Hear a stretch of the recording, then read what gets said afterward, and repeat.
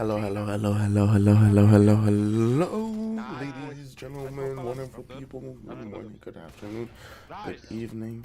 Getting everything oriented. I am so disoriented as we speak. I did miss this first half. I kind of just slept through it. I was like, fuck it, 6:30 start time. Woke up at 6:40. I don't think there's anything that could really done.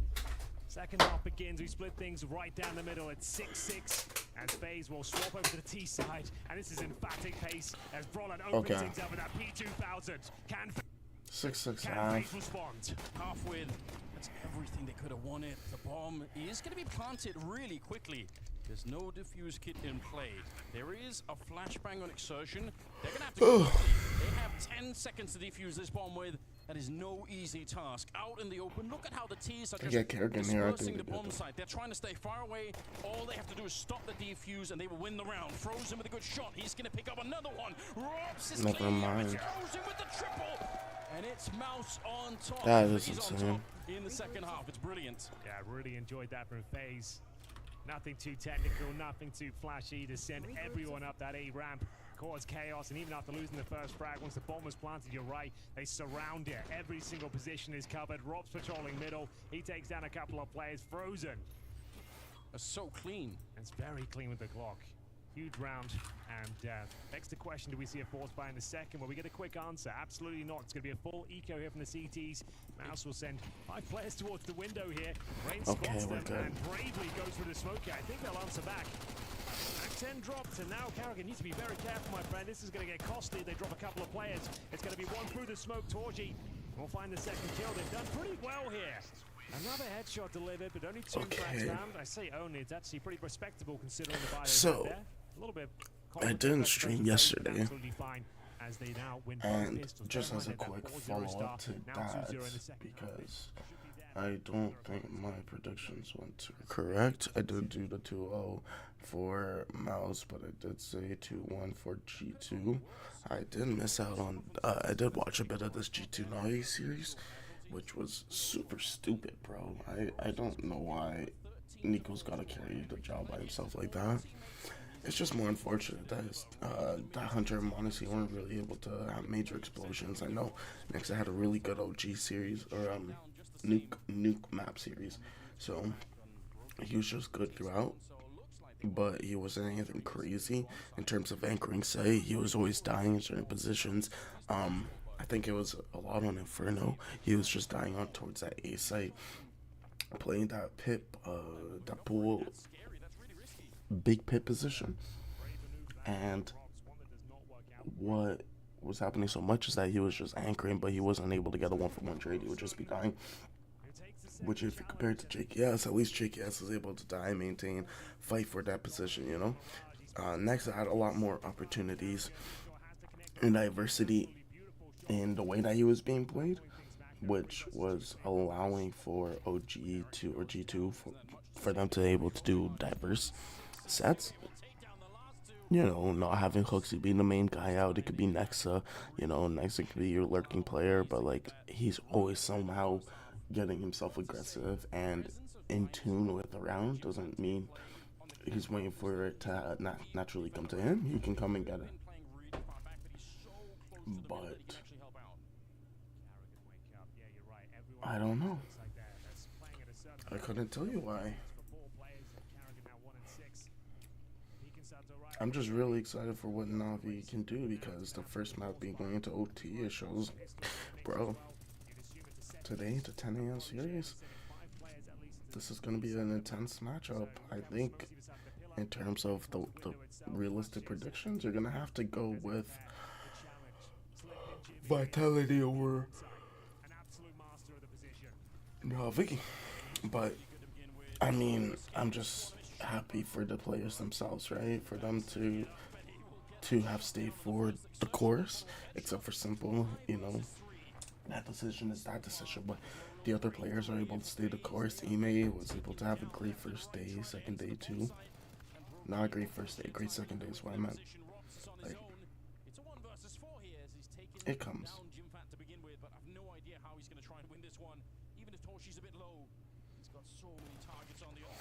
Now, in terms of actually staying, like, focusing on this series, well, Mirage is such a fucked map to do for map 1.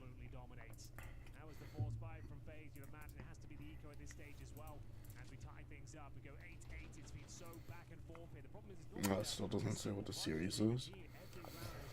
Mirage 6.5 overpass and a nuke. If it gets nuke, I'm calling it, bro. Face. Has Mouse been playing nuke?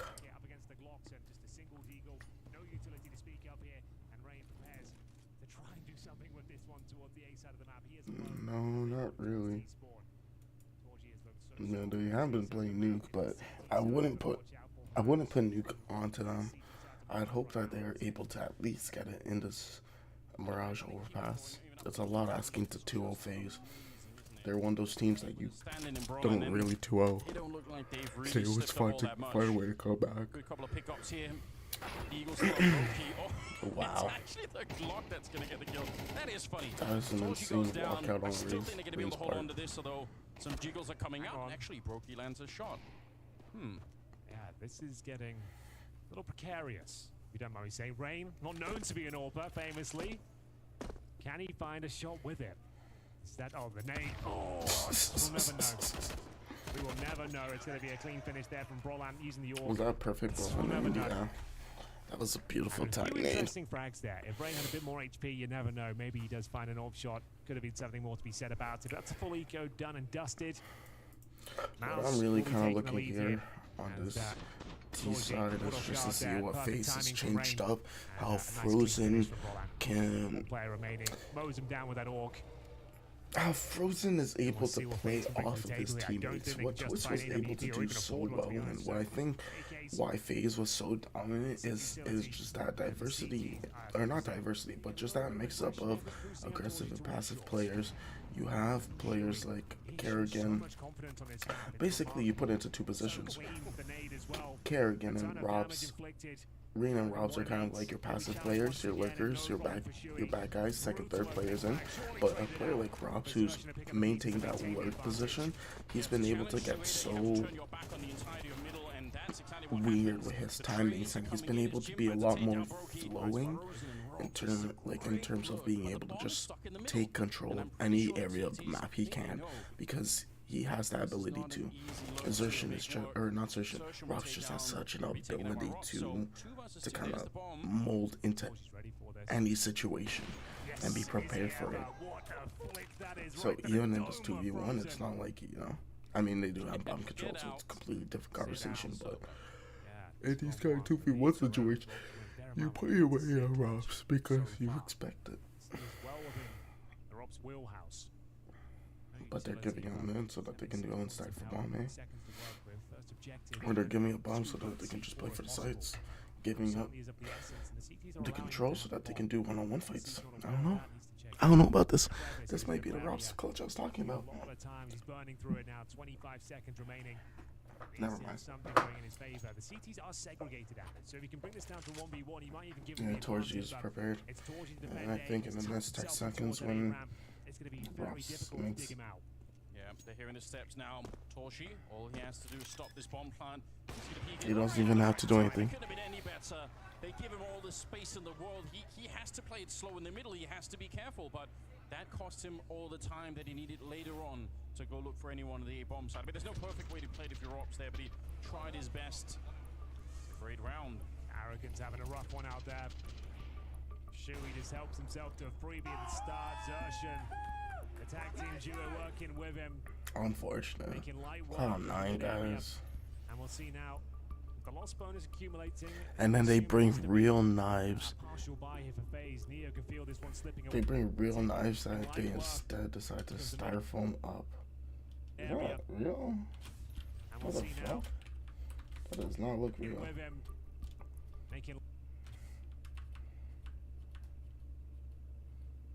No, it looks like a plushie version. Every once in a That's while when we actually watch crazy. FaZe play in Plushie Kerrigan in this Corsair. kind of state of mind, I've noticed that he sometimes will turn himself into just like an entry player. Like he'll just be jumping through the MAC-10 trying to do something crazy to create space for his team, which can honestly work. So I literally maybe we can found see it. him, you know, just try and look for some of those openings. That's enough. The rest of his team's playing super well, so all you need to do is manufacture an opening, and you're in a good position anyway, even if you're not the one getting the kills.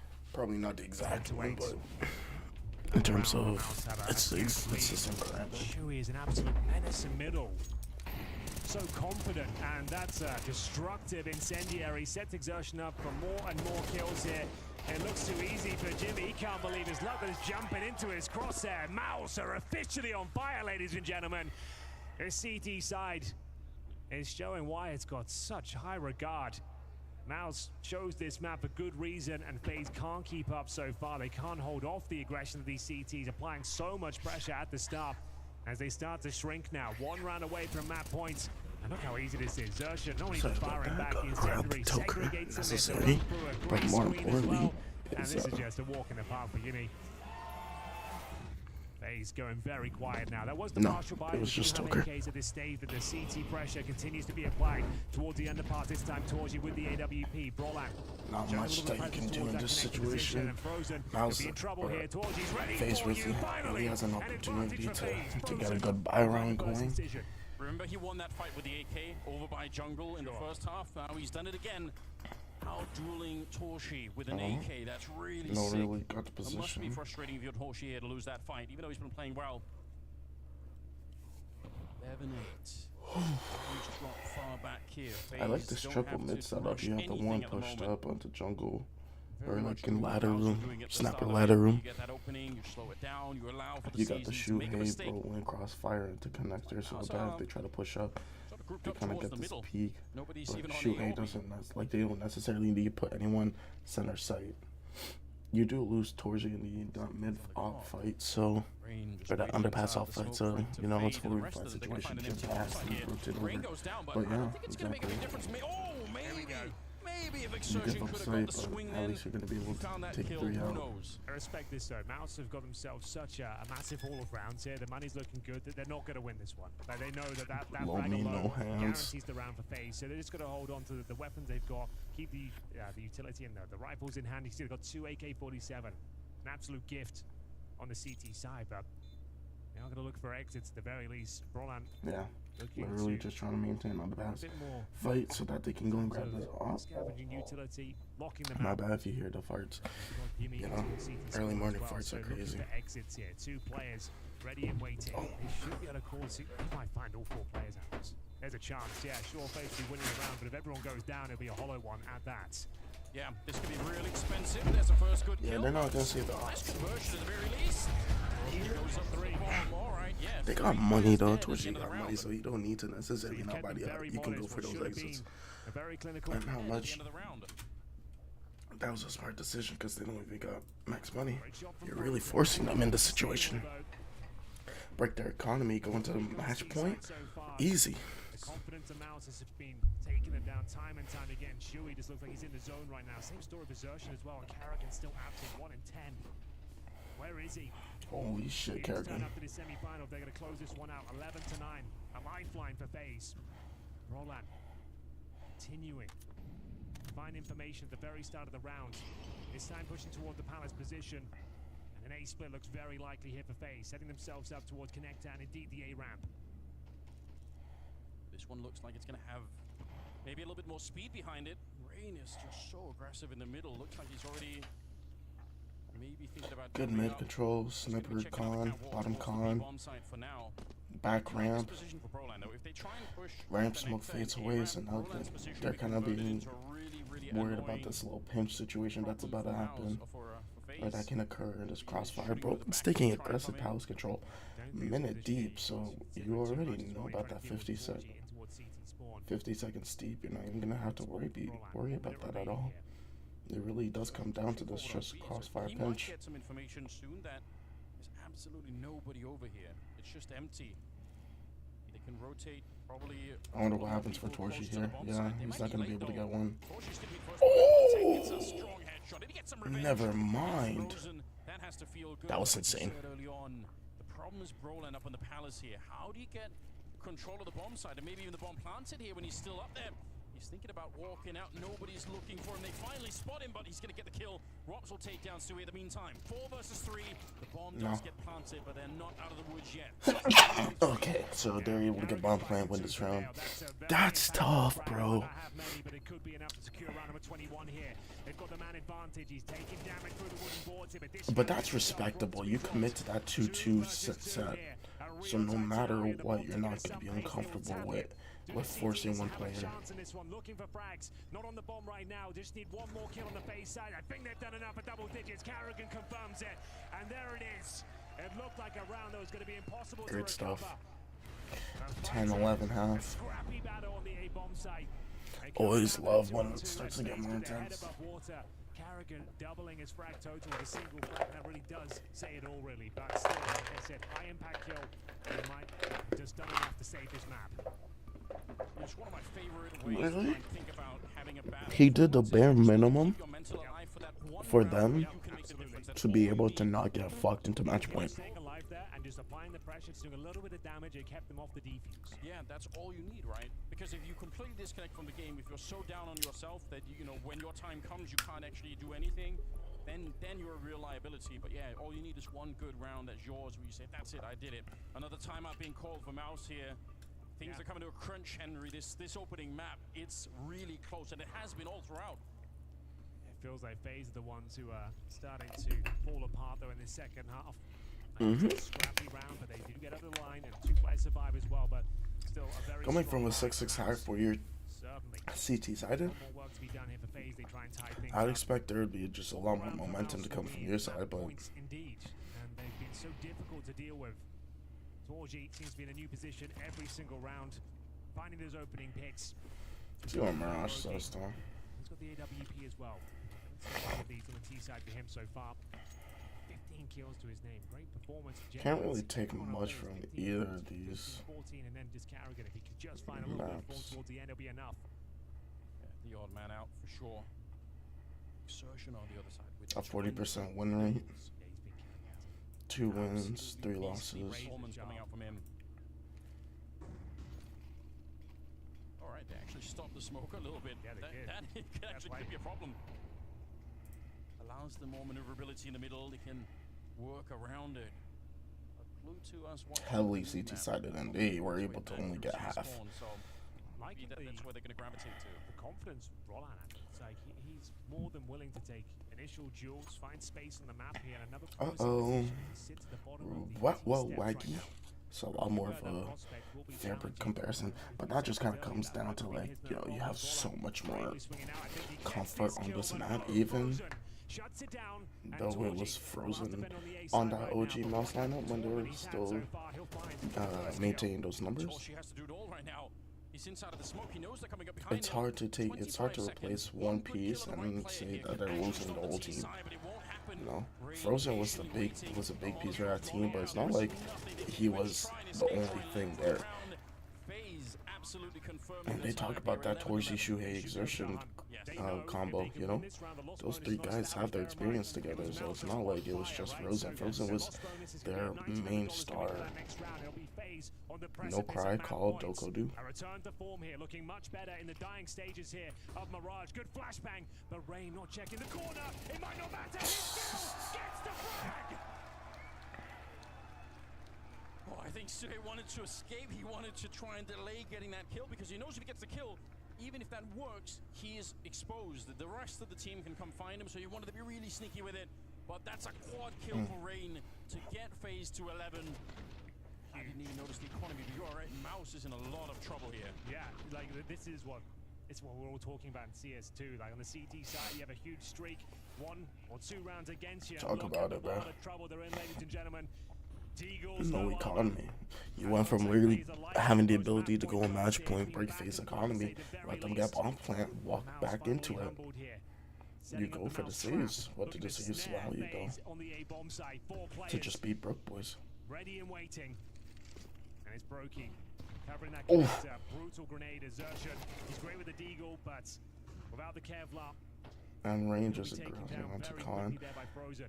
This should be an easy deduction. Kerrigan grabs bomb. Slowly, it's Not that just they a know it push yet, but that towards was the only defense of the Yeah, B-bomb Rob's side. getting that So, information they're is still all they making their way need. You there. see Looks like they've got Kerrigan enough or range Frozen to and get Brokey slowly just starting to dissect up onto get right. Exactly what he's Cat doing. control. And they're gonna have 3 people with bomb. He's spotting out one. Meanwhile, Yeah, Rain is just holding for connect across, and there's not not much you can do when you have a stack like this. It's just try to get Kerrigan or Rain here. I don't think they can do more than Yeah. that. Good shot. Again, the bomb is going to be planted around. Definitely going to phase at this point. Torshi catching a stray bullet there. Oh my. Okay. They really don't want to give up the AK, and I don't really blame them for it, but there is another one in play. Torshi surely going to be hunted down. Well, it's Mouse after a stunning comeback here. Bear in mind, the recovery was required. They had huge deficits to recover in both halves, but they did such a great job setting up the fortress in that B-bomb site. Relentless aggression towards middle, palace, ramp. Oh, I got like sneeze badly, bro. It will be map point for phase here. Absolutely confirmed as they hunt for Torji. They do not want this AK to be going into enemy hands going forward. He's got himself 20 points of health. Make it 0. That's a huge frag. And that means things are going to be tight going forward. It's a decent buy overall, but concessions to be made. As averaging around $5,000, so we won't see all the kits. The AWP will be brought out as we get ready for what could be the final round. FaZe not taking any chances here, Anders. They want to talk about their game plan. And work I kind of out came how back they at put things a together. good time, you know, the first half, Hasn't found C6. many frags, but if he can piece things together, If it the don't. right call to close this one out, all will be forgiven. It doesn't matter. I'm not able to really focus for the first 2 rounds. Come back. By the time This is where he is I'm gonna up, be up. most valuable. Like I'm probably my body's He's got the waking up. experience. He knows how to close out games. It feels like It's a little overtime. less than half an hour, So difficult to find that killing blow. but just to enough take time your for opponent's match point pick. on map 1 Mouse known to be so strong of on the the first CT side. BO3. And will they have the confidence still to take that push? Challenge top and middle. Let's see what kind Look of to setup cause a nuisance for team Mouse FaZe. wants to do here.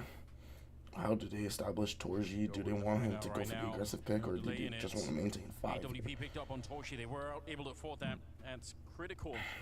Couldn't carry over any of the AKs, but Simple the 2 on M4's 2. I left think to do. Torji's gonna go for this aggressive mid. And a little Nope, bit they're more stacking, conservative. and We've he's gonna seen go Rain at house. the bottom of Oh, mid does he really get early on Frozen in a lot here? of these rounds, just trying to take up that space, but he's staying a little bit further Yeah, back. Torji's gonna walk out. Kerrigan coming up for the underpass. Frozen, ready if someone was going to try I and be get why you aggressive don't want there. to walk up if you're Torji, Yeah, but Torji, yeah, he's been so nimble. now around the once it map. goes into the once Different Molly positions starts almost to every fade away, single you want round. to start Underpass, aggressing slowly. It's ramp A.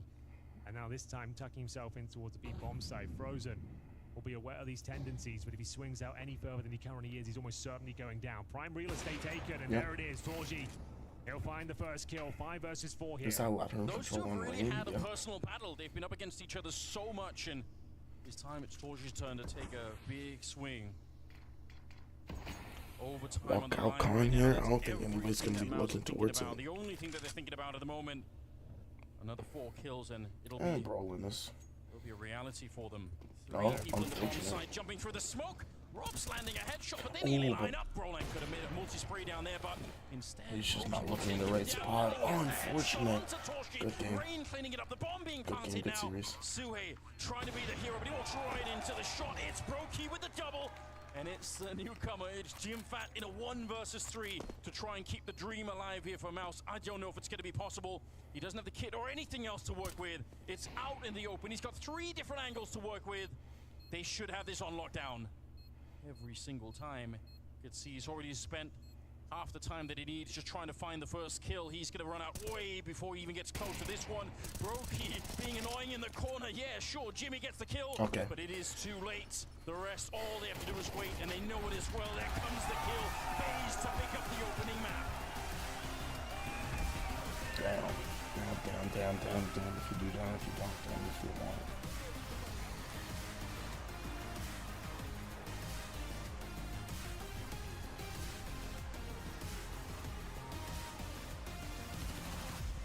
Joe recently. The shoulders of Mouse simply not strong enough to withstand that phase bounce back. 5 in a row on that CT side, but once phase found that offensive footing, it might as well have been over. And it was. We saw Rain taking so much damn space. Matthew, Brokey standing tall, and even Frozen delivering some solid numbers against his former squad. Yeah, Kerrigan definitely had the pieces he needed to strike at the very end. I think there's an argument to be made for Kerrigan individually massively struggling in this game, but if you talk about problem solving towards the very end, he identified the one weakness that Mouse had, which was unfortunately Brolan on the A side. Very uncomfortable with the late round situations, doesn't exactly know how to handle these splits.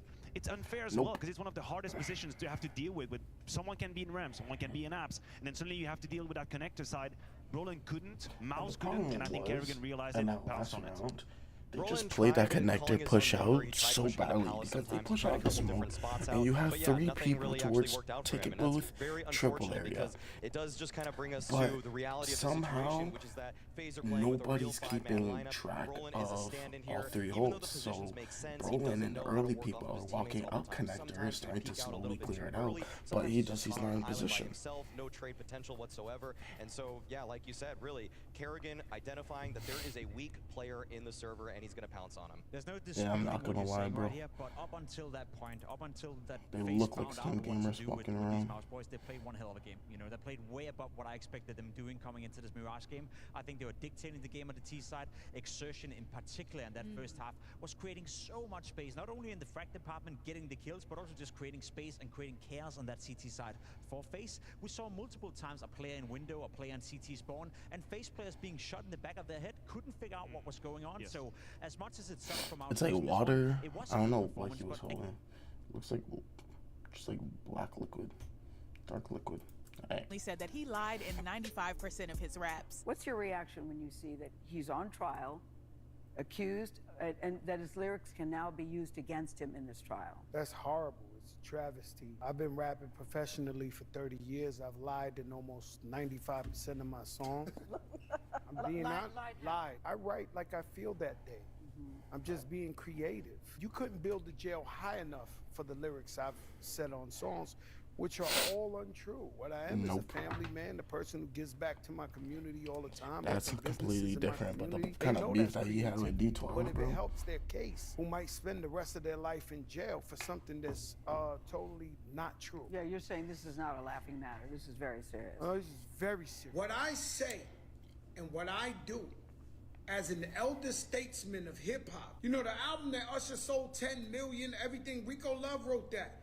There's no way Rico could tell me every word was real, because it's not putting myself on CNN on the hot seat for hip hop culture. And I had to say 95% of what I say is a lie so that they could understand that it's unfair to try some kids for the rest of their life with shit they might have not done. It's creativity. It's imagination. If I say that I use my imagination, my creativity, and my music, don't mean I ain't live a real fucking life. It don't mean In that the streets. Atlanta man hasn't. Like, you know, and you know, sometimes, you know, I watch like these Twitters and they say, oh, I knew it was a lie. That, yo, bro, the people that know. Which one is it? It's like he want to denounce it, but he want to flex it as well. I'm taking the sword for you. Don't think you get that. Aspiring artists, up and coming. If the song don't crank, you just promote fucking degeneracy. Because people gonna always sway with what's popular. You brainwashing, feeding into people's heads that this is like the cool, popular thing to do. You basically encouraging, motivating people to crash out, but you're not even doing the actions. Like, bro, that's corny as shit. He preaching that shit so proudly, like 40 years after the fact. It's like, bro, the damage is already done. The people already died. The people already went to jail. The people already like fucking leaning back in prison and shit, leaning back in the fucking prison showers and shit. Is this not corny? I'm asking, is this not corny? You corny as shit. You corny as shit. No, Diabetes. Roll back into the studio and tell your real life. If I take 20 up and coming artists around this block right here on the corner, one of them is gonna say he got a Bentley, one of them's gonna say his watch, one of them's gonna say he robbed a bodega. None of this shit is true. It's a difference between freestyling some shit off the top of your head and painting your entire artist image around it. Every time the conversation comes up of why there's so much crime time in the world. Everybody gets wildly defensive when the music gets brought up. It's all according to the brainwashing. So whatever the fuck is like getting brainwashed into the people's eyesight and shit, if you just glamorizing wrong shit, that song better have been good. Bro, what good is this information now? You gonna tell us like 40 years later? You should have, bro, that should have been part of your fucking transformation. That should have been part of your character arc. Cause he trying to pitch the argument like it's all WWE, but everybody's having like a who is more real than the other off. So it's like the poison's already been put in the water. And now that he's seeing the chain reaction of that shit, it's not even on some shit for real. Like if he was really doing it, that it would be better. The idea of doing bad being cool is what's ruining fucking society and shit. If moving righteous in a good direction was praised more, it'd be way less bad in the world. But the problem is everybody's righteously moving bad. They want to be cool. It's not even on some negative race narrative because this dude's fucking Hispanic. So that's out the door. Everybody just wants to be cool. You look like he about to get in a shootout with Big Smoke. Fuck you mean the ice cream machine. Fuck you mean the ice cream machine down. His chub rub could start forest fires in his pants. He's scaring the people at gunpoint. Whole time he's the one that's about to have a heart attack. He look like he about to serve me a 3-5 of those little churro bites from Auntie Anne's. Bruh, is this his fucking character in Def Jam? Fat Joe look like a music teacher that would hire on Mucha Lucha. He look like he owe Y Pantera like $40. Why this photo looks so fake? Is this AI generated like shit? Freeze! Joe Blarto, burglar, policio. I know there's a secret video out there somewhere of him and Big Pun rubbing bellies up against each other. That will probably never see the light of day. Both their credibilities would be ruined forever. Get a job, asshole. That's a crazy ass photo though. That's a crazy ass photo though. More consistent is yes, I'd give Frozen an A for this performance, but overall the tournament so far, he's doing well for himself. I haven't pointed towards Frozen and been like, yeah, we can see you in here, we can see you're not fitting in. Nuke. And as you said, it's more Frozen on Nuke. Crazy. Face and Kerrigan for integrating him in that way. Obviously, Mouse, you know, taking a bit of a breather. Now we've got a bit of a break between laps. I Where do you think the did wake up, so I didn't get to take my morning dump, so I'm gonna have to take my morning dump. And then phase happened. Of course, I mean, there will be. But yeah, you cannot. I'll be back in a bit. In a commanding position, but I will say we're gonna just be keeping this on though, so at least everybody knows that we're active with this. That would be kind of, you would be shooting yourself in the foot. You have to maintain sort of that attitude towards it. I mean, obviously there will be regrets. I think you just move on. Honestly, there's not a whole lot. You are given limited tools, limited situations of what you can do with it. Just make sure you keep your calm on point. Make sure you keep the spirits high. That's the best you can do in that situation. What makes it difficult for Mouse is that they're well aware that Mirage was their way into this series. You both said 2-1 for Mouse, or at least they could win 2-1. And the only way that could happen, I feel like, if they were to win Mirage, they didn't. And we said the same thing about G2 when they were playing Na'Vi. Na'Vi ended up losing their own map pick in the very first game, and then they ended up winning the following two, surprisingly. But again, I don't see with Brolan, I don't see with Mouse going up against FaZe, them having the same tenacity to go in there and replicate that performance. So for my money, the only chance Mouse had was on Mirage, and that's it. You're accepting that fate, Maui? You sold? Yeah, I mean, I thought it was going to be 2-1. Both teams win their own map picks, and because that hasn't happened, this is looking pretty sharp for FaZe. Yeah, things going to be an uphill battle for Mouse moving on forward as the pick of FaZe does lay in wait. But not before we head things to a quick break. When we're back, Overpass on the horizon and potentially a chance for FaZe to make it to yet another grand final in CS2.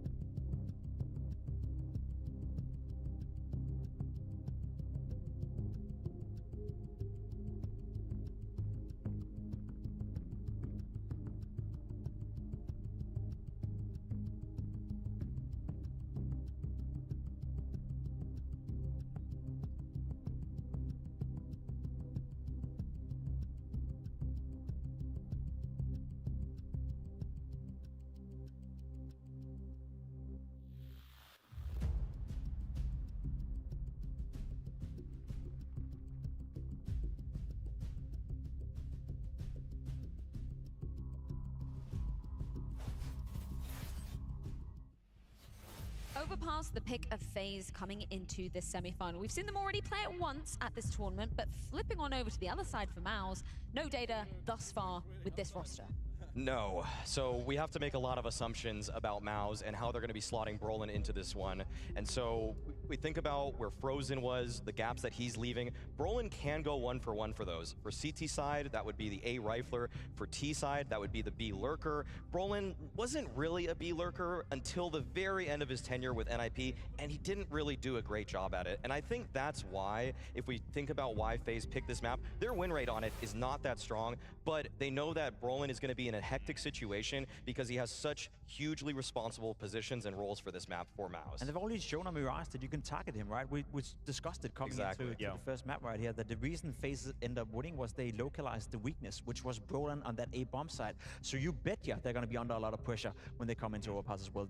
Brolin not feeling comfortable, Brolin coming from NIP, who constantly was switching around players, config A, config B, then res A, res B, Brolin B, A, B. I don't even know at this point, right? It didn't make any sense to anyone. So I don't think Brolin is feeling, you know, particularly comfortable coming in after that Mirage game. NIP probably traumatized him on Overpass. They've changed 7 times their structures and positions and all, and I definitely agree he's going to be pivotal in that map. I also think for me, it's worse than Mirage. It's worse than Mirage in the sense of you can have a weaker A-side player anchor that's struggling a little bit, but on Overpass, it's one of the most impactful CT position, period, for Rifle in the whole game as far as I'm concerned. You cannot just hide, you cannot play shy and timid because the space that you give away to the opponent is worth absolutely gold. If you just say, I'm going to play on site, and you basically play with the fog of war on the entire map of Overpass, there is no way you're winning on a CT side. So either one, Brolin steps up massively and has a performance that we don't see come in, very forward and has impact with the rifle, or 2, you will see a Mouse defense that has to be overcompensated with a whole lot of setups to help him out that will weaken the rest of the side. And I think that's the 2 issues here. So do you think the potential instability of Brolin,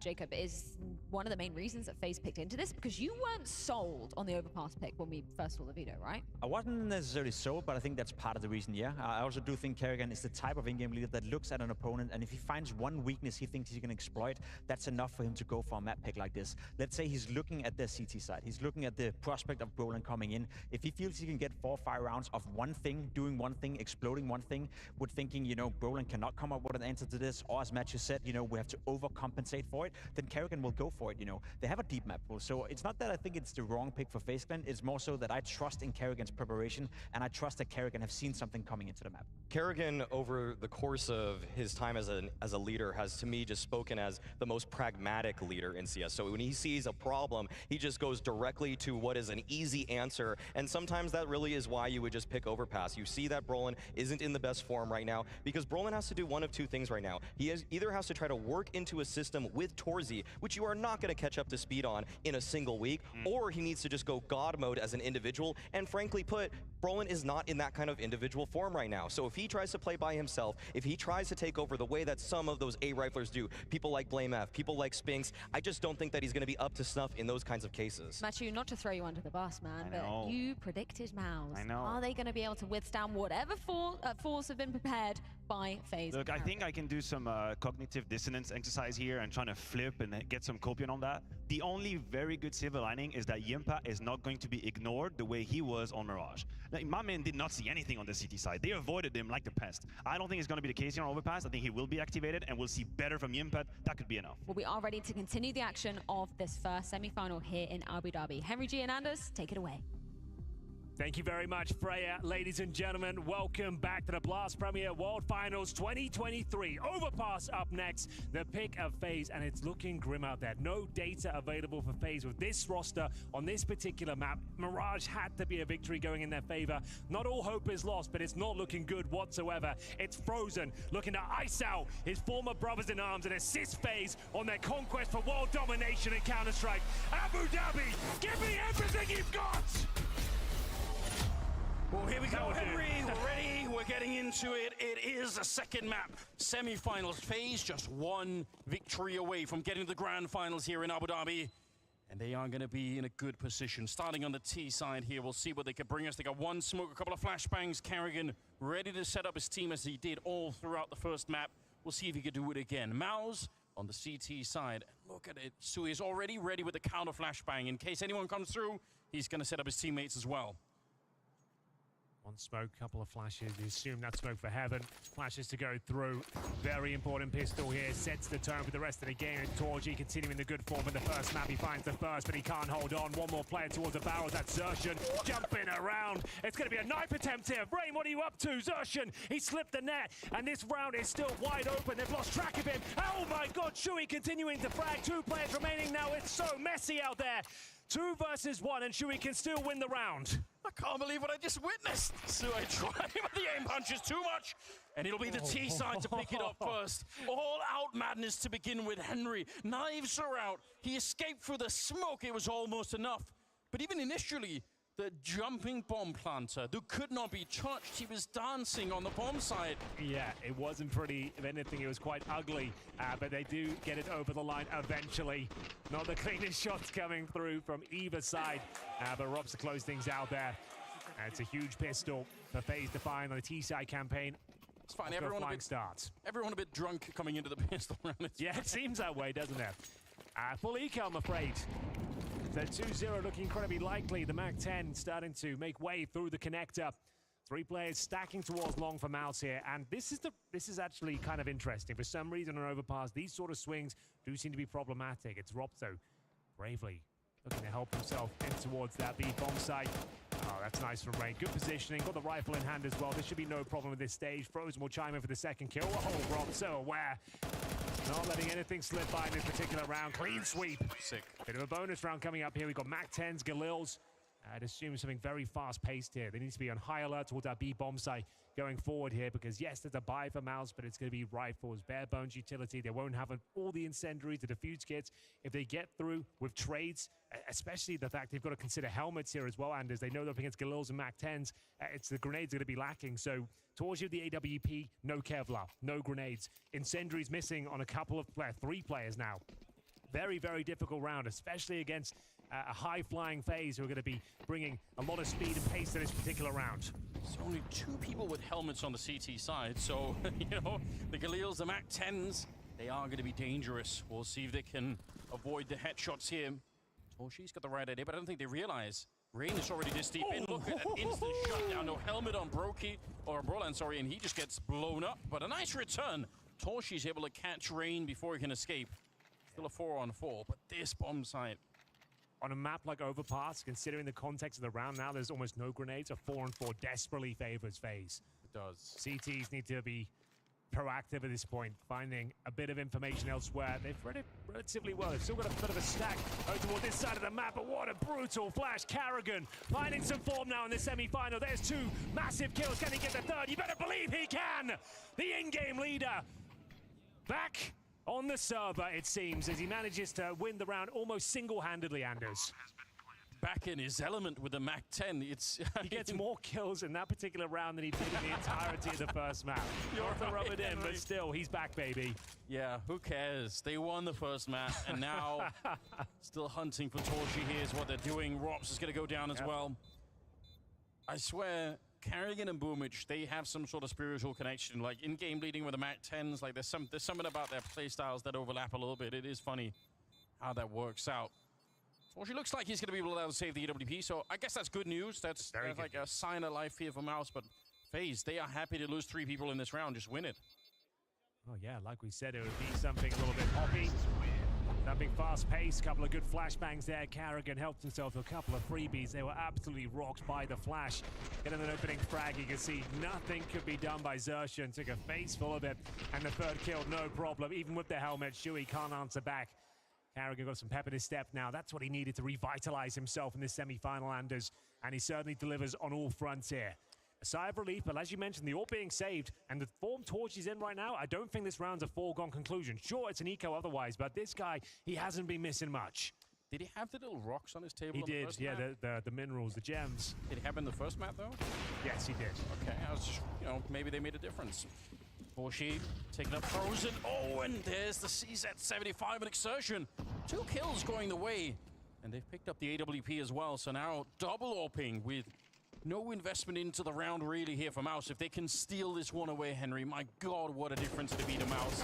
They absolutely need a strong start here, and they're in the right position for it. Jimfat's taking a kill, and a lot of damage. Rain could have gone down then, but still, they know where he is, and they should be able to read what's coming next. This is not a done deal yet. Even in the 2-on-5 here, they're not out of the woods yet on the Mouse side. This is exactly what Mouse needed. An opening frag from Torji, a pounce on the advantage, and now they've got themselves a winning scenario. Xtrfy making that secondary orb work, and Carrigan left in a 4 versus 1, almost no chance of winning it.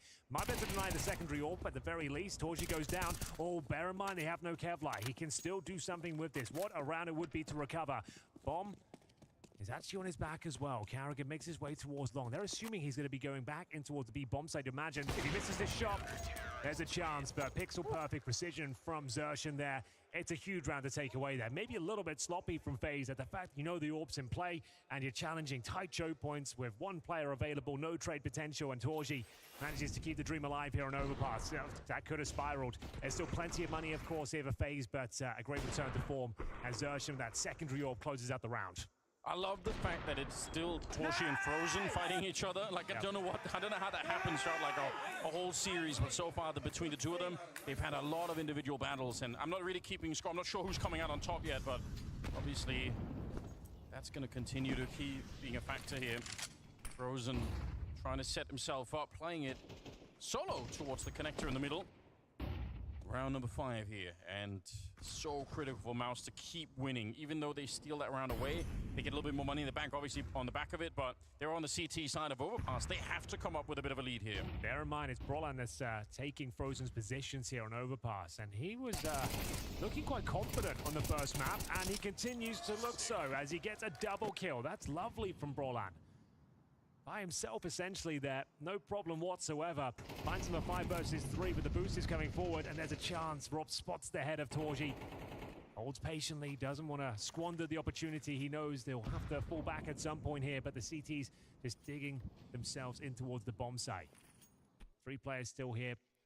No one has to peek. No one has to hunt for information. They just need to hold on to their crossfires if possible. Whatever you do, Sershin, don't jump. That would be bad. Oh, the timing is just on the edge of my seat here as Torshi nearly walks back into it. But you know what? It's costing them time. Time that they don't have really on the FaZe side of things. 30 seconds left here. And now they finally have to get rid of the boost. I'm not sure there's anything they can do with this one, Anders. Doesn't feel like it. Allow it. The shit took longer than I expected. Also was on my phone and I got just caught. have to save 3 AK-47s. Looks to be the case, as it's just Brolan. Like I said, kind of big boots to fill as well. Frozen's position, one of the most important positions on the map. The A-side rifler, he hits a beautiful double kill there, and Rain was none the wiser. He gets away with 5 players surviving here, but we do have 3 for FaZe as well. It was sick because I think they were setting up a flash to peek Brolan, and he actually gets the first kill as the flash is in the air. Okay. So it's possible that if he'd stuck back a little bit further, he would have been flashed and killed instead. And you might be able to see it in the background. 3-2 like there's a setup flash coming here. in that was just thrown out. 2-piece. Brokey was trying to set up Rain for the swing, and he just beats them to the punch. So huge timing. That's an insane timing for the stack. Not being able to find anything. Squandering what could have been a magnificent run here in the first half. Up against an orb and pistols, they give it up. And now a couple of rounds against it. 3 AK saved, but that means those 3 AK players will get no further money coming into the following round here. So, yeah, definitely worth the tactical timeout. Both teams locked in. It's Mouse that we have no data on. With this particular roster, they haven't even played Overpass yet. So, Brolan actually stepping up in that first gun round and looking to prove himself here. Has delivered on all fronts as we get ready for the action to continue. It's really worth hammering that home, that if this ends up going to a 3rd map, this particular round that you're talking about is going to be one that we're going to go back and look at and say, wow, that was a way for Mouse to get back into the game. Still not tied up yet, but it is a 2-3 scoreline, and the money not looking great at the moment for FaZe. They're going to be kind of almost half forcing into the round. Obviously, they do save the AKs, but they buy armor on Brokey and Rain to pick up the AKs if anything happens, so they do spend every single dollar that they've got. Carrigan is gone. That's just an HE that lands right on top of the bit of spray behind it. Okay. It works perfectly. All the damage there from Xtrfy, no assist required. What am I looking at? Short smoke, no smoke. Con smoke, party smoke, or outside parties.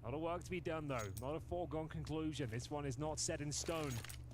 As we'll see, Rain continue to push. It's a pretty underwhelming smoke. He still has vision. He'll probably continue the push here. So Rain Residing at A, as his teammates get ready towards B. He has managed to puncture the smoke. At least sitting inside it for now. Both CTs are here. Like I said, this round's not over. They can still pull this one back. 20 seconds. Yeah, they're pushing the bomb side where the last two CTs actually are, but Exertion here, if he get this kill and stop the bomb, it's not going to be possible. Frozen, a triple for him. He was lights out in the opening map, and he started to get warmed up once again here on Overpass, which is terrible news for Mouse, obviously. Game is tied up one more time.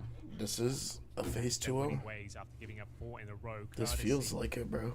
Of a stunning rain sequence here. You know, whatever it is, think I'm best, it was meant for not one to be. Gets dropped, but then Mouses, I can see it. World War Mouse brings it still into a 2-1 event, 2-1 series, like 1-1 matchup, right? And Nuke, I think, just goes and phases away every time. But from what we've seen in the experience, if Mouse is able to win this, then surely they can win Nuke.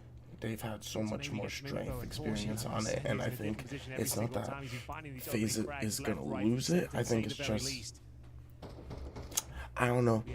His impact he's had so far on these CT sides. What do you really do? Frozen was your strongest Nuke player on Mouse. See if he could do it again. FaZe is an overwhelmingly strong Nuke team, and magnetic connection between those two players. You're doing this for a grand finals event, or to get into the grand finals. There, and he's actually afraid that they're going to run him down, so he'll put down the Molotov. There's fire everywhere. Grenades raining in. They're just exchanging them. Flashes coming out now. And Brolin trying to crouch. Brolin, Torji, but nice little recovery and it's Torji to find it. It had to be 3 versus 5. And if they can just fall back from this, they don't have to keep fighting, then they're going to be fine in the round. Arrogant. Trying to weave through the smoke, but it's Xtrfy one step ahead of him. This is looking like a world-class CT side, I have to say. Applying so much pressure. And Robs gets that information, so they're going to pinch off the back. Now. 5 versus 2. This will rupture the They're offense. going to be very low going forward. It's up to make an and awkward Ross. timing here, But they're ready for it. Formidable to say the very least, but so much to do. 15 seconds remaining. I think they might have to save. They had to before. They saved the 3 AKs, and yeah, you're right. No way to get into the bomb site and get the bomb planted, so Mouse will take another round. They don't lose anybody on the CT side. Probably great news for them. Torji and Brolin, Exertion getting the last kill there on Carrigan. They're feeling it. Frozen. That was just really good, though. double Molotov. He did everything he could to try and stay alive. He absolutely did, yeah. Double Molotov. Wow. He did everything. Carrigan, after finding some early success here, starting to get uncomfortable once more. It will be a force buy by the looks of things as FaZe. He's okay. Rain taking the only real concession with the Tech 9. So lots of utility here. Mouse taking the lead as we get into the closing stages of this first half. It's 5-4 on the CT campaign for Mouse. After being down 3-0 once again, bear in mind they're yet to win a pistol in this series thus far, but they always recover it. Which is great news. See if we can get Brogy activated into this first half. He's 1-6 at the moment. He's got the bomb sort of a little bit further back. Going to be setting up some grenades for his teammates. But obviously, he was very good on the opening map, so I don't doubt that he can still put it into play. Here's Ross taking down Exertion, ready for a second. It's Jimfat going down. He's had a tough game as well on the second map. So he's trying to keep the dream alive. Defending the bomb side is Brolin, the spray. It's magnificent. Now the pistols come out. A battle against Rain on the other side, and somehow Rain will come out on top. Torji cracking his angles as he drops down onto the bomb site. Pulls out the AWP, but he can't get the job done. Frozen will take him down. I don't know what the score is at home between those two, but I'm going to want a full report at the end. I love it from Torji, though. He knew the rain was low. This to be a best of 3 series, bro. As quickly as possible before they could link up. Unfortunately, though, making the sound cue, actually missed the water entirely. Took a little bit of damage on route. It felt like the round was already over, though. This sequence from Robs, that's what he's known for. Yeah. Frozen to close things out. Nice clean shot. Oh, Frozen's still not going to see Crosshair. Struggling, has to be said. He's currently, I think, 1-5. Yeah, he's in contention for like Rookie of the Year, you know, as well. Like, it'd be a shame to close out his year. At 2-0 fashion, he doesn't turn up. He goes down. Just 23 points of health. Torji is like keeping the dream alive time and time again. Shui to apply pressure towards that connector. It's good, nice little trade. Unfortunate with the ring towards you pick. But they're spending, they exceeded so much money into this, so I think it's going to be. I think he was scoped up on This the other has to side, be not your win ever round. looking for it. So that's Rain. I think winning that fight just based on the mobility. Like earlier on, he's so and far they're forward that lurking the out. They're CT reaching over out is not ready slowly for it. It's towards pretty A. sick. They're gonna come back. Versus Rain's 3. gonna stay. So critical to win this Rain round is with your just mouse gonna because if you look at the slowly economy, dissect it is dreadful, and they don't want to go into the second. I mean, it's already pretty good for FaZe. 5 rounds already pretty good. If it becomes 6 or even 7, they're well on their way to making the grand finals. Rops is just holding so efficiently. Spots are behind the dice boxes here. He will be alone, but we saw the devastating effects of his rifle in the previous round. He spots one towards the divider here. Unfortunately, though, Rain, one of the masters of overpass. This is his home. The A bomb side, those bathrooms. Jeez, and I think you have to save this final round for reasons you just stated. The money just won't be there. Bomb to be planted a phase. And they don't even get to survive Once here. again, getting at least 50% of the rounds Rops in is the gonna first kill half. Might actually Jimmy. have a tough time saving Robs. Call. Just waiting outside. Oh my god. It's so clean. Yeah, he's had enough. Good calls. Good calls, Back to Kerrigan. his winning ways here. Brutal aim. You ever Nice seen just anything ability like to it? dissect Every that shot too. just so precise, time and time again. It looked like there was a chance here for Mouse, but as soon as Torji went down, things got a lot more complicated for them. Roland trying to take matters into his own hands, but it's Rain and Robs just dominating them here towards the closing stages. One more round to go, and as you mentioned, it's going to be a tough one. 7-5 looking likely. They managed to win with pistols before, but they had the backup of the AWP to work with. They don't have that luxury this time. Final round here. See how careful FaZe are going to be as well. Yeah, no surprise. You try and put that MP9 into play. I totally get it, but Frozen down here, he's more than ready. 7-5 half. Him. Good. Good stuff. They really are. Can't complain. Mouse struggling to keep up. They don't Pulse have the is funds to on. really fight into this round, so 7-5 first half is looking incredibly likely at the moment. Eagle and Jim Fat, he's trying Stronger to push T through side the and Rops. CT side I don't in know the what you have to do last to few catch up months. Rops, and Jimmy doesn't know either at the moment. Insertion, nice headshot, but it's way too little too late here. Wait, this Shuey with the Mirage. I P250 was looking Anders, for you don't believe? You might be onto overpass. something, ladies and gentlemen. Looks like FaZe have done more than enough here for a convincing they just first don't half. play It looked like there were overpass signs of life here for Mouse, but it is going to be 7-5 as FaZe put themselves one step closer to the grand final. 7 times. And you're fortunate just to win the 4 out of 7. Hey! I'm a little worried. It's not like you're gonna hit it that straight anyway. Come on. Whose team are you on, bro? We're here in the always sunny Abu Dhabi for the Blast World Finals 2023. Obviously, in Lottie side is Counter-Strike, the crowded. wide swing is most important. But Nice little here duo. at the Yaz Links, I'm thinking it's all about the backswing. I think it's about time we go find our professional Counter-Strike players and hit the greens. Let's head out.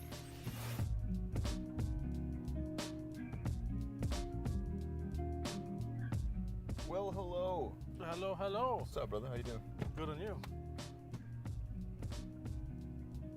Hey, Glaive, come on in, baby. You Glaive, New Jersey. Yep. How you like it? Oh yeah, I like it. Welcome to your chariot, the Lincoln Co. 05. Thank you. Our luxury ride awaits. Obviously, here we are, Abu Dhabi Grand Finals. A great way to end the year. We're mixing luxury with Counter-Strike. Some people go on walks. Some people go on drives to think. You ever go on a drive to think about your career? I do sometimes drive. I love to drive. First of all, are you a petrol head? For me, it doesn't matter. It's more about how the car feels when you're driving it. So when I get home for a tournament and I go for a drive, obviously it's an important, good feeling to be home. Of course, you can drive in every car, but there is a special feeling to driving in a good car. Right? Yeah, absolutely. So we're going to the golf course. We're gonna go play against Kerrigan and Scrawny right now. I'm a little worried that Glaive might be a golf player. I've got a hunch, man. Ready to go? I'm ready to go. Let's get out there, baby. Let's do it.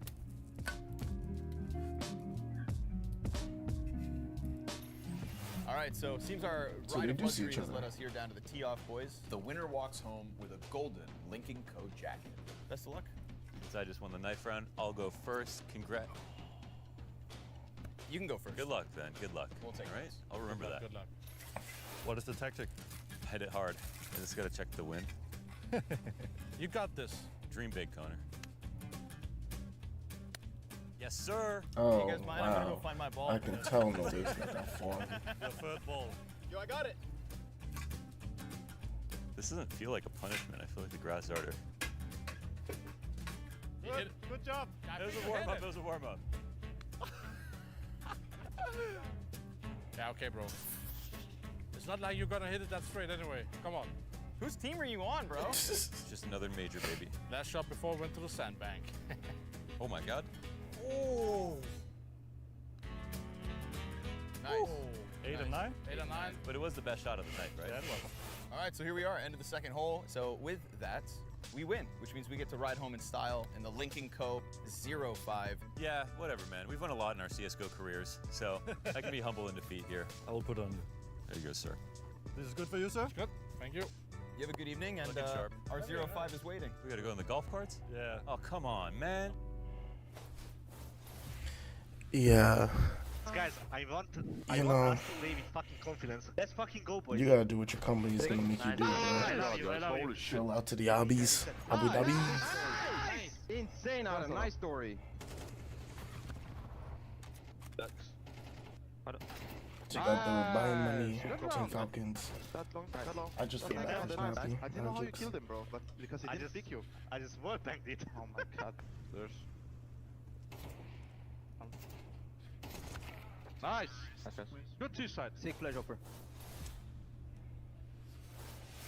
Good T-side indeed there from FaZe, picking up another pistol, getting that 3-0 conversion. There were a spree of rounds there from Mouse. It looked like at one point Broline was going to carry them to success, but towards the end, the skill was just shining so bright for FaZe. Brutal shots coming in from Frozen, Rollins especially, and Mouse yet to win a pistol in this series, Anders. They need this one to go in their favor. Most of the times that they hit them. Very tricky, Frozen. Oh, they already made contact. They might as well follow through. Immediate Sure, 1-for-1 go on the high ground to contact, stop and anyone you from have coming in. But there's what's 3 Torch people holding still back at the for? site. The USPs are just What is whistling them Torch away, and holding it's back going to be for so an long? overwhelming advantage at the beginning of this round for FaZe. Torchy, the last one here. The bomb is already on the site. He gets a good headshot, but he's got another 2 kills still to find. And look at how they've positioned themselves here, Henry. A crossfire once he walks onto the site. I don't know if he's going to be able to do this one. Kerrigan waiting. 3, And on the 2, other side, it's 1. Rain. Pistol master, if you've ever seen one. Oh, he doesn't see him. He's going to be found right away. They I can't win wouldn't the see him, pistols, bro. Henry. That's not It's even FaZe in once your again. peripheral. Yeah, Well, it is, but promising you know for what I a mean. second there, good trade towards Frozen, but Get off as my you dick, mentioned, little just baby, taking so get much off my damage on dick. route. No bomb planted either, so it's like the worst case scenario right now. Another pistol slips by the wayside, nowhere near a plant there. Torgy manages to get one, but Carrigan, nice position there, just to close things out, guarantee the round there. What was Kerrigan's Manages to angle get looking one, like? but Carrigan. Yeah, so he gets all the information he needs. That's just Seeing this, unfortunate. the second round Tech 9 is not going to be the case this time. It will be just Glocks. 8-5, Even 50 guys. for Torgy, but this one will be very difficult. So Gonna be into a 9-5, outside the B bomb site. 3-round contention Rain for match in a point. very strong position here. He knows there's some squishy. It doesn't even feel T-side like it's players on the hopeless. other It just side feels here. like Confirming the connector it's is clear. such a massive amount to climb, though. Yeah, If you'll have you're right the damage Mouse here, team, like giving up a rifle which is position. completely doable. You win Oh, I one didn't round, you even break their notice. economy. So at least you get a 2-3 round grace period. But Make it 5 and they drop just those stacked things up. out. You He have to farms win a this ton of round cash and make for them that break shotgun. That's what economy. it's designed to do, and it's no problem whatsoever for FaZe as the AK's coming out next. That might be the best XMUs I've ever seen. Like that's so It's just sick. about You're not right, even like, not perfect dying position. early, but just dying. Imagine the echo in that tunnel when you fire Having up a a shell in here. lot Like more that's everyone's value gonna be in your deaf right death. behind it. It's so efficient, sickening. And not every death They get that's gonna slaughtered happen is gonna inside. be valuable, but Brokey, a little smile. A right smile, I like hopefully. that. He knows what he's done. That means he's got so much money. Hopefully The fine, AWP is no problem whatsoever. And that could be problematic now. Brokey will have free reign of the map. Okay, Like that's man, everyone's buddy, getting views I've ever seen. He farms a ton of cash. That's matic. Oh, I Okay, didn't so even yeah, know. he did die. Brookie did So die. close to getting knocked out, losing the semifinals, and phase into the grand final. Abu Dhabi time is over for Mouse. Team I think they India, need to Abu win Dhabi. this one, and All right, it's Jim. Xtrfy. There we go. He's been so quiet on this map. Had a hard time defending the B bombs out of the Nice little CT pick. side. They need him right Beats now. Robs. One of the most impressive rookies I've ever seen. So And you can I see want how to much see him control activated that now. gives up. That's, Brokey has to back up onto Good so step he's in the not right gonna push direction back at the very least. dividers. Challenging Robson in 1 versus 1, nailing the headshot, takes minimal damage. They've got the opening frag. It'll be Brokey to re-smoke the monster position. So they're just gonna stack Rotates 3-1 over towards here. heaven as well. 1 minute remaining here. And the In terms of slow. execution potential, we still have You a kind of couple see of that little smokes, bit of a leak few out. It flashbangs was, I and a think, Molotov on the mouse Exertion side. was They explore initially options towards long. outside Bear in mind, party. Brokey's actually In vacating the area now. playground. He's over towards B. And now they got 3 just slowly walking up. Frozen has to See back alone up. At A for now. Hold on to sight. We've got the FAMAS as well, so far from ideal. Broland is trying to keep the B Oh, players man, interested that's outside the the maps. Brokey's gonna Brokey, go though, get not out feeling of it, here. not taking that bait. He's deciding to back up Frozen, who desperately needs some help. Yeah, Frozen's seen him out That alone. Yumi He timing. instantly knows Oh, I'm in a little man. bit of trouble here. It's a lot of damage onto Jimmy. He eats the entire grenade, running up behind. Carrying a little bit too much speed, but Frozen is still up front, and he's going to be taking down Jimfat 3 versus 3. 15 seconds on the clock here, and that's a disaster. Roland goes down. The FAMAS has done so much damage. Plenty enough. Double kill for Frozen, but he won the round just by sticking around. There's nothing they could do now to try and plant the bomb. No way to win it. Rain will close things out. And there we have a double-digit front. It's Frozen. Great little maneuver there, Andy. Like I said, he only had the FAMAS, but my God, did he ever make it work? That was a 5-on-4 recovery. A must-win round, as you mentioned. Mouse, again, don't get the bomb planted. Brokey rotates in the nick of time. And fantastic self-preservation as well. Once Brokey gets the penultimate kill, he knows if I go down, there's still a chance he can plant. I need that pressure still to be applied, so he has to look for frags instead of guaranteeing the C4. And now, yeah, tactical timeout. I feel that second shit coming in, boys. It's nothing fancy ain't no required here. joke. And now this one's slipping away from them. This is not the performance they were looking for. Again, both pistols slipping away. The exact same story on Mirage. They could just got one of those. And could have been a different story. You know, it was immediately when we discovered that it was going to be MR12 and CS2 instead of MR15. It was the first conversation everyone was having. Yeah. Those pistols are going to be super important. We haven't seen the changes to the economy that could be coming at some point. So that means you lose all the pistols in a semi-final like this. Yeah, you're really far behind. And the effects of that are being felt right now from ours. 10-5 the scoreline. Nothing fancy is required is what Cyclone was saying. See if they can find a round just off the basics here. Same setup they had before with the Glocks, but this time they've got a bit of utility and some Tech 9s, a bit of firepower as well. They're going to have to run through. They've actually done quite well. Carrigan, though, double kill. Takes one from the grave. That's Yimfat taken out of the equation, and that's all their utility expended, I'm afraid, here. So the chances of recovering this one are very slim indeed. They are able to recover the rifle, of course, and now left with just a MAC-10 with Kevlar in the hands of Broland. P250, a Tech 9. These players don't have Kevlar themselves, so they're hoping for some over-aggressive CTs to get inquisitive and overstep the mark potentially, but I just don't see a world of that happens. There's nothing to recover, there's nothing to hunt down. Goodbye. Players been spotted towards shore. Joining in a flashbang to set up any kind of kill, Wow. and they're getting spammed through Just the wall. the spell rolling is insane. Carrigan, 11 kills to his name. Such a different performance from what we saw on the opening map. He absolutely made up for it here on the second one. 40 seconds and a Ralph gets all that information and towards you the can see A-bomb site. how fast he rotates the once early he moves information, that knows that outside they're column. coming. All he has to do is stay alive here. Let's get a bullet to the face, but Rob's just going to show up just in time for the crossfire. And they will close out the round. They are so close to making another grand final. This FaZe team, with the addition of Frozen, it looks sick, doesn't it? Well, he does. Bear in mind, he's a former Mouse player. They were calling him the young veteran. He was there for so long. He kind of built his career in that organization. It's quite poetic. It hit them in the semi-final, and unfortunately, Jimmy, he hasn't turned up in this second map. Running out of time and space as they do prepare for another gun round here, but it has to be perfect from here on out. FaZe need one more round, the series, and indeed grand final point. And, you know, talk about Frozen, like he's also replacing Big Shoes and Twists, obviously, so it's not easy to do that. Twists, obviously, an absolute world-class player. He's top fragging once again. Yeah. 14 kills to his name. Completing the betrayal of Mouse here. You know, personally, he's not sending out anyone else to do it. It's like, I'm gonna get you. Him and Torshi with a long battle across these two maps. That in itself has just been fascinating to follow. But the truth is, FaZe are 2 rounds away, and they know it. All of the pressure is on Mouse right now to come up with something absolutely Clear magical full here. control. Otherwise, But you see that gonna 2 get stack swept outside away of by the Monster tides of FaZe. and short right there. Bomb leaning They were towards just the waiting for Westerns. it. Hobbs He's in such a forward. Look, they don't have to have anyone on the B bomb side, Henry, because they're so far outside of it. But they're stacking 3 on A here. Kerrigan with the fast rotate. 50 seconds. Not fast, but like, you know, you would want to start rotating now. That initial flash. Does about 100 damage. Brokey the first kill. Torgy to answer back. Round not done just yet. Wow. Brokey will block their path towards the bomb site. Now the grenade deployed as he they're committing the truck. And the flank is already coming in. Rain is already hot on their heels. There's the shot to take down Torship. This is the round, if any round. This is the round, if any round. Hiding in there with them. They're trying to plant the bomb, but Kerrigan, he stuck through, they didn't know. And that's going to stop the bomb plant for a second. Rain gets another kill. It's a 1 versus 1. And 10 seconds on the clock. Oh, great stuff, Roland. To save them right at great the abilities. end. If they were going to have a crack at this semi-final, they must win that round, and they do. Oh, comes down to that 1 versus 1. A scary prospect up against Rops as well. He had 66 points of health. Roland sniffs him after taking that bomb of a grenade there towards the divider, but it is Brolan finding the final kill here, looking up, seeing who's up against. It is Rops. He knew he'd be on the flank, and they do keep their head above water, but bear in mind that is 1 player surviving. It means to get 32.50 per player going into this next round.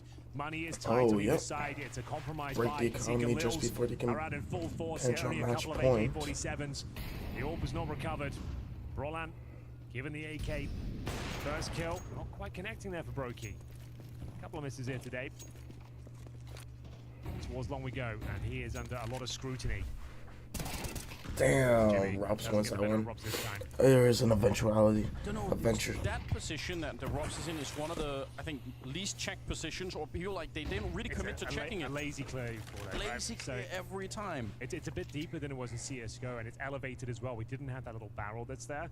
So yeah, I think players are still getting used to the encounter, and when Rops goes there, he seems to come out on top each and every time. That's a huge opening frag. Yimfat, 4 and 13, gives his life away. Opens up the opportunity here for series point for FaZe, and bear in mind, we know the money is absolutely wrecked. Oh, yeah. The Mouse going forward, they would need 6 rounds in a row to take us to overtime, but that's not part of the conversation right now. I need to focus on this round. It's Frozen, lying in wait with the MP9. He's got back up on okay, good setup here. Not able to get the one. MP9 could get a double kill, but it will be a nice advantage now. Roland holding it back here. That becomes a really good setup if Brokey's able to get the one. At least even if he's able to get assertion that mid early Kerrigan has the MP9. I guess you have the space to try and go for someone here. Obviously no diffuse kit at the moment either, but holy shit, though. You get a clean kill. Yeah, it's just underperforming for them this half. Now both players on 1 HP or so. I think that might be the end of it. Yeah, it was already ambitious to consider going for that. Like, it's not a necessary round, and you had one player with an MP9, the other with 15 points of health. Now they've both been tagged. Yeah, that's them definitely getting the hell out of there. Just give me a moment. Didn't have the kit at the time. Kerrigan does find one at least on the exit, but well done to Mouse after losing the first pick in the form of Yimfat as well. They actually find everything needed to get another round on the board, and it's denies series points. Money will be low on the CT side, but they do save those 2 rifles. They might consider the force here, or just take the full eco around those 2 weapons. I was going to say, we're about to get a little bit of an answer to the question of how much of a difference is it having an AK versus an MP9 on that CT side, because gotta say, you know, you give that AK over to the right player. I mean, Kerrigan might even be the right player right now. He's playing fine. They escape with one of the T rifles, and that could absolutely come back to haunt Mouse here. A 4-round gap. Yeah, they do take the eco as well. Just to note that FaZe, sure, those 2 rifles still going to be problematic. Down to Kerrigan and Rops right now. Pistols otherwise. Rops. Did you see that? So we'll dismount the boost. Torgy, confident here. Reassembler though. Deeper angle. And the opening frag for Robs. That gives them a fighting chance here in round number 19. That's a bit of a jump. They'll definitely know that someone's at the corner. Back up we go, Anders.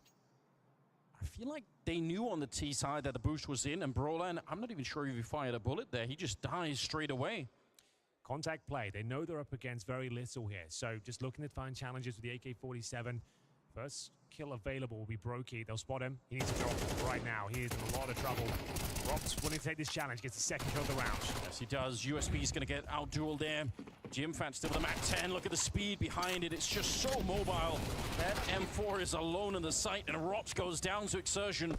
Carrigan and Frozen left here, and it's just going to be Carrigan. Frozen going to be found here. He was on a long flank. If his teammates could have stayed alive, he would have been sick. There would have been a chance, but it's a lot trickier now. We'll see what the captain can do. He's snuck in already, but he's been found out, and he can't get the spray exertion. I don't know how he lives, but he gets the triple. And Mouse, they soldier on. They're not done yet. Definitely not. Long way to go. Still a couple of rounds required here for FaZe. That was the eco, though, bear in mind. They kept Mouse modest for short. A couple of tricky boosts coming through, but well handled in the end.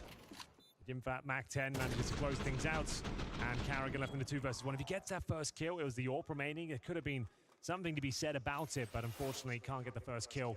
And we're back into the action, ladies and gentlemen. Mouse are closing the gap. They've got decent weaponry on the T side. They've got the AWP in hands of Torji once again. Fires off a shot, doesn't quite connect. They have got the playground under their remit. Money is just going to continue to plague FaZe here. They can buy up into this round, and it's not that bad, but I mean, they are lacking in the grenades. And if they lose this round again, you know, Mouse are going to catch up quicker than maybe FaZe would like to see. A lean towards the A side at the beginning. They've left Broland to just keep an eye on the B bomb side. Make sure that no one's sneaking out of there. We'll see how long before FaZe get wise to what's coming up. Last time they had a really aggressive B defense.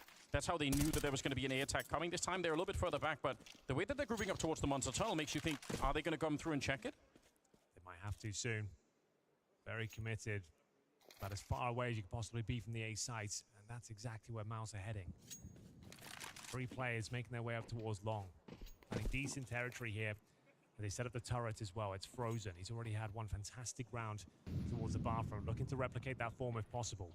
And the flank has been initiated. Carrigan's already pushed out the flash through. It's a great idea, but Broland remains unflashed on the inside. Suhe with a huge double. And that's it. Save the rifles for the rest of FaZe here as Mouse continue to answer back. They're doing everything right at the moment. 9-11 going to be the scoreline. He is just going to continue. Mouse are going to catch up. 10 manages to close things for FaZe. How he lives. On the site, and Rops goes down to exertion. Carrigan and Frozen left here, and it's just going to be Carrigan. Frozen going to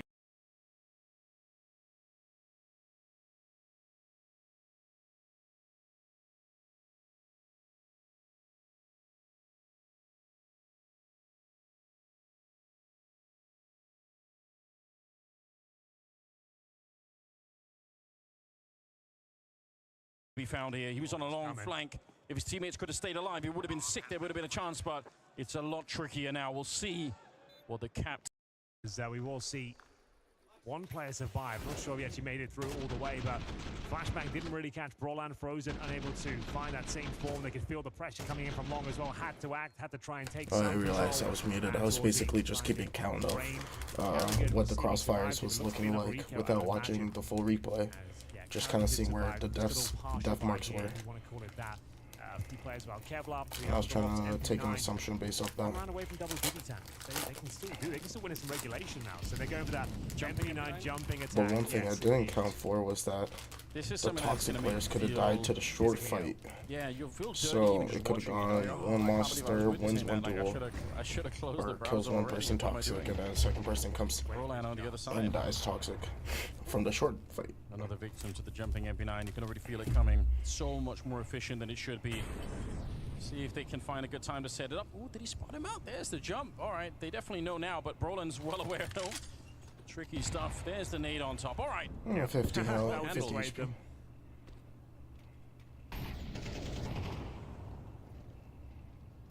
He would he? Oh, he would. He absolutely would! Even after taking 60 damage with the grenade, he gives it a second crack and takes down Broland. Remarkable. Oh, it's very low. Still applying pressure towards Shaw here. They've got the man advantage. They can't hold on to it. Torji will steal it Fuck Robs. right away. I need a torque. shower after watching that. That pesky little torque. Not But I don't how think it's supposed Frozen to gets be. cleared here. Frozen though, with the deagle, they're flashed. What a headshot to bring one of them down. He's ready for more. Torji, oh my Doing this god. time. Okay, 3 Exertion, versus it's time 3 for in you. 30 seconds on the clock. Nice, They need nice this early round duel. so badly. Another good opening for Exertion here. The Nice, deagle, it's nice. not enough for Rain. He can't stop That's them. unfortunate And they are timing getting on passes Rain's the other part, side. just going for Carrigan. that first shot, 1 because versus if 3. he's He lives with the able to... first one. Gets a little bit of a spray in there. He actually has a chance to do this. He spots one of them at the bank. Oh my god! He's good for it. And on top, it's a 10-second defuse, but he wants to bait Torji into it. Wide swing. No, Carrigan! Out of bounds. Oh, no! He's trying to hunt him down. He can't find him. Oh my god! There's the shot! It's Carrigan! In a 1 versus 3, he's done it! Unbelievable scenes. I thought there was a chance. It couldn't be messier if he tried. It looks like the defuse is coming through, and it's phased with an absolute heist of a round. Carrigan. Fuck. In a 3 versus 1, they were tantalizingly low. That was such a It's not the stupid cleanest clutch, finish bro. Anders, but he gets it over the line and alleviates a ton of pressure. It all started with the bullshit jump towards shore and finishes an absolute pandemonium. Torji can't hold on. He knows that's such a significant round. The streak is broken, and grand final I like point how he has an has been NBA found shooting for FaZe sleeve. Clan. Oh my god. Hooper too, you know, on and off the court. That man's a shooter. A timeout being called. Everybody needs to calm down. Welcome to FaZe. Except for that moment. That It was like is Drake a in 90 ridiculous degree, way right? to win around. The fact that he went 90 for the degree wide angle. swing, Anything only inside ran of out that, he couldn't bullets. hit. It's so tense out there. But like I said, I can't believe lot that of was pressure an released now. actual clutch though. That nigga ran out of Super bullets, dominant, spammed but it him, took 4 rounds in a row. It took and an absolute miracle. Torji was able to for FaZe relocate to like break 3 that streak. times. They will now take 3 more perfect rounds here on the T side. And they closed it out. FaZe. 1 more to go, broke with the AWP. More to play for still. 3 rounds sounds like a tall order, but the way they've been presenting themselves, oh, that's a bit smoke, I think. Unless they were trying to deny the initial incendiary. Really is like a duality of man moment for Carrigan. If you match what happened on the first map with the second map, it's just worlds apart. Yeah, that's true. He's up to 15 kills now. That clutch, something special. They knew exactly where he was coming from. I think Torji missed the first shot against Carrigan. Yeah, you really talked about it. Now Shuhei has been just underperforming. Same thing with Impact. Impact's only on 2 kills in maybe, I'd say, last 8 rounds, 7 rounds. I don't remember when the last one was. Point still remains that Carrigan wins the round. But it was just from that con kill. He was just winning those con fights against Robs. That was really all he had. Just 1 more to go. And I mean, he was playing Anchor, so it's not like he was going to be able to get a lot of kills. When you're playing an Anchor role like Cons, it's just such a fill role. Because then you have to back up and you have to take advances, so you're very much pushed into fights. But never comfortable fights. Wow. Doubling up the Swede. Great Shining stuff. light for Sweden at 20 kills, and Torji will take down another player.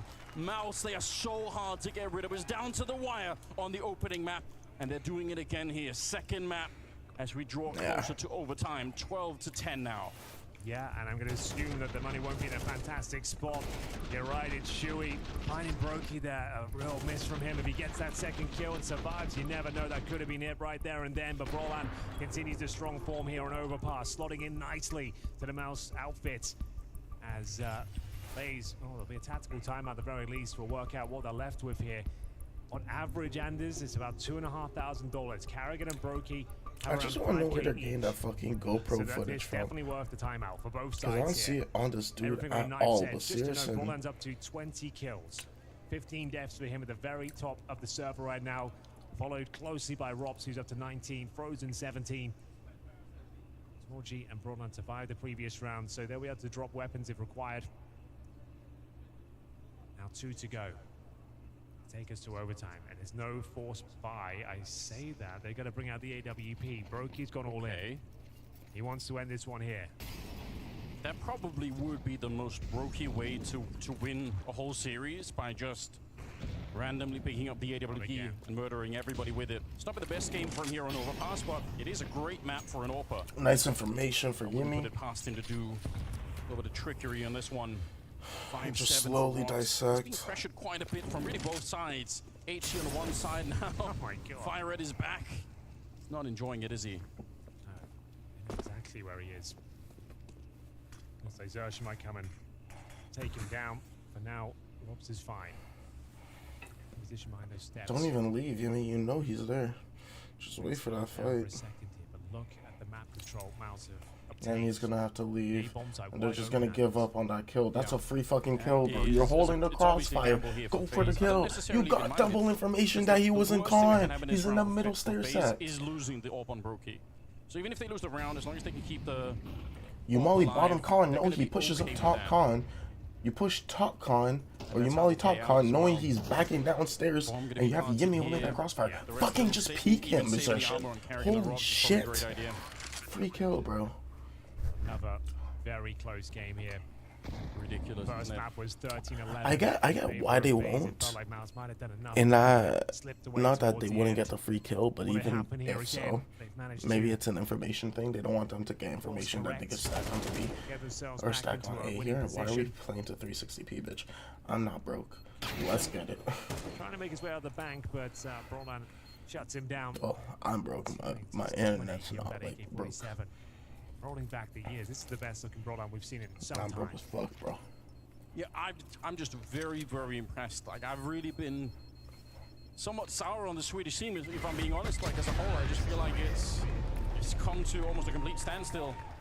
And seeing Brolan like this should put a smile on your face. That's not enough yet.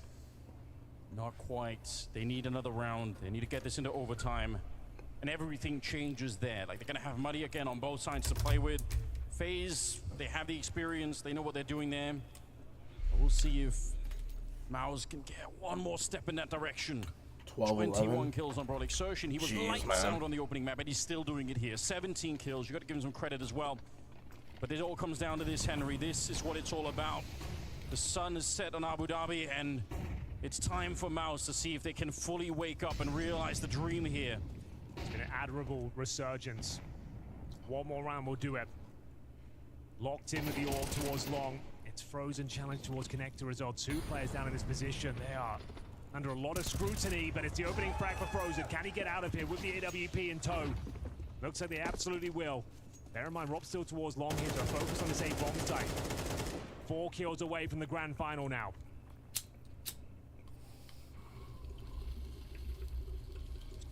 Scoped up on that tight angle towards long. A minute on the clock here.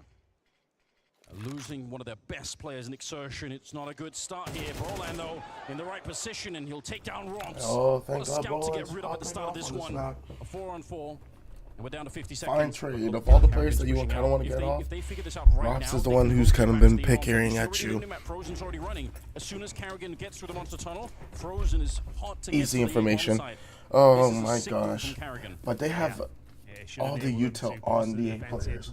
So this is okay. They're fine with it. They're going to only use that one molly, and they're using it super early. 9-16 right now. Can he close things out? It was the hero AWP in the previous round as he had closer Oh, and closer to Carrigan. Anders. 20 Oh, seconds remaining. Here comes the Carrigan. final commitment.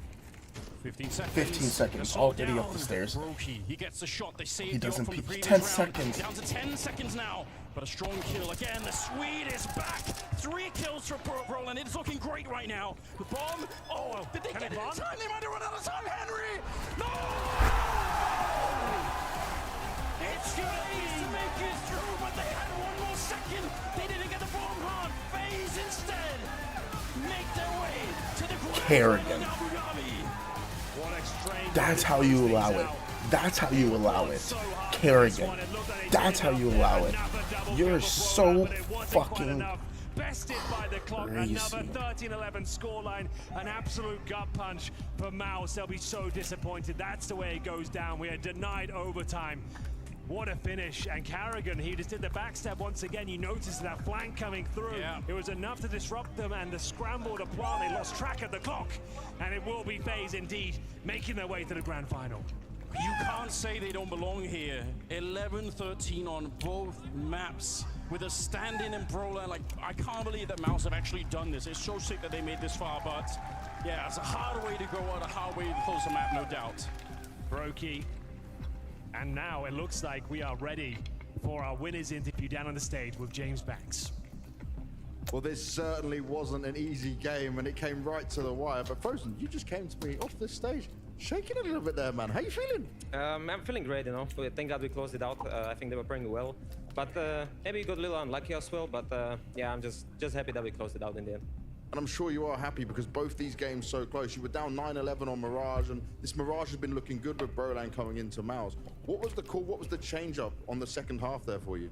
On the first map, on the second map? First.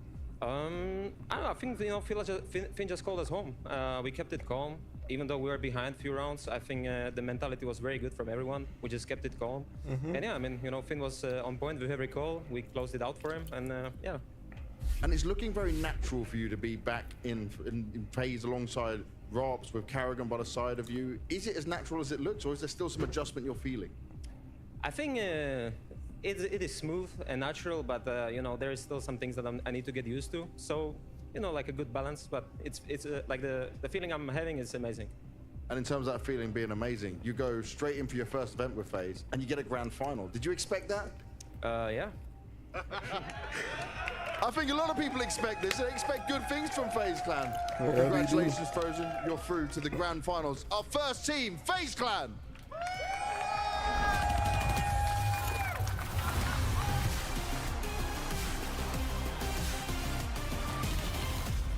Absolutely It's almost insane. as if it's a date with destiny at this point. FaZe yet again making it to the grand final of a Tier 1 Counter-Strike 2 How old event, and is for this man? Frozen claiming some sweet revenge in the process. His second grand final, but his first under the FaZe jersey. But Jacob, holy hell, talk about a nail-biter to close that one out. Heartbreaking for Mouse, but a valiant effort nonetheless. Yeah, for sure. That went down to the wire, to be completely honest. I thought Mouse were having it in that last round. I think they outcalled FaZe at certain parts and overparts. I think the comeback they made was fantastic. We get into the round right here. I think a bit of a mistake was made allowing Frozen and Brokey to get away from this position. You think to yourself, 5v4, Rob's in a prime position. Brolan, who had a fantastic map, punishing Robs, brings it back to a 4v4, and then you see it all unfold in front of you right here. Mouse couldn't be any closer to push this one into overtime. They tripped right at the finish line, like to get it to overtime. They were so close. Yeah. As soon as that timer hit right there, it's so close. It looked like it was still on 4 actually, but just barely missed it. You see the disappointment in the faces of the Mouse crew, in Brolan himself, because man, they pushed him. They pushed FaZe. It was an honorable performance, and to do it with a stand-in in Brolan who had such a rough map one, who was seemingly targeted not only in Mirage but in the Veto as well. But to actually show up there, that I have to give him a little applause for that. Yeah, I like that you mentioned Brolan. I think he deserves. We pinned him as a potential weakness on that map. He was exactly the inverse, the other way around. He was a hyper carry when it comes to Mouse, and I'll just put it out there. I think it's one of the most heartbreaking losses I've seen in recent history in Counter-Strike. You were talking about a FaZe that win pistol round on both sides, convert on both occasions, 3-0 start in the T side, 4-0 start on the CT side, and yet Mouse are able to find their way back in, to claw their way back in. You're looking at a Shui who has like 4 kills after the first half. He's struggling, he's not finding any oxygen, but yet he's got the good really ideas. good clutches in there. And yet two of the most ridiculous BS round I've seen in my life. Yeah, almost back to back. Should we roll one of those? Do we have to? Yeah, round 21, because Karrigan was showing up in dividends, but oh my god, talk about just how on earth he managed to pull that off. The second to last US people that he had, he managed to see that out. I just love the balls and Robs for going for this play one more time after he was even spotted in the first place. Frozen got into a good position, got 1 kill, not much more. That was in a good and at this point, position. Mouse is just under a lot of pressure. Yeah. Again, they're trading fine. You're in a 2v3 right here. It should be winnable. Rain not doing anything. Fuck hard Mouse clear. got caught off They just guard a never even little bit right attempted here. to The clear bomb for got it. covered, then a player panicking wanted to help him, and the problem is they gave up their position. Karrigan knew where both of the players were. Xtrfy not smart enough to get away. He could just hide in bang, and then at that point it wouldn't have been a problem for Torsi. And then as Matthew said, the most BS situation you ever seen in Counter-Strike. I can't watch it. It's just 2 people not wanting to win the round, but I guess someone had to. Just so unserious, man. I mean, you were saying it, Pimp. The trading was good for Mouse in that round, but when they get into these high-pressure moments, sometimes sometimes you still see the nerves for them. When they hit 11 rounds on Mirage, they started to crumble. When they get into a 3v1 versus Kerrigan, they start to crumble. Even on the very last round, it's so disappointing because you see that all of the pieces are there for Mouse to succeed, but when they actually get to that breaking point moment where you have to stand up, where you have to just hold your nerve, it's FaZe that do it better. Easy. Saying, you know, if they could just win a single round. We look at the round distribution just there, and it was, you know, those slow starts of the half where I'm calling it. Yeah, Mouse I'll was be just back in a bit. Yeah, I think FaZe played with the weapons that they had, right? I do believe that in the depth of the quality of Counter-Strike, Mouse were ahead on this map. I think Mouse played better Counter-Strike, but it doesn't matter at the end. You get the pistol, the conversion, and some of these rounds we've mentioned.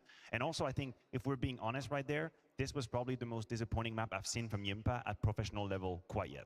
This is one of the first few times I'm watching a game and I see him being targeted in positions on the CT side, not being able to post any resistance. The round we just mentioned right there, that's an oversight on Frozen, easy kill into bathroom. I have never seen Yimpad being outside of his shoes the way he was in this game. It can happen, he's human, but if we're gonna hype him up, and I think we have to be honest when he misses the mark, which is very, very extraordinary. And that was the problem for Mouse. The players didn't come around together at the same time, right? We're targeting Brolan in the first map saying he had a struggle someone. Then he comes into overpass and he plays the best he's done as a stand-in for Mouse. Shuhei and Jimfat were nowhere to be found on this map from an individual standpoint. The productivity on the server, the frag count on the server wasn't high enough, and that's the issue for Mouse. Some of these individuals can play good Counter-Strike, we know that, but it seems like sometimes they struggle to come together all at the same time, and even when they did on Mirage, they still lost. That's why we do have to separate people like Yimpat, who's a rookie, from people like Rops, who you know on a big stage is going to continue to find just performance after performance, going to continue to will his team into games regardless of the situation. And yeah, in this game too, Rops, he had Yimpat's number too. If he was moving towards connector, he was finding some kills on Yimpat there. And overall, like, this was just one of those kind of sleeper performances from Rops where he did have some good rounds. He obviously was finding some multi-frags, some good impact, but it was just consistency. He was always rotating to find 1 or 2 kills. It didn't have to be always the spear of the attack, other than when he's jumping with an MP9. That's something you learn though. It's the flaw, right? It's the flaw of the performance from Robs. Even if he's having a bad game, he's still going to be there at some point in the game, or he's still going to be solid to a point where he's going to have an impact on the game. Whereas for some of these inexperienced players, once you feel you're not getting it going, once you feel you're being targeted and you can't answer as you were describing with Jimfat, then the flaw of the performance goes missing. That's something he'll learn over time. This is a great learning experience for Mouse as a team as well, and I bet you they're thinking right now, maybe Brolan could be a potential replacement. We'll see what's up there for the market, but losing 2-0 to FaZe on paper looks bad, but the way they did it that was a great performance. Yeah, valiant effort coming out of Mouse, but unfortunately the end of the line here in Abu Dhabi and for 2023 at that. So let's get a few closing thoughts courtesy of Cyclone. The road ends at the semi-finals for Mouse here, but still a great effort considering you come in with Brolan. There was no expectations, there was no pressure. But this one I say must hurt because of how close it was, mate. And I'm just going to come back to the Mirage to start off with. You're up 11-9. It looks like you've done enough. But then we start to see you guys, I guess, would not be able to react the right way? Yeah, Mirage felt like even without the pistols and then getting a 4-0 start, we should probably win it in the end because we're up 11-9. We decided we're going to make them work for it a little bit and push on the sides because we kind of knew that they would play a little bit more slow, control, mid-control. So we're inside Palace some rounds. We have an AWP on B aggressively. We're also inside ramp. And very often we have info because we have early info, we just numbers where they're going. But it's FaZe, you know. Just something just happens and just always pull through. And we've been on that receiving end a few times now. And this is it, right? We're then coming to this overpass. It was almost like we saw this coming. We were going to get what we saw, and we're going to get a 12-12. But just in the time, Kerrigan swings around the back again. You can't help moments like that, right? But it felt like you had a good control of getting into the sites at times, especially towards the end on your T side. So what do you think was the little bit missing? Pistols. Yeah, again, it's all maps, right? Yeah, pistols, and FaZe are going to win a few of those rounds. You can't get around that. I think we deserved an overtime there. Also, the game deserved an overtime because it was so good. Maybe even to have been a final, but I think FaZe are going to bring a great final against whoever they play anyways. What was missing? Executes were pretty good, as you said, even with a weeks of preparation. I'm proud that we could pull off a good T-side like this, even numbers down. Yeah, pistols. Pistols needs to be improved for next time, but it's still a good showing with a standing coming into this. So what's the plan going into next year for you guys? Because it seems like even if you can slot in a player like Brolan, you have a good blueprint here with your core, right? So realistically, find someone as quick as possible and get back to training? Definitely it's key that we sort out the 5th position. and then we can move forwards. Nothing is settled yet in this regard. We're still looking. I think Ludin made a good impression here, or Brollan. If it's not going to be our team, maybe somewhere else. But yeah, that's next for us. And as you said, and thank you as well, that even with a stand-in, different tournaments, this one at Sydney also, we make things happen. And I'm proud to show that we can play even without Frozen on the team. And clearly we will need to figure out who should step up when he's not there, because we are going to miss some of that. Also that experienced presence. But we have a very strong foundation, and we have a team for the future. We have only young players, young coach as well, so we're going to come back stronger. Young coach as well. I like it on that, mate. Thank you very much. Thank you. That was one of the best exit interviews I've seen in a while.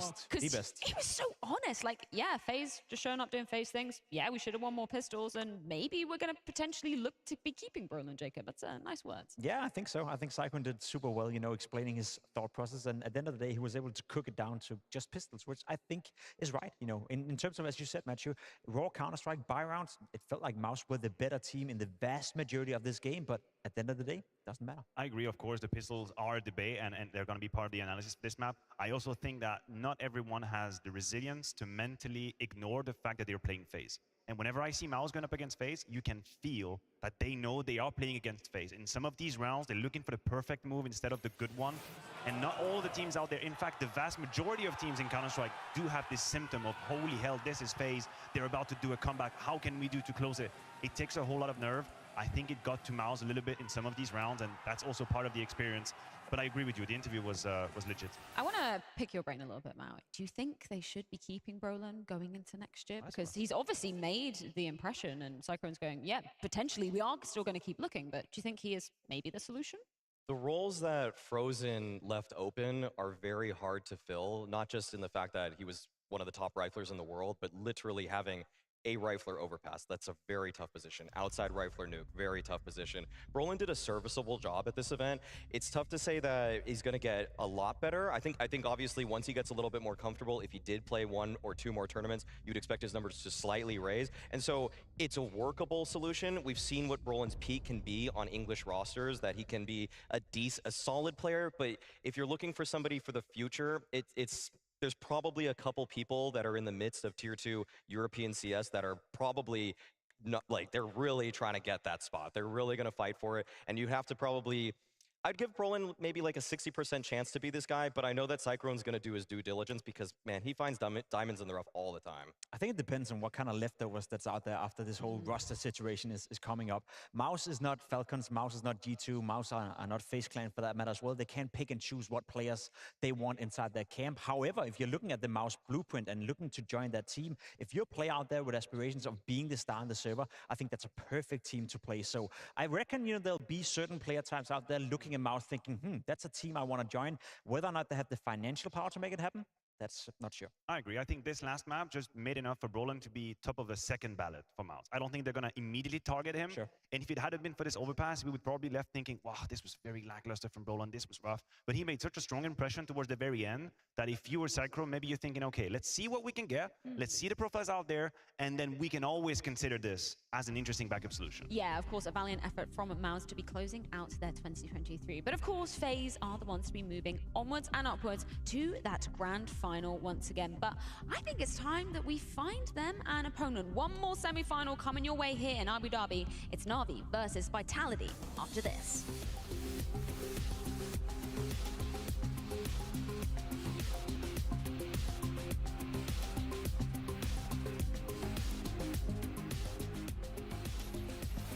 Hey guys, this is Team Heroic. This is Nico and Hunter from G2. It's FaZe here. Hey guys, this is Spinks and Zahu. This is Mouse. I'm Dupree. This is Shoes. And we are doing Headshots to Heartache.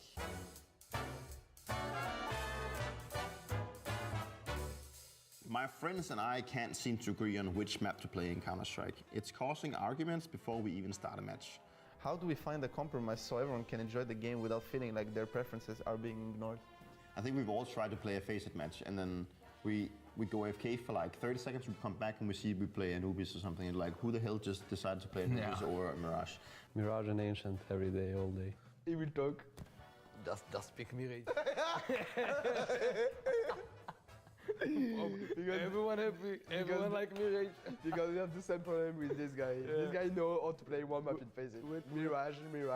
So when we play in the team, it's usually Mirage. I have one rule about that. Yeah, you ban every time the map you play. So for example, you play Mirage, you ban it for the next game. So you always change the map pool. The more you'll play the map that you don't like, the more you will like it. Yeah, my boyfriend is stuck in the silver rank. And I've made it to Global Elite in Corsair. He says it's just a game, but I'm starting to question our compatibility. How do I break the news gently that we might be better as opponents than teammates? Oof. Damn, that's rough. Ooh, first of all, from silver to Global Elite, it's a big gap. A Global Elite can't be together with a silver rank, obviously. Like, of course you can. They're too bad. Ah, it's okay. First of all, silver is a great rank, you know? It's all about the personality, first of all. It's just a game. You have to have fun. Exactly. You need to have fun. You need to make sure you're there for each other, but it's good to push each other to the limits. So I think you should boost him a little bit. If they're breaking up over Counter-Strike, then something is off. If your life is not depending on it, I think it's pretty pointless. Yeah, just get good. Or that. My significant other wants us to have a Counter-Strike themed wedding, complete with bomb defusing ceremonies. I'm all for quirky, but this seems a bit extreme. How do I defuse this explosive idea without causing a relationship? Yeah, I think it's past that. The bomb is already exploded, I think, at this point. If he wants this for his wedding, then this guy loves CS. I'm a player, and I wouldn't like this type of a wedding. I think you should just go with it. I think it's a great idea. If you like Counter-Strike. No. I mean, it would be kind of weird if you had the grooms showing up as counter-terrorist and the bride going as terrorist. It would actually be kind of funny.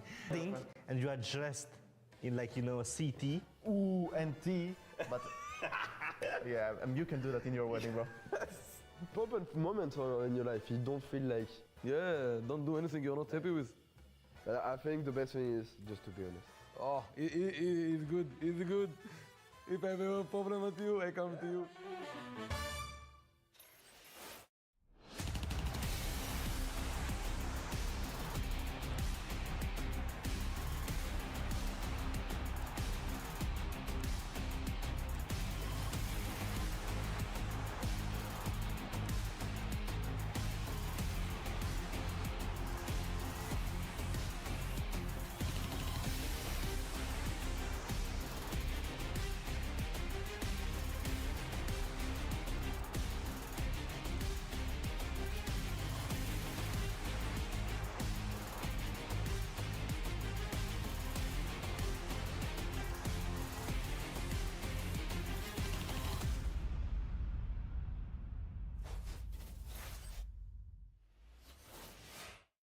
Of Counter-Strike coming your way, not least the show match, which is going to be going down tomorrow. And you guys at home have the chance to have your say. And this, I cannot understate, is so damn important. You've got overnight to be voting for the maps. I want Anubis. Please, Lord, help me get Anubis. And for that reason, I want Overpass.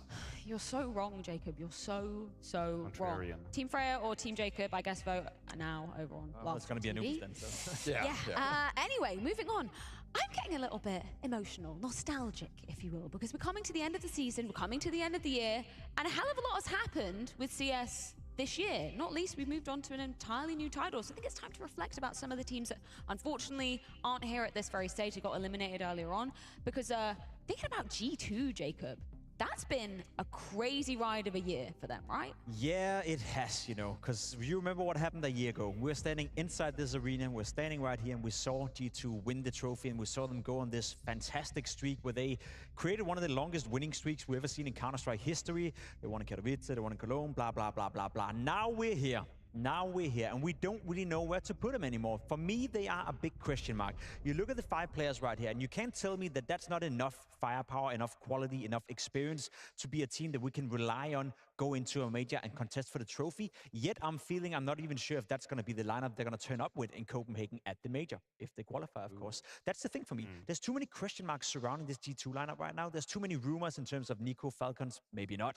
You know, then we heard about Monacy perhaps going to Cloud9 and all these, you know, rumblings going around the lineup that makes me uneasy, and that shouldn't be the case for a team with this much quality. Yeah, we were definitely asking a lot of questions. I think if we're looking at positives, Nexa probably made a better impression individually than how we were painting him originally, because one of the most most differable argument was, why the hell would you replace JKS with Nexa, which is a worse player on paper? I do think individually he was above what I expected, and I also. It's complicated because there are so many of these situations where it's on a knife's edge and it changes the whole narrative of a team. They were so close beating FaZe. There were so many rounds that could have gone crazily differently. And so you're left thinking, okay, yeah, this is an absolute failure. What the hell is going on with G2? This is BS. And then in another alternate dimension, you actually win that clutch and you get 2-0 to FaZe, you straight to semifinal, and here we're standing thinking, oh my God, this is incredible what G2 is doing. So I'm a little bit on the knife's edge, on the fence. And I also don't think that, I think Copenhagen is too close to make drastic changes. I think that's it. That's it. That's going to be the lineup. I think so too, but I'm not happy about it. I feel like they shouldn't. They should change it. I feel like they definitely should change it. I think they should find an anchor. I don't think Nexa actually is a serviceable anchor, and so Nexa could be the in-game leader. But honestly, right now, as it stands right now, yeah, that would be the case, right? Yeah, because Nexa can call. We all know that. He called G2 to a major grand finals before. They obviously lost to Navi there in 2021. But in terms of just pure ability, it's not even a question of who's the better player in the server. But, you know, G2 kind of found some magic here. This year, it actually treated them pretty well. They hadn't won any major trophies before, but then Hooksy came in. You know, they won the World Finals, Cologne, Katowice. And so you would want to give him so much credit. And I do give Hooksy a lot of credit as an in-game leader, but it feels like the way that this team is moving, they've lost some kind of faith in the system or the structure.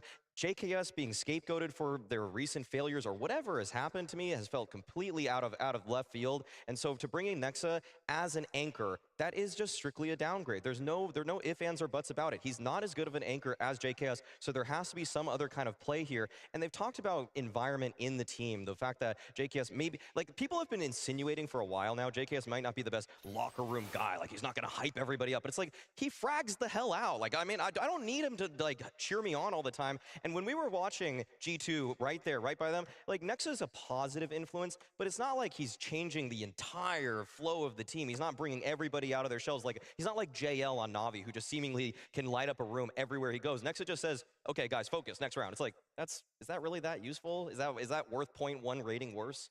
I feel like G2 is a prisoner of their own success, you know, because when you look at the lineup, when you look at when they won this tournament, when they won in Katowice, it's not like they have a clear, defined play style. It's not like I'm looking at G2 and I think to myself, you play this type of Counter-Strike, or you're like a Heroic, for an example, or like FaZe, you know, or some of these teams that has a clear way of doing it. So when they make roster changes, it's always also a question of, does that change the way they're playing Counter-Strike? I feel like their strengths are the individuals, the strengths are Nico, the strength is Modesty, and I can't help to feel that whether you replace JKS with Nexa or vice versa, it doesn't really change how G2 will approach the game. It's still going to be around still going to be around Nico, and it's still going to be around Modesty. So yeah, you may change the support cast, but that's not really changing the direction of G2. So if I'm a player and I'm joining G2, I don't know what I'm joining. I don't know what role I'm going into. So maybe you can be the hype man, but that's about it. I mean, honestly, I think that the criticism towards Hooksy as an individual are very warranted.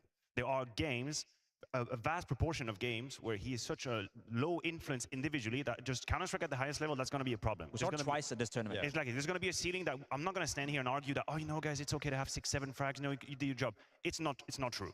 This is warranted. Although I believe that he might be underrated as an IGL. You're talking about decisions. You're talking about game plan and how you played, or the T side. I think he might be a little bit underrated in that. I would trust him with decisions when it comes to the game. 100%. But I cannot make up for these moments where he disappears, and it happens too often, and when it does, it's too detrimental. We've witnessed a Nico vintage golden performance going out of this universe. His first map on CS2 that got us just gasping, and then obviously you have Hooksy on the other side that's compensating, right? And that's an issue that I cannot ignore, and it might just always be there. I agree with you. I don't underrate Hooksy as an in-game leader. I just underrate the fact that I think, as said, G2 are prisoners of their own success. He's well aware that if you want to find success with G2, he got to cater to Nico, he got to cater to Modesty. So he can build up a system. He can build up an environment like Heroic did with Cadian. He can build up a playstyle like Kerrigan has done within FaZe, or like a culture within the team. It feels like you like to speak about cultures. G2 don't have one. The culture is headshot. The culture is kill people. The culture is go out there and be the best individuals. And I think Hooksy is the right man for the job in order to enable the players around him. I think he's doing a good job of sacrificing himself as well. He's selfless. So there's many positive attributes to Hooksy. But again, I look at G2 having one of the biggest budgets in the Counter-Strike scene. They have two of the best players in the world. I want more. Maui, I want your opinion on this. Who was the bigger disappointment in not making it to this very stage? G2 or Cloud9? G2, hands down. G2, hands down, yeah. Because if you're going to actually bench JKS and bring in a replacement, you think that's an upgrade. Cloud9 have been pretty decent. BetBoom wasn't good for them, but in terms of some of the other events in CS2, they've been a pretty consistent top 4 team at a lot of these events. So I was a little bit upset, but the woes are so obvious for Cloud9. It's so clear that they're still trying to figure out what their system is, who's going to pick up the opt map to map. They've changed multiple spots at this tournament from BetBoom, and apparently they didn't even practice. So it was like, are you guys... I'm so confused with Cloud9, so that's why I'm not really disappointed with them, because I can still tell that they're trying to figure out what it is and who's going to play where. And I will say, I want to remark on that Groove interview. The quote that he says, we're just going to play without an op, I don't think he's trying to reinvent the wheel. I think he's just trying to work with what in the confines of what he has. Yeah, I think that's a very fair point, but it's a very apparent issue. The man that we just see on our screen here, Perfecto, he was almost having a giggle with James Banks, Jacob, when they were talking about him obviously having to pick up the AWP on Ancient. Didn't look like it was exactly the outcome that he wanted. So that's the issue that I see with Cloud9 long term. Yeah, you can say we don't need an AWPer, but do your players actually want to be picking up that hybrid role? Didn't sound like Perfecto did. To be completely honest, it pisses me off, you know, to a degree where I'm like, why are we even spending time talking about this? Cloud9, you need an AWP player. It's obvious for everyone around you. I'm okay with them trying, you know, just dipping your toes in the idea that maybe in CS2, new game, new meta, maybe we can do it with 5 rifles. But I think already now it's been established that with the player material you have, that's not the case. Also, we can't forget that when they first came together, when they came into Cologne, you're looking at Cloud9, you're thinking Electronic and Perfecto joining that lineup. We had such high expectations. You have like the best CIS players, you're bringing the best from Na'Vi, you're taking the best from Cloud9, and all of a sudden you're supposed to have a powerhouse of a team. We've never seen them play well. We've never seen them live up to that potential. There's been occasional games, occasional tournaments where they made the playoff, but we've never seen them deliver at the expectations that we had for them. And I feel like they've started right here in terms of expectations, and it's just going like this, like this, like this, like this. And at what point does the plane crash? I know, but I agree with you with like this superstar feeling of Team Cloud9 being put together. I was on that hype train. I was really huffing it maximum, but it was a premise that we kind of all accepted, which was huge, was that Electronic would actually be able to deliver in that role. And that's such a huge condition to put as a premise for what Cloud9 was going to do. And we were very, very quick to realize that was not the case. So then I feel like they kind of hit the panic button and say, okay, we have to stop this. This isn't working. Now, honestly, at this point, of course, we hear some rumbles about Shiro. He might be on a destination to a different team and all. But if I was just playing around with the Puppet Master, I would just bring him back in. Yes. Having Boomage as an air, just bring him back in. It would be so great. The question would then become Axel Hobbit, who can actually fill these gaps. You would argue at face value, Axel probably a stronger player. I do think Hobbit a bit more versatile, maybe. He can take it in a bit more. But yeah, as it is, it doesn't really work out. And it also, I share your frustration. I think we all would like to see better from them. What change would you like to see, Maui, going into 2024? Obviously, they're not going to be at groups, but maybe Katowice. What do you want to change for Cloud9, if there's going to be any change? Just bring Shiro back for Hobbit. That'd be great. That's it. That's all it takes. That's the issue. Does he No, want to go back? he doesn't. So he doesn't. So for whatever reason, he's already seemingly set his eyes on Spirit. Sorted. So That's my change. Okay, yeah, just any offer. Just bring Na'Vi back together. Any offer. That's well, Simple is on the bench, right? So might as well give me Dexter. Give me Dexter. Give me Zorte. Give me any Russian offer. About that plane crashing, you know, it's gonna happen in Katowice. Yeah, that might be the case. But Matthew, you were kind of poking the bear a bit and saying any team that might be making a change, you know, this close to the major, it's not going to spell greatness for them, but maybe is Cloud9 an exception to that rule? It's hard to say, because I mean the starting point is really, really low. So there is always like a risk-reward sort of balance to keep in mind. And if this is so complicated early, might as well just pull the trigger, go for it, and then you would have to look a bit further away. But yeah, I agree. It's not a great place to be forced to make a change when you think about the RMRs coming in about 7 to 8 weeks. It's not a great window of opportunity. Give me Simple. Give me Simple. I told you it's going to be Na'Vi. Na'Vi with a new player. That's it. Perfecto, Boomage, Simple, Electronic, just +1. New player, new jersey. We circle right back to where we started. I mean, it was a great team. How about getting He did say a little thing about maybe wanting to join. But alas, unfortunately, G2 and Cloud9 does mark the end of their 2023. But we do still have 2 more teams trying their mightiest to make it through to the grand final of the year. It's going to be Vitality taking on Na'Vi after this break.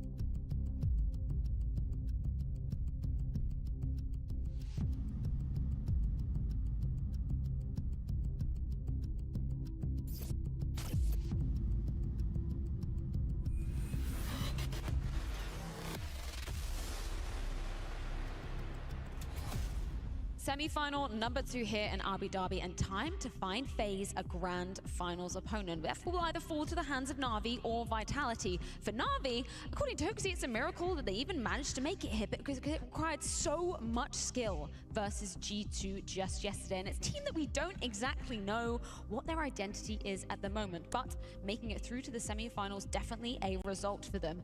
What looms on the horizon is Vitality with a big Brit at the helm, Mezzi, currently tearing up the server with such an incredible rating. And of course, lifting the trophy back in Copenhagen, the first event that he was standing in for the squad in, was an incredibly impressive result, Matthew. I agree. I think we cannot underestimate that feat from Vitality to be able to stomach the loss of a player of Magisk's quality. Like the attribute and the energy that Magisk was putting on a server in Vitality, one of the greatest anchor there is, probably criminally underrated in that jersey because next to him is Zaiwu, because next to him is Spinks. But by the eye test, you were not lying. He was an absolute pyramid for that team. And then Mezzi comes in, and actually they still win. They still lift the trophy, almost against all odds, if you will. So as myself, a Vitality aficionado, I had a pretty good time. Let's see where it is from there. I never expected to see a British flag actually above Zaiwu in terms of rating. I'm going to absolutely kill this one. Well, enjoy it for you, because after tonight's game, it's not going to be that for anymore. much longer. Yeah, but let's give some props to Mezzi, because I think a lot of people, you know, some looked at this signing and said, I'm not totally sure he's going to fill the huge shoes that were left by Magisk. But other than in Copenhagen, obviously he wasn't putting up stellar numbers. Here, it's been quite the different story, Jacob. I think the signing made a lot of sense. I think Mezzi was one of the few players I would put in that position thinking that's going to be all right. You know, that's not going to make Vitality significantly worse, because I agree with you, replacing Magix is a very tough deal, almost impossible to some degree. However, the way he played in Copenhagen, he got a bit of a freebie in the sense that he was coming into the tournament. We didn't have too high expectations, and I think he under-delivered. I think he played worse than he should have. He played worse than I would expect from Messi. However, the turnaround coming into this tournament has been absolutely fantastic. Now, there's one thing we haven't seen just yet from Messi, and that's him performing on the stage. Because that's when he, I wouldn't say crumbled for Vitality, but that's when the pressure got to him, and that's when we saw early signs of maybe him not feeling too comfortable in his new role. But that's maybe also connected to the fact that Apex said they hadn't really practiced leading into Copenhagen, not as much as they would like to. So maybe Messi playing well now is a result of the practice, or maybe we just haven't seen Messi on a stage yet fully come through. That's the question I want answered tonight. I would cite the fact that also, I actually think that they're putting Mezzi in more positions to succeed, because at the fall finals, I feel like they kind of just left him to his own devices. Sometimes it was just kind of on a bomb site by himself, has to fend off FaZe in a grand finals. You know, he's trying to do the absolute most, but now it feels like there's just more synergy with him and everyone that's around him. I think the communication has become a lot cleaner. They're setting him up with flashes. I would be shocked to see Mezzi perform as well as he did in the group stage. Oh, yeah. But I'm not surprised based off of the fact that their tactics do just seem to gel much better at this point. Yeah, let's go ahead and check in with the in-game leader in Apex. He's got a few words about Mezzi heading into the semi-final. Mezzi's performance right now has been looking really good for you guys, but I wanted to see, was there a discussion you had within the team to make him push for more, to go for more, or was it just him own initiative? Well, to be honest, before Copenhagen, we didn't have time to take care of him or whatever, to ask him too many things. He had to fit to the system first and then being able to perform.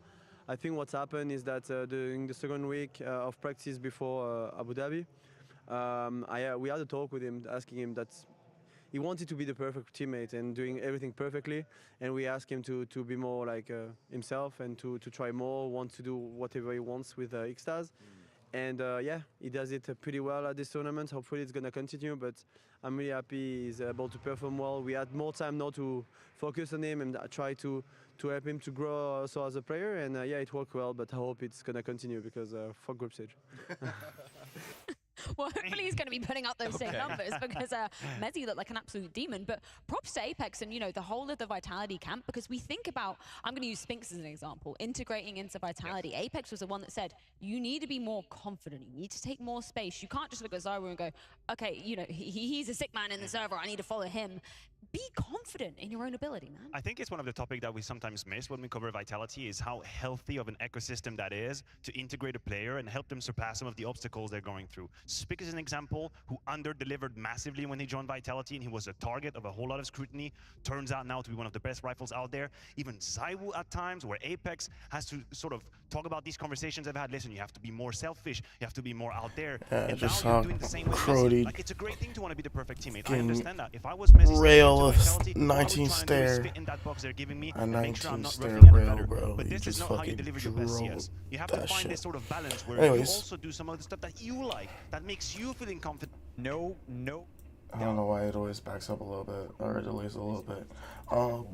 Heading into this next series, what do we got? Vitality, Na'Vi. I don't really know what they're gonna talk about because I mean, it's a very Na'Vi is a very strong team right now. So, I'm curious to see what this series is gonna be. Is still playing well, then best of luck to the rest of the teams out there. Yeah, you mentioned Zyru. Obviously, he's refound his Is that form. Wu's playing well? Sphinx is playing well. He's feeling comfortable in CS2 now. What's your take then on Wonderful on the other side of the equation, Maui? How has he kind of been integrating into Na'Vi so far? So I've actually really loved what I've seen from Wonderful at this event. Before it, the few criticisms I had of Wonderful were that he didn't always, after getting that first kill, know what to do after it. And I do feel like at this point with Na'Vi, after working with Blade, working with Alexi, he now knows how a whole round is going to go start to finish. And before it was just getting that opener. So that's where he's been most impressive. And on top of that, those 6 clutches that he's won, he's forcing himself into some of them. Before at other ones, you would just he kind of felt like a person that cared more about raiding than actually winning the round. He would just try to just sit back, just get the 1 kill, save the off for the next round, and maybe he'll do something with it. But at this tournament, he's actually trying to impose himself on his opponents. He's actually moving forward with the off, trying to punish any kind of mistake, create new opportunities, and that really is the void that was left by Simple on Na'Vi, is that there was a guy that was the most creative player and one of the deadliest out there, and Wonderful he was missing that extra element, that extra oomph, and I think he's starting to find out what that was. It's the proactivity, what I think we wanted more from Wonderful. Because I agree with you. From the very beginning, when you would catch him be in a chaotic situation, he would mechanically astonish me. There would be moments where he's supposed to get only 1 and be traded. He's supposed to get none of them, and then he would have that flick ability, he would have that little bit of a craziness element, but that's when the game came to him. It wasn't Wonderful just saying, okay, this is what I'm about to do. I'm about to get stuck in and make that difference. He was getting executed on, and I would trust him to do more than what he should. But then there's that next step where you actually sort of you manifest these moments, you manufacture them, and this has to come with experience, and I think we've seen more of that at the event. You look at a guy like Monacy, he's always out there, provoking people to get in his face, right? That's the main difference, because I agree with you. I think Wonderful is in a transition period right now where he's trying to become more of a Monacy-esque AWP player, where he can do a bit of both, because he's great at sitting back, he's great at clutching, but he needs that close combat, comfortability, to force the issues and almost provoke the opponents to come here, come get me, and I'll fuck you up. Maui, were you hungry to see a bit more from Ime coming into the games yesterday? He did kind of deliver on that last map versus G2, but I think it's a question of consistency with him, right? Do you believe that he's going to be delivering on that consistent basis? It does seem like Ima is trending upwards right now. So right now, in this kind of matchup, this is usually where someone that's trending upwards after a few events is taken back down to earth, because Vitality is such a tough opponent. You expect that they're going to make the adaptations necessary so that Ima can't pop off in the way that he has, because the reason that Ima was so impressive is that when he was fighting individuals one-on-one in so many duels, he was just getting the better of him. I want to refer specifically to the way that he was taking Nico out repeatedly outside yard on Nuke, because that was a one-on-one fight that he was just presented repeatedly, but Vitality is just a better team. Vitality is going to be a team that adapts. If Ima's on a hot streak taking out that outside rifler, well, they're going to send one more guy. They're going to throw a better flash to help him out.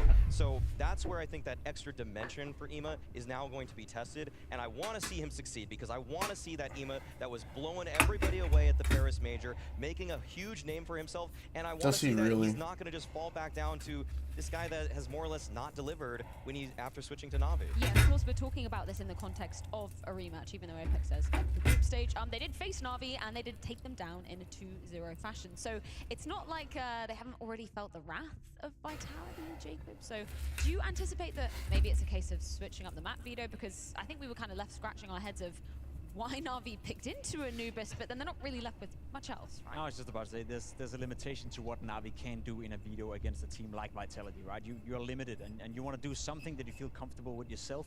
first and foremost, and then you can always try to see if you can manipulate the veto in a way where you can also make your opponents feel slightly uncomfortable. However, I don't think Na'Vi are in a position to do that right now. I think they need to go with what they're comfortable with, and hopefully, you know, we can go by the saying that we always rephrase up here, that once you played a game against a team at a tournament, you learn more about more from losing, than about winning that game. And I think that's the only silver lining I can give to Na'Vi right here. Well, the vetoes are rolling in. It was Anubis, Overpass, and Nuke that we didn't need last time around. What changes do you expect, Matthew? Well, you were asking Vertigo, Jacob, Ancient. I think you're probably trying to What target she a map say, where the Anubis? defense of Vitality Something, isn't up to something? par, and I think Mirage could be a conversation. There is moments, and they go for Anubis once again. Anubis It's just been Mirage. their comfort pick for the entire tournament. Vitality here, a few options. Inferno has been really kind to them, and so for a decider, I think for the sake of Na'Vi, I think they probably want this to go to Nuke just because of what they were able to do for G2, but will Vitality even let them have it? Vitality has had a few reference games on Bam Mirage before you let those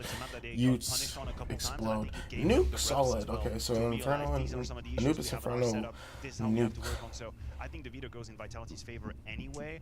And this the Anubis pick from Na'Vi, I don't mess with that.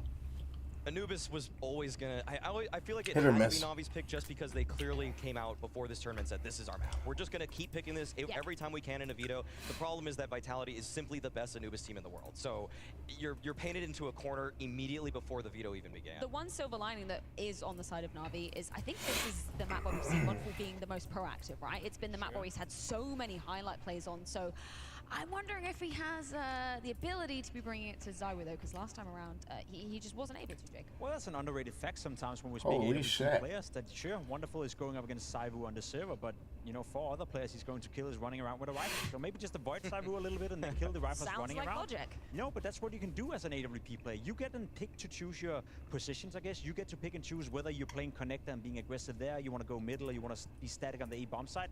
We praised Wonderful for being proactive. We praised Wonderful for being, you know, a little bit more stepping outside of his normal comfort zone. So now is the game to do that. See if you can not necessarily avoid Zywoo, but play to your own strengths. Go wherever you feel comfortable, and if Zywoo is running into your Crosshair, then kill him. There is one, I think, glaring weak point when it comes to Vitality on Anubis. It's one of the very more complicated maps of Flamesy. That just is a fact. There are still inconsistencies within the map pool in terms of quality of game and a performance it's out there. And and it's going to happen, when Flamesy is left on an island, because that's part of being that A anchors, there's going to be rounds where, little buddy, we're not going to give you anything. Like, we have our setup over here, you have a couple of 1.16 rating. to craft your way out of these situations. I've seen him fail in these moments. When he gets activated, sometimes he's going to have Zywoo by his side with an AWP setup, that's fine. People are going to flash him into A main to be active, that's fine. But keep an eye on when he's alone there, left to his own demise, because that can be complicated. Well, of course, we did have some questions about Na'Vi Na'Vi and where whoop they would be Vitality going in within that this sense, veto. So but we've got some then words I'm from assuming we Alexi take to say out exactly Inferno. why they picked into Anubis. That's probably why. And in terms of good signs, Anubis So- has been a solid map for you guys, but you picked it again against Where is Vitality. and I don't Vitality understand the has a reason why, regular. because they look very Okay, deadly on it, and so last that time makes it sense. wasn't great for you guys. Yeah, it's true. Last time it wasn't great, but it wasn't great on any of the maps, to be honest. They were just a better team, so I don't think our map pick decided that. It was just the way we played and the way they outplayed us. Na'Vi's just a really to be good honest, Anubis team here. some people might think, why do we pick it? Why not? Yesterday we had, I think, 3 match points. Could have easily went our way. And it's just the fact that we have drilled the map a lot in this tournament, so it's obviously, I think, in a way easier to play because you are trying to fix all the small details and you have a lot of repetitions. And if you pick now something completely else you didn't play for a while now, it's really hard to practice from here with the high ping. Cracked the back. So we just went with the That was comfort, nice. and I really think that we can bring it But on this to is players, what yes. was kind of part of the whole Na'Vi expansion project, not just going international, but also, hey, simple as out the lineup. Let's really start to change and explore our other picks. You know, we don't have to just keep going for those same bands. Be in this semi-final. Just the fact they beat G2 in the fashion they did by taking down But G2's that map was and winning always part of Na'Vi's lineup, or like plan. They always were talking about how they were going to be a 7-team or a 7-map team. I think same thing with FaZe. FaZe was also talking about how they were a 7-map team, but they weren't really. I think it's all bullshit, but like you still practice certain set maps. You have your priority maps, the maps that you want to focus more on repetition and just like baseline fixes. absolute ferocity showcased by Wonderful and I don't know what else throughout Navi can this take. tournament have been nothing short of a spectacle of Loud. world-class CS.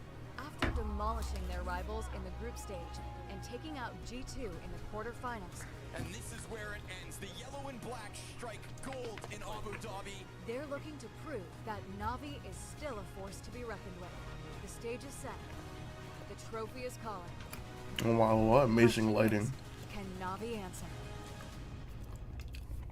Like here, you can tell the difference. But that other one, that other shot where it's all just one-on-ones, the lighting that they had, the strobe lighting, made it so nice. Made all the skin tone so nice and warm compared, or like not warm, but a nicer temperature in line with the background. Bit, the headshot machine. Wonderful, the whirlwind. Alexi B, the leader who can handle it all. Ema, the one who is finding his form. JL, the reliable and charismatic one. This is Navi!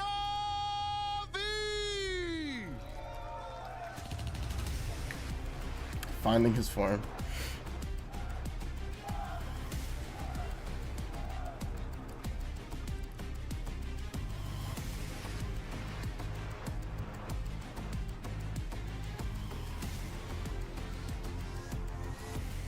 And then they're just standing by the side.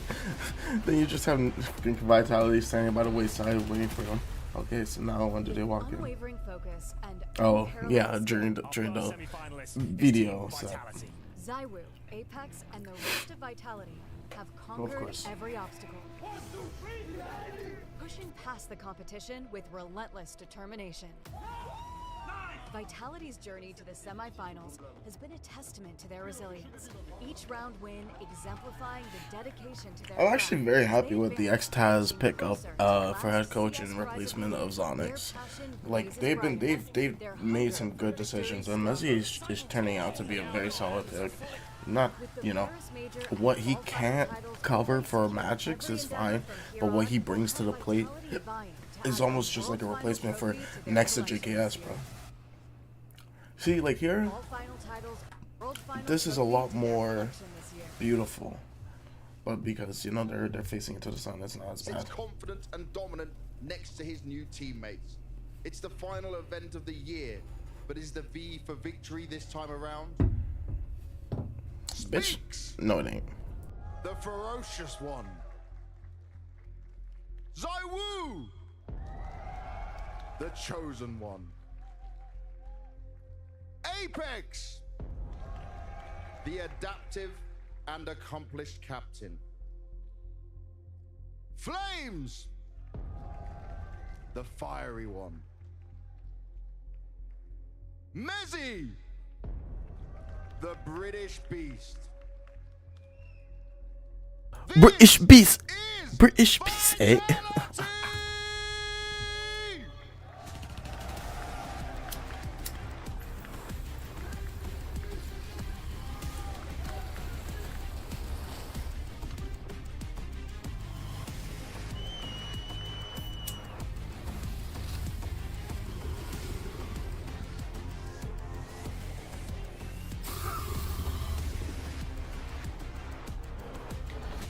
No mute.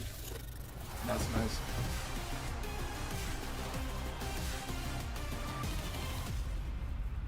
Vitality versus Navi. Not the first time these two teams have gone toe-to-toe at this very event, but this is the series that truly means it all. This is what separates Vitality from potentially making it to another grand final and getting 2 consecutive back-to-back trophies. For Navi, it's a story of really not even expecting them to make it here. We looked at the road that they had to overcome to make it to this very point. Yeah, I didn't believe. Incredible showing from them thus far, Manchu. It must be extremely refreshing and energizing for Na'Vi to be in that position, to finally get to play in a semi-final stage against Vitality with all eyes on you. You mentioned Vitality, I think. But G2 failed Nico. Stamina, rather, I was going to say endurance. You think about calendar, having deep runs at all of these events, and limit of fatigue. Vitality had to have different lineups, 3 different rosters of the last 12 months, lifting trophies, being in grand finals, being in semi-finals. At what point do they fatigue?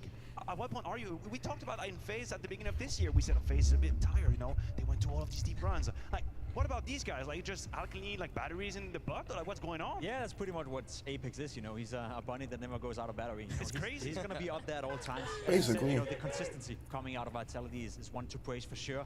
I think it was Apex himself who But I said also that think it's about at the time that you're peaking. FaZe had to peak for a long time, and you saw that CS2 break. They settled down at the end of CSGO. They had this resurgence of energy coming into CS2, and the grind was a lot more worth it in their perspective, which made every tournament more, took a lot more edge off, because it wasn't about winning every tournament. It was just about building something. And obviously, you know, the team wasn't really, they had the plan, but for CS2 the plan is set so far that the direction team currently is so unknown.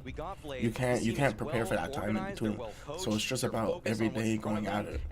So Vitality, they are the favorites in this one. It's There's no tiring, doubt about it, but but we already have to celebrate the fact that Na'Vi drop in CSGO into CS2 where they've been able to just pick it up. Who's to say it's not to happen again? That's just because of the resurgence and motivation. Same thing here. They're now peaking at the right time because of the motivation. Well, I think they're peaking just because. And I think for Ime and his trajectory, you know, it's hard to say that they're. It's not hard to say that they're peaking, but it's like in that switch over from CS:GO to CS2, you saw a bit of a drop off in the performance. You could call them like out, but you know, I think every team was just kind of dealing with that adjustment period because not every team was able to focus on this game 24/7. So some teams were facing like some tier 2 teams, tier 1 teams were doing tournaments in CS2. Teams were practicing, like top tier 1 teams were only practicing in CSGO, and players were doing whatever they wanted after, you know. But it was only CSGO practice. But now it's a different period. Everybody has that just period. Valve has been updating the game relatively constantly, so people are a lot more comfortable with how it is now than when it just released. And you know, give it like a full year time. We're gonna see it in a really great state. And I think competition will also be. There'll be a motivation for stronger competition. But I think that comes with the 2025 change.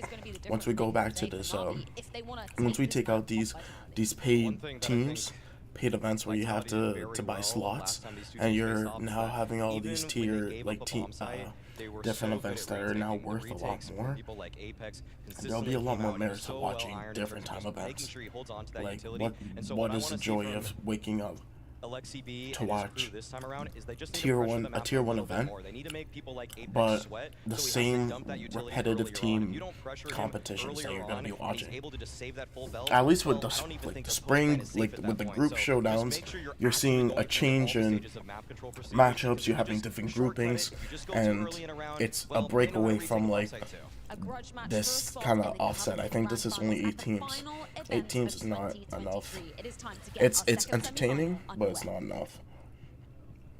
Thank you, Desk, for your points. Excellent analysis, as always. Yes, that's right. Second semifinal set to begin here in Abu Dhabi. The second to last match of the Tier 1 circuit. The year's not over, right? FaZe, they held up their half of the bargain. They've secured those grand finals, and now it's up to Vitality to push back Alexi B and co. again. at where he always falls, right? We have seen Alexi B lead 3 different rosters to top 4 at Blast events in the last 2 years. He did it with G2, he did it with Ninjas, and now he's done it again with Na'Vi as the longest standing roster at this event. He can do it, but can he break through? Can Alexi go further? Can Vitality stand the test in this second semi-final? Time to find out. Yes, time will tell. And as we know, it's very fortunate for Vitality to get Anubis here, but it doesn't mean that Na'Vi can't win. They are picking into their strength as well. 4A? Crazy. Over the shadow of the fact that this map doesn't get banned out. They're able to play it at the very minimum. I like this 2-1-2. Alexi masterclass here. And a lot of wonderful support. You know what I'm saying? Passive hold on JL's part. Trio between wonderful And getting himself set up for the rotate into camera. Nice and wonderful pick. Big scalp to get as Zywoo hits the dirt, and all that's here for the T side is Oh wow, and that smoke holds off them for a minute. Beretta's down with nothing. JL's trying to shave a second, but it's tight. You've got 2 defenders stuck behind this. Oh man, and the so, snap call. Yeah, Apex follows through, man advantage to the T. Bursting the smoke like that, I think completely caught him off guard. Like, they were thinking it's gonna get respected, they're gonna go back in default. It's a team that knows how to play an advantage and to chill when they're at a disadvantage. But okay, Imma trying to come in here. Alexi B and him have to make up for the fact they lost this site. The search is on, and heads are being spotted. The shots, you can see them a little Oh squeezed. no. It's 3 instant headshots from Alexi and Emet. Just like that, you let them get close, and they're gonna hit you hard. Hey, that was a big call for them to come through the smoke, Yeah.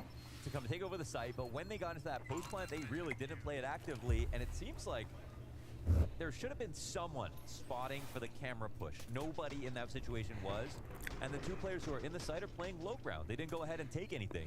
So once you get to this point, I mean, of course you're going to get caught off guard. You can see they're pre-aiming camera. No one was spotting it for them. That's very fortunate for Na'Vi, but at the same time, you would have expected them to win after the first kill in the smoke. That was a really nice setup tactic for the round. So we might frame this as it would be a huge upset if Na'Vi can win Anubis. But we can also frame this as Vitality have their work cut out for them to keep their Anubis streak alive. Most certainly so, and I think that point Maui made just towards the end of the analysis where we're talking about the retakes from Vitality, right? Losing bomb sites when they're on defense isn't the end of the world. Well, Na'Vi's coming out with one in the pistol to just show them they're not the only ones who can piece together these late rounds. And to do it off man disadvantage in the first, good. They tap into Alexi's fragging ability. You know, Wonderful has played 7 big events on LAN in his career. He has never had less than a 1.05 rating, and those were his oldest when he was just getting into it with Spirit. This is a player who has the biggest shoes to potentially fill. We'll see if he can do it under pressure. He's a one and done here towards the B site. It's a dark squeeze. Ooh, good molly setup. Nice. Mezzi's burned out. Zywoo turns back around. And Mezzi actually dying, of course, on the approach. Just doesn't matter. There's no pressure until JL shows up. But, I mean, he catches Apex trying to cross back. We'll go 2v2 That was a here. good Alexi B hold. Unfortunate that they were just aggressive by the time that they pushed up and they were able to just dry walk up so far, but damn. So long, in fact, that JL can't wait any longer. He goes for the peak before Bit arrives. Was the best place for Bit to come from? Should he have just tried to continue later? It's hard to say. He only had an MP9. Couldn't approach Zywoo, so Zywoo wins the round. As Vitality walking into the B site after losing the opening round, making it look just as easy as the pistol. That's really impressive. And that's worrying a little bit, obviously, if you're Na'Vi. You kind of hope for a very simple exec on a round like this, just to stop them and try to melt them down. But, of course, we are talking about a bomb plant in the first. And that's a mood recovery here for Vitality as they take the second round. It's Wonderful playing quite an exposed position. Back sight in the open versus a wide open long door. Yes, it's true. And they both were happy to take those duels. So if you're going to sign up for that, then you've got to grab them. So, already to switch up. Now we're going to a 3-2. Wow, 3-2 mid commit. Oh, but it is low util. If Vitality go too slowly, Pistol by. You don't oftentimes see good amount of util actually. Triple smoke, double molly used up one right now. Na'Vi have done and survived in this tournament so far, which has been so impressive. But still, those mistakes are not going to fly. I hope they realize there's a bit of the stack going on here. Oh, this is going to be fun. Just like when Jane leads a team. Oh, no kills from that. I mean, you caught them blind, and no frag comes out from Navi on the push. It's an open door to Flames, the pressure dark. He's got a couple players behind him, but he's also got support with ZywOo, so... Wow, that just deconstructed itself so fast. Flashbang was great, but the pistols off the mark. That was a good opportunity for Navi there, but it just did not turn out. But that's... Yeah, obviously right there. It's just hard because you have one person that's blind in that situation, the other one that's fighting you at the same time, so you allow the blind person to just be for a moment while you take on that one duel. Down here, Vitality, as they take another round, and it's but they did not get those kills. The fact that they didn't even get one kill is just like a little bit out of their depth to be able to scare Vitality. Good timing on Bit though. At the end of this round, at least they get one kill. Really been excited for Bit. I think he's really been performing to a high level. Step up the way he did yesterday versus Nico, because the entire conversation was about welcoming Nico to CS2 with his outer nuke play. Yeah, in map 2. But no, Bit has been highly impactful, especially during this weird era for Navi, Simple leaving. But he's just been that 1-2 punch that has stayed with Simple throughout that early Navi stage. I'm not sure when he was picked up. I started watching early 2022 or end of 2022. So basically just this 1 year that I've been watching, and he's been around. So he's been pretty good throughout the season. He's been under fire a ton this year, even though he got really thrown to the wolves. I mean, yeah, he had to play with Simple. He had to play on a top team, completely out of his environment, not having all the space. But he's been able to just maintain, and it's come together now. It's developed. Seen the growth and development. He is looking much better than he did back at groups a few months ago. Yeah, like I mean, they literally took the words from me. I don't have a good way to portray what I'm trying to say, but they did. So thank you, Longer Since Scrawny. Wondering, like, what else can he have to offer? If he's not going to have the same roles, if he's not going to have the same impact, then what does he really bring to the table that somebody else might not? But we've given him a lot of time. Feels like the Navi system has as well, right? Just the fact that we are here in Abu Dhabi at the end of the year, and this is the longest standing roster, right? And that's just because, yes, we have small pieces changing all across the board, but, you know, this Navi team could have pulled the plug on something sooner. Could have, and there's people who would not have bat an eye at that changing out a piece or two. I think we were getting to the point where, you know, Blade's track record was getting called into question a little bit, right? We tried on MPL, Emma wasn't looking good at first.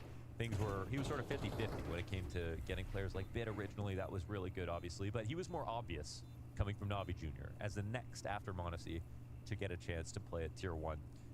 But now with this group of guys, I mean, he also picked Alexi, and I definitely want to point out that so far, this event is the best event that he's called at this year, 100%, from my perspective, watching these rounds.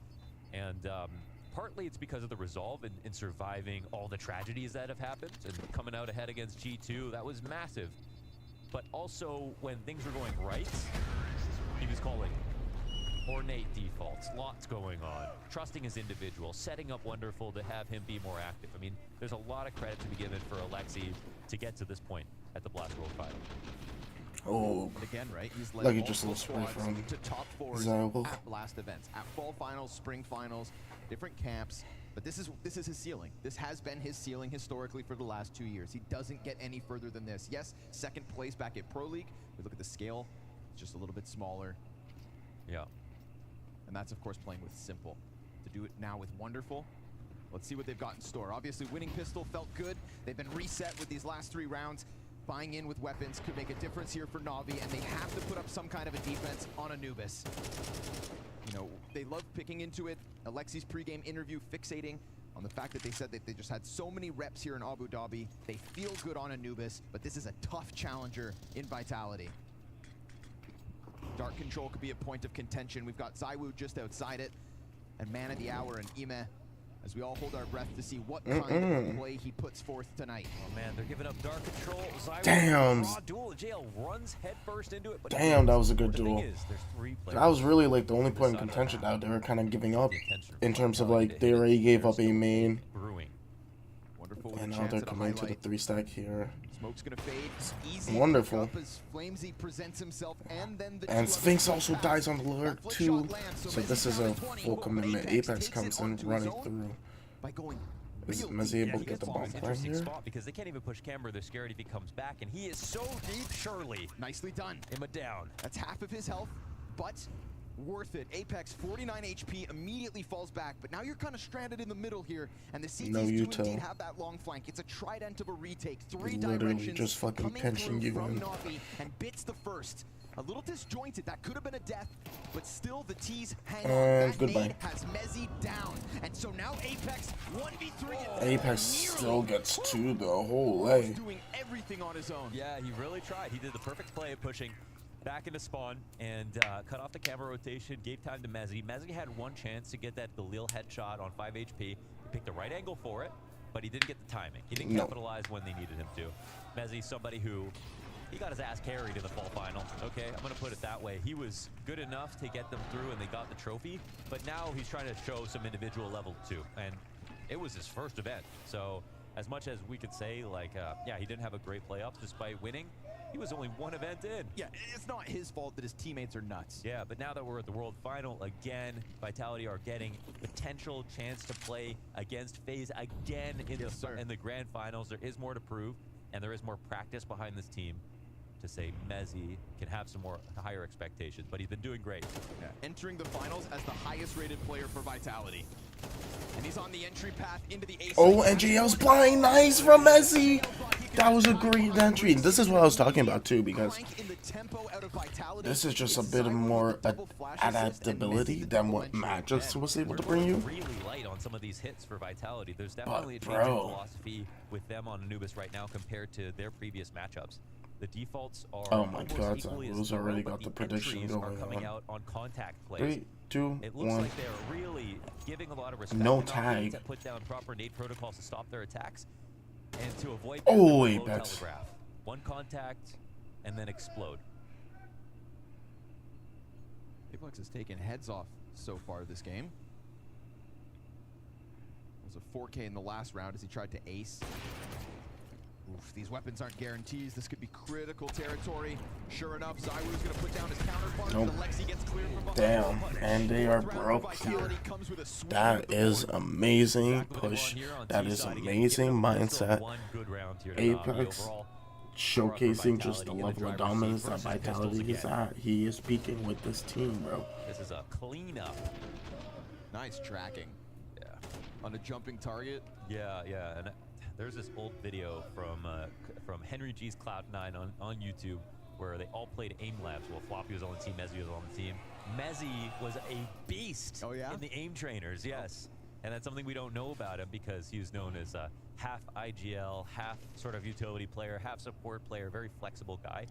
But some know him for his aim. Hey man, we talk about the greatest scouts of Counter-Strike talent in all of the world. Blade being up there, but nobody ever talks about Henry G and his contributions. Way ahead of his time. Found the best player that UK. Yeah, it's just the fact that he spent $4 million on that team.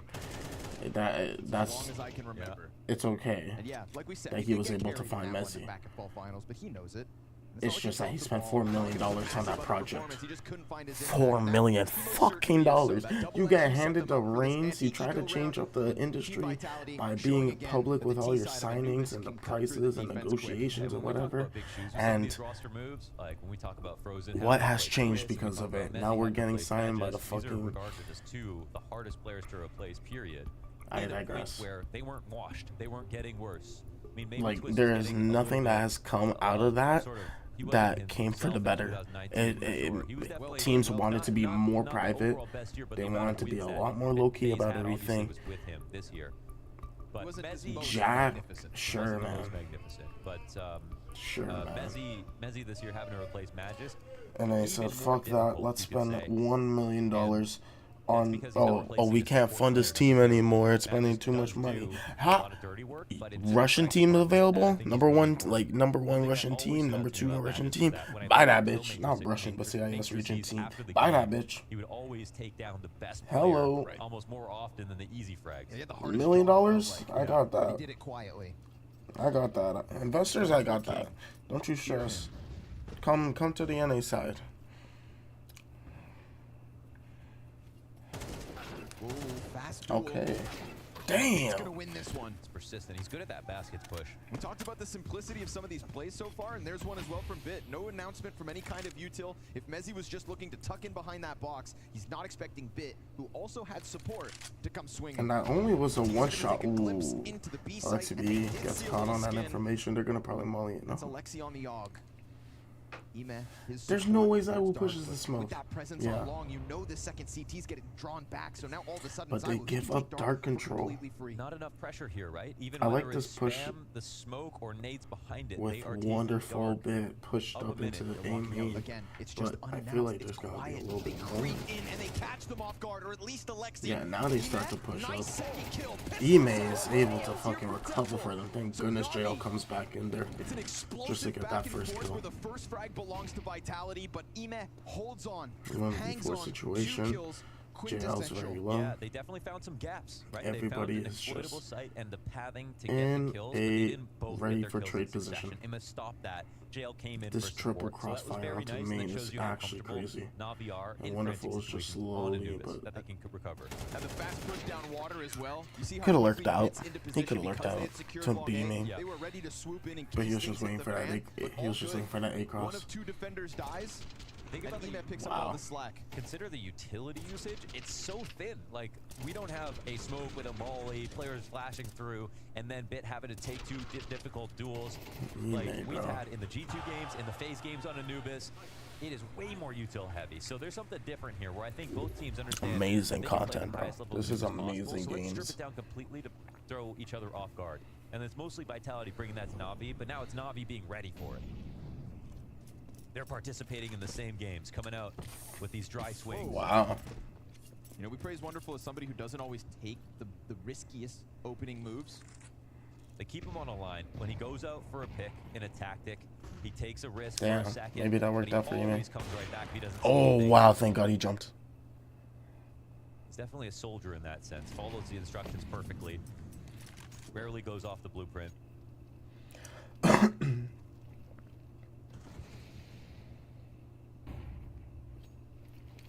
mean, they say he doesn't want to be compared to Simple, and that is one very contrasting element of play. Definitely, he isn't the same player, and he's right about that. It's just that same sensitivity replacing Simple on his team. Of course, it's just too many. And now they just start to walk out slowly. But, you know, and I think in the most honest sense, Simple's probably. What does Sphinx Fable do? I think at this point you should start taking dark control. Yes, he has a different But no, they're just gonna fully commit here.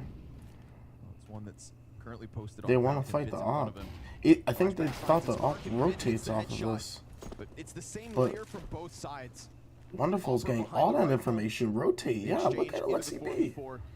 And the B side doesn't make a move off this. Alexi, in fact, just starts to what a come good off angle falls on JL. How does he and want timing. To Oh, baby. All of a sudden, Vitality are very much announcing themselves with the util, and ZywOo finding a oh. This time, in contrast, can't track Apex, but Wonderful gets in fast. And Alexi smoked off. And I think this is kind of round. This is game round. Apex has the cover. They're watching it. Oh, Wonderful finds the headshot. And Flamesy, it's minimal cover. When that smoke comes up, then all of a sudden, Alexi is back in this mix. Flamesy and Spinks looking to combine, and they hold off one side, but Spinks is now known deep with the nade at his feet, down to 27. A single shot could take it. Wonderful wants to get on top of the bomb, and the tap, it elicits the peak ever so slightly. Spinks falls back, time on his side. Vitality 6. Oh, he won't blow a clutch, Willie. Nice try from Wonderful right there. Did everything to get out of dark and be the only player to maybe make that possible. That was another risky situation inside the site. The 1-for-1 trade on the extremity first to kick things off, and the Vitality actually quickly organized. I wouldn't see that. Map, but it's only at 20 seconds. So this is a moment where we're wondering where the utility is for Na'Vi. They are never keeping main smoked. They never have a late molly for dark. Why is it that Vitality can simply come in whenever they want? It's like the door is completely off the hinges right now on this side of the map. Speak about it, and then they only keep 3 smokes on them. And they have to make a commitment. They do for the deep mid smoke here. Well, that was Vitality who smoked off.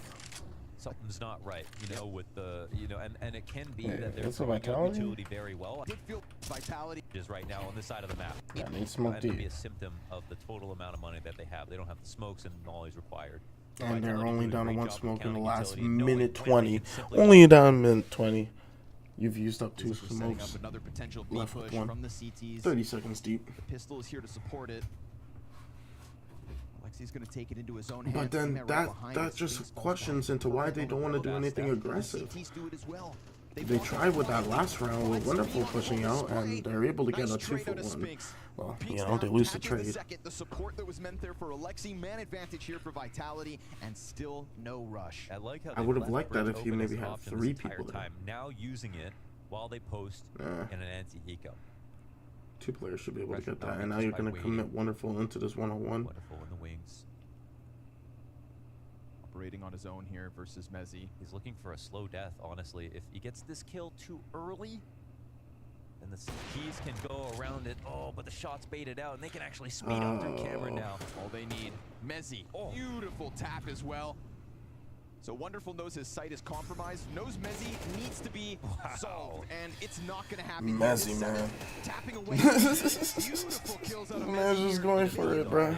There's an entire pack of T's running down middle, going for the bomb. That's crazy. They have a 3 mid commitment, bro.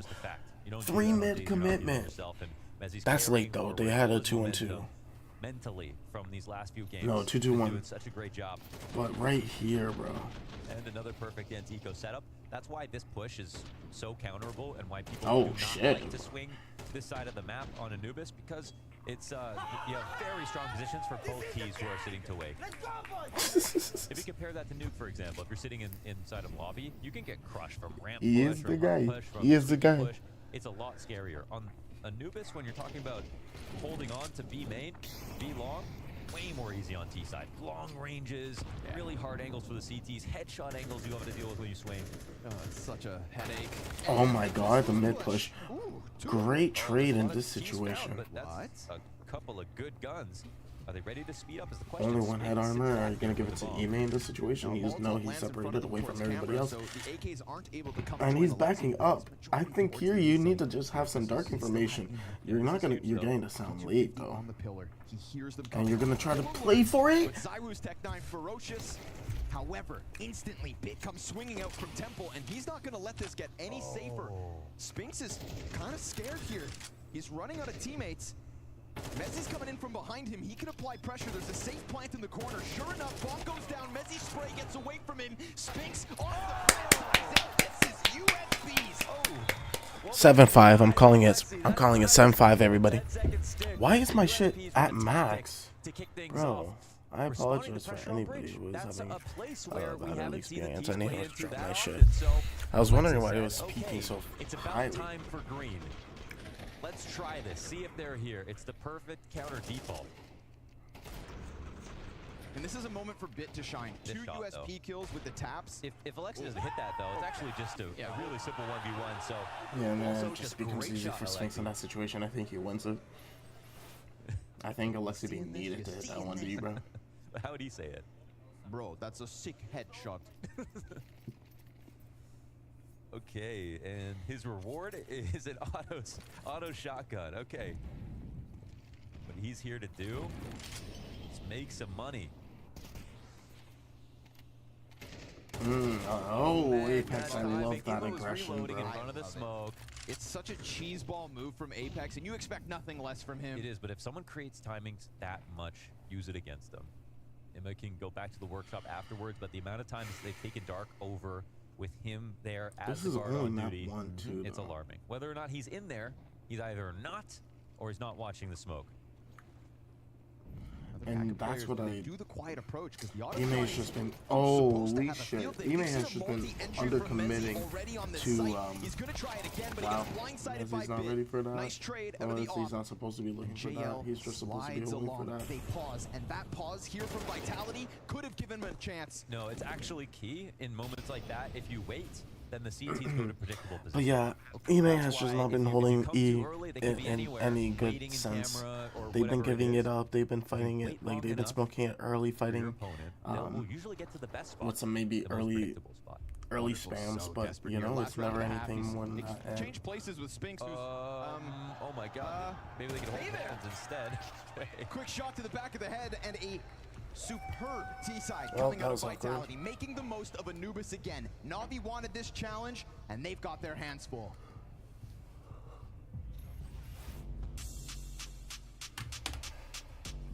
That was very awkward, but Hey guys, it's Alexi B and wonderful. Man. Here. G2 team. Well, man. Phase here, it's Mouse. Team right here, and today we're looking at some CS Money e-cosplay entries. I'm actually really bad with skins. Yeah, like really bad. It's black?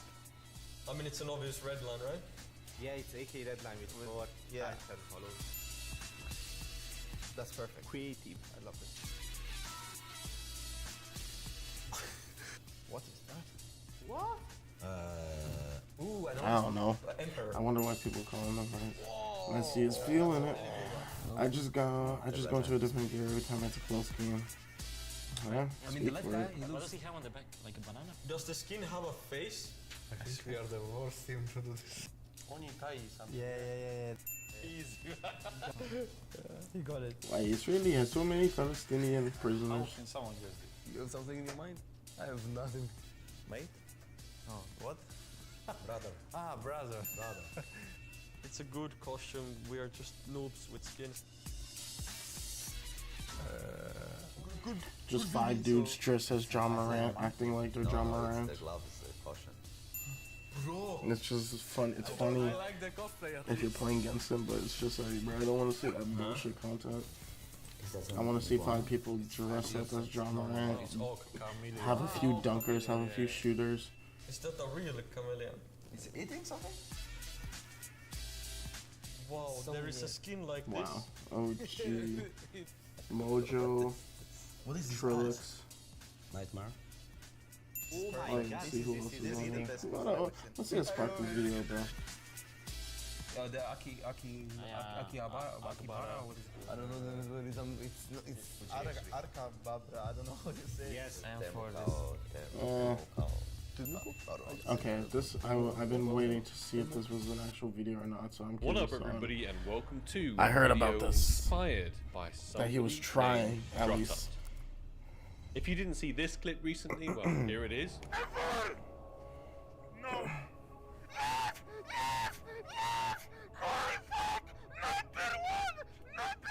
Yes, that is Drutut hitting the #1 float knight in existence, which would be perfect for my #1 Dragon Lore contract, boosting the odds from 10% to a 20%. As soon as he hit it, I contacted him, told him I paid $8,000 for the last one, and he said he was happy to take that price and for me to buy this one off him as well. He even went so far as to put a little name tag on it, Sparkles Filler. However, I hit him up recently and I was like, so what about that night? What's going on with it? Send it over. And he was like, it's already tradable, but I was in talks with 2 other guys about it, and some Brazilian streamer is now bidding 17,000 on it. Crazy. I kind of straight up refuse to pay that much overpay. Why would you? I consider. I heard about the situation, as he goes for those entries as but well. so I heard that he was hiding away. He was hiding away some craps that he was doing, so he was making like low flow, like mill grade spec, mill grade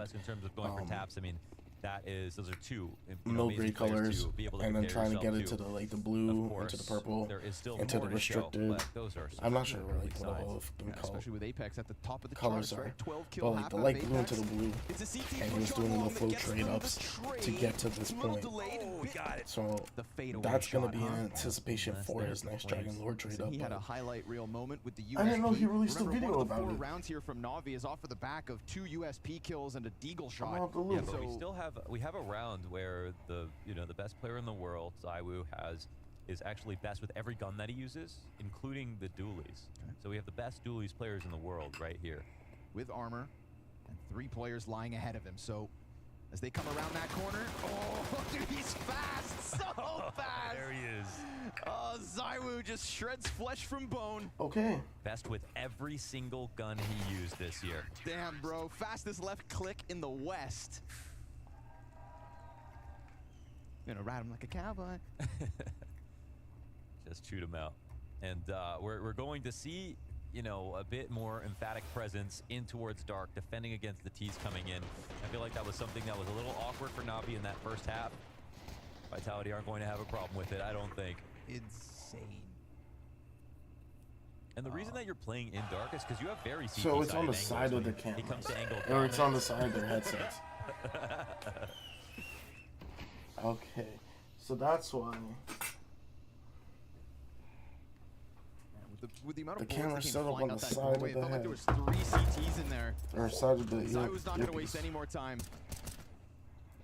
Straight to canceling out Alexi. This is obviously a save out of Na'Vi. They're going to have very few gun rounds to even get this half going with. Yeah, for sure.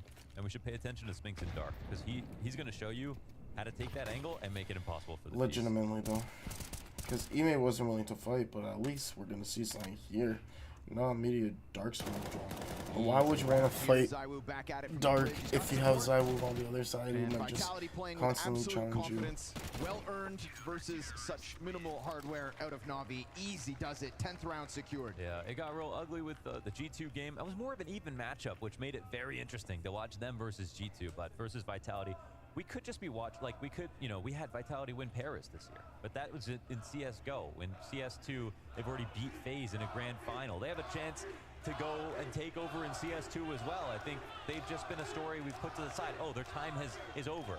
I think everybody wants to just see this Na'Vi team do well, bro. I think some of us really believe they can. Well, it was just how quickly they had their first struggles at IEM Sydney. And again, because of roster changes, we know this, but still, FaZe hit the ground running. FaZe lifted trophies faster than anybody else. Wow. But a challenger has stepped forth in the most recent months, and number 2 ranked in the world Vitality already has a chip against FaZe. It feels like all roads lead to FaZe versus Vitality as the last match of 2023. But again, they have to hold up their half of the bargain. So far, it's been fantastic. Guns for Na'Vi now. Poor JL, down to 23. And they're going to creep closer to that site. We're going lots of utility here. Galil's and utility, name of the game. JL on the brink of death at the moment. Wow. The amount of health he has left over, but they've used a lot of HEs.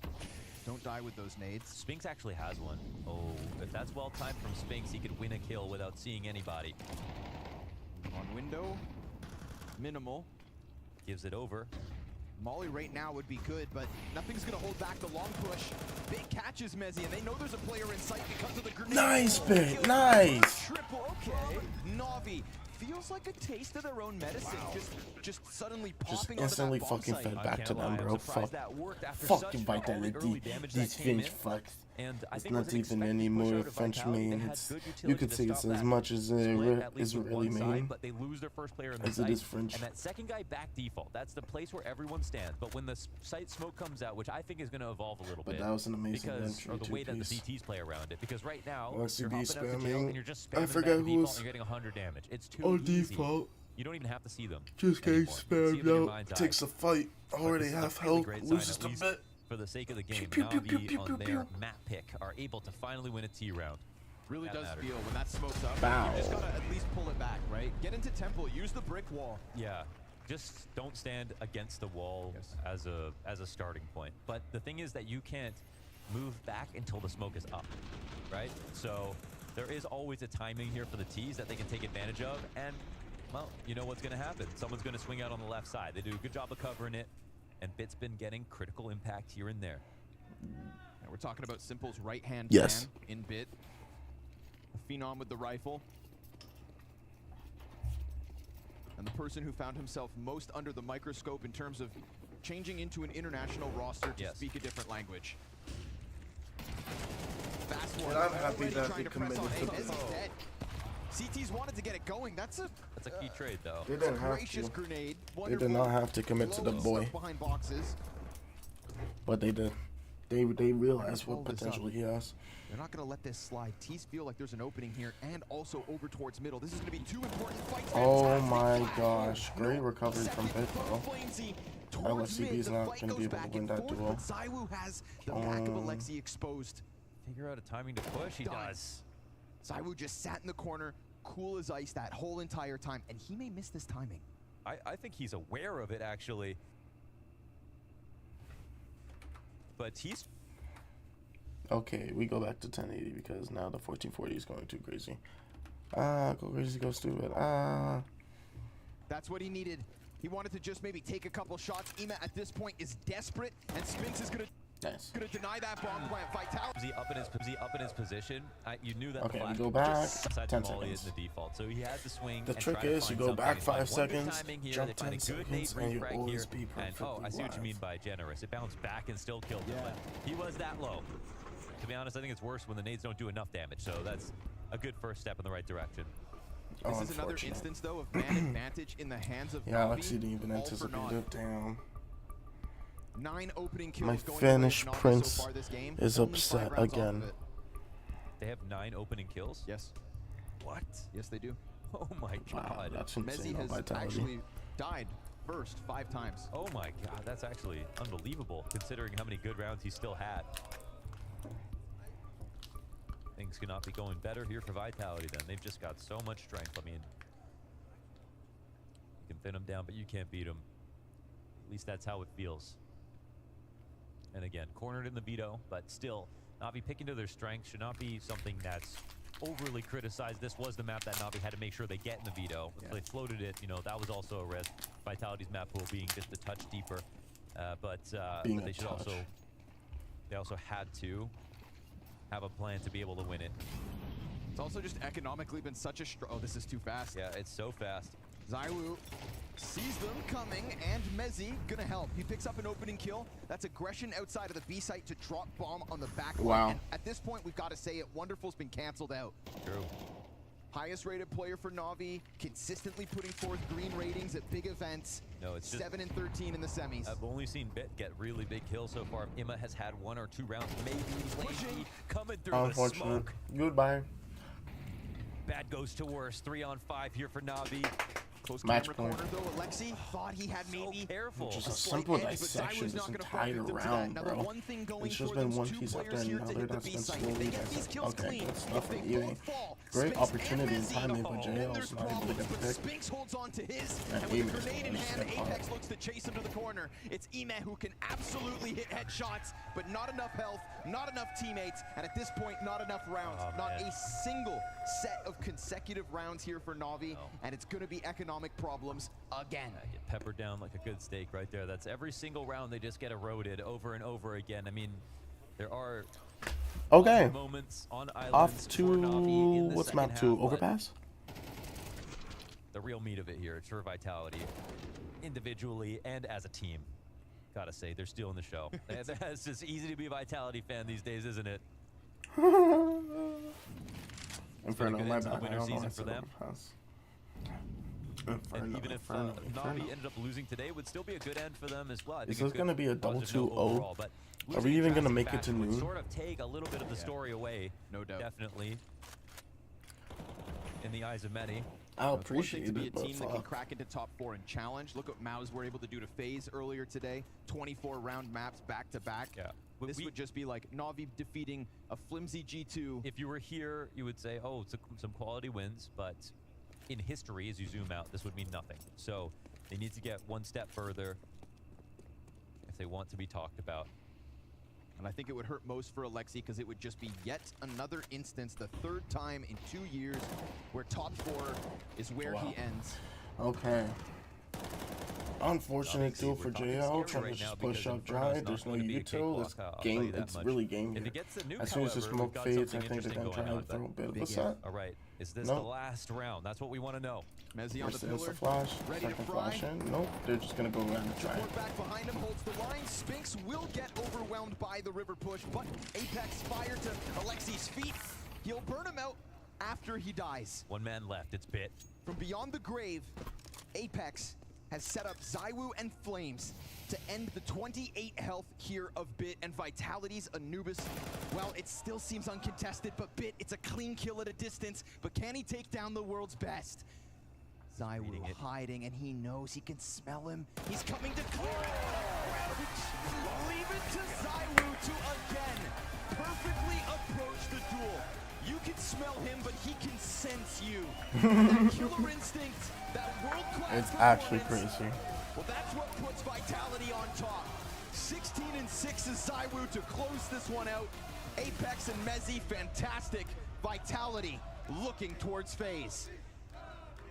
Anubis once again picked by Na'Vi and once again stolen at the hands of Vitality. An even more commanding scoreline than last time these two teams faced off. That was a statement victory, Matthew, to be starting off this semi-final series. It could not be more clear a victory if you're in the Vitality. Okay, I think that ridiculous. I know I'm used to we're gonna get caught for a thousands minute. and thousands on CS skins. What was that? 13-5? Absolutely not to be messed with. And I feel like we did a good job setting up Is that some how of the many conditions. rounds they had?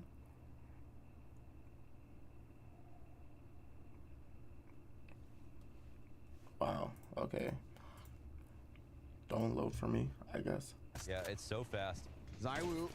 Yeah, 13-5. No, it's Here, obviously being ZywOo on the server once again. Yeah. Apex once again. Apex having a fantastic showing, and as you said, Messi at certain moments in the game he found a lot of impact.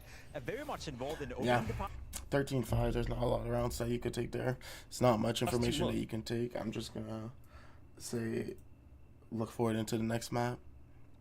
Do what you can. So I told him I was. There were some highlights, because he's a fan and he but enjoys ultimately the, content the and really players wants just to see were the #1 Dragonlord not video, able he to let me get in anything with going, his little and that's where method it kind of begins. making a 20% at the #1 night. He crafted it from the bottom all the way up. Firstly, we'd have the industrial layer, which didn't need to be particularly good floats, and they could give us a 15% shot at either the Dark Age or the Chainmail, making it overall a 30% for something from the Cobblestone collection that we could use. As soon as we hit 2 of those mil specs, we could then go for this contract, a 16% at a chalice in incredibly low 4-0 float that would be usable to craft that knight that we need to boost our odds to a 20% in the #1 Dragonlord trainer.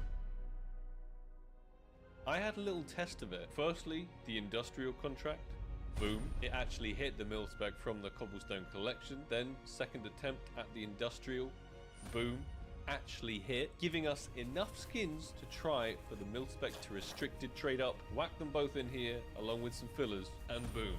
16% at a stupidly low float chalice. In fact, I had a little check. It's the 3rd best chalice in the whole world. I know I got very lucky hitting 3 very low odd contracts back to back to back to make this happen, but that inspired something within me, and I thought, this is possible. Let's go for another night ourselves. Who cares that Drutta is going to sell his #1 to somebody else? In fact, we can probably be his #1. So I think you already know how this video is going to go. Well, I thought I knew how it was going to go, but we'll be right back. First, industrial contract. Let's do this, working our way from the bottom floor all the way to the top. Cobblestone collection. Ooh, that wasn't good enough. We're gonna need to see another cobblestone collection.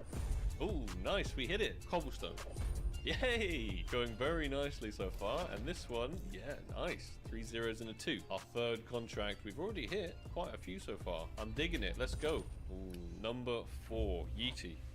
How long are we going to be good luck, having to pretty wait? please. We got this, right? 10 Let's minutes? give it a countdown. Alright. 3, 2, 1. Cobblestone.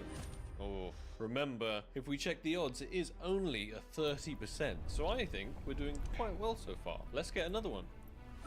Oh, open and rubble. Another 30% coming up. This time we're actually using sawn off rust coats. They're still industrials from the cobblestone, so it doesn't really matter. 30%. Ooh, we're gonna need to see a few more mil specs from the cobblestone. Something in me says the Mag 7 Silvers just hit more than anything else in the cobblestone collection in the industrial range. I don't know why. Let's put that to the test. See? Weird. Mag 7 Silvers, show me that magic. Oh, it's time to keep them coming. 30%? Mag 7 Silvers, they're unstoppable. We've created quite a lot of mil specs so far from the cobblestone, which is really great news. Actually, I wonder how much this total investment is, because I've tried to think about doing this, but they're expensive, bro. So I think we just got one more industrial. They're expensive to just get the fillers. The cobblestone. Final industrial, one more mil spec would be nice. Lego.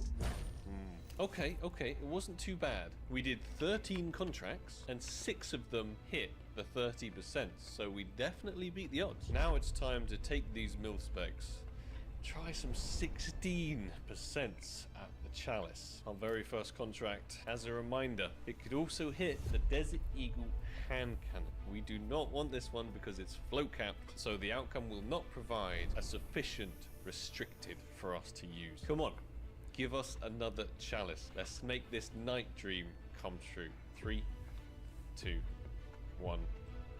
Chalice. Oh.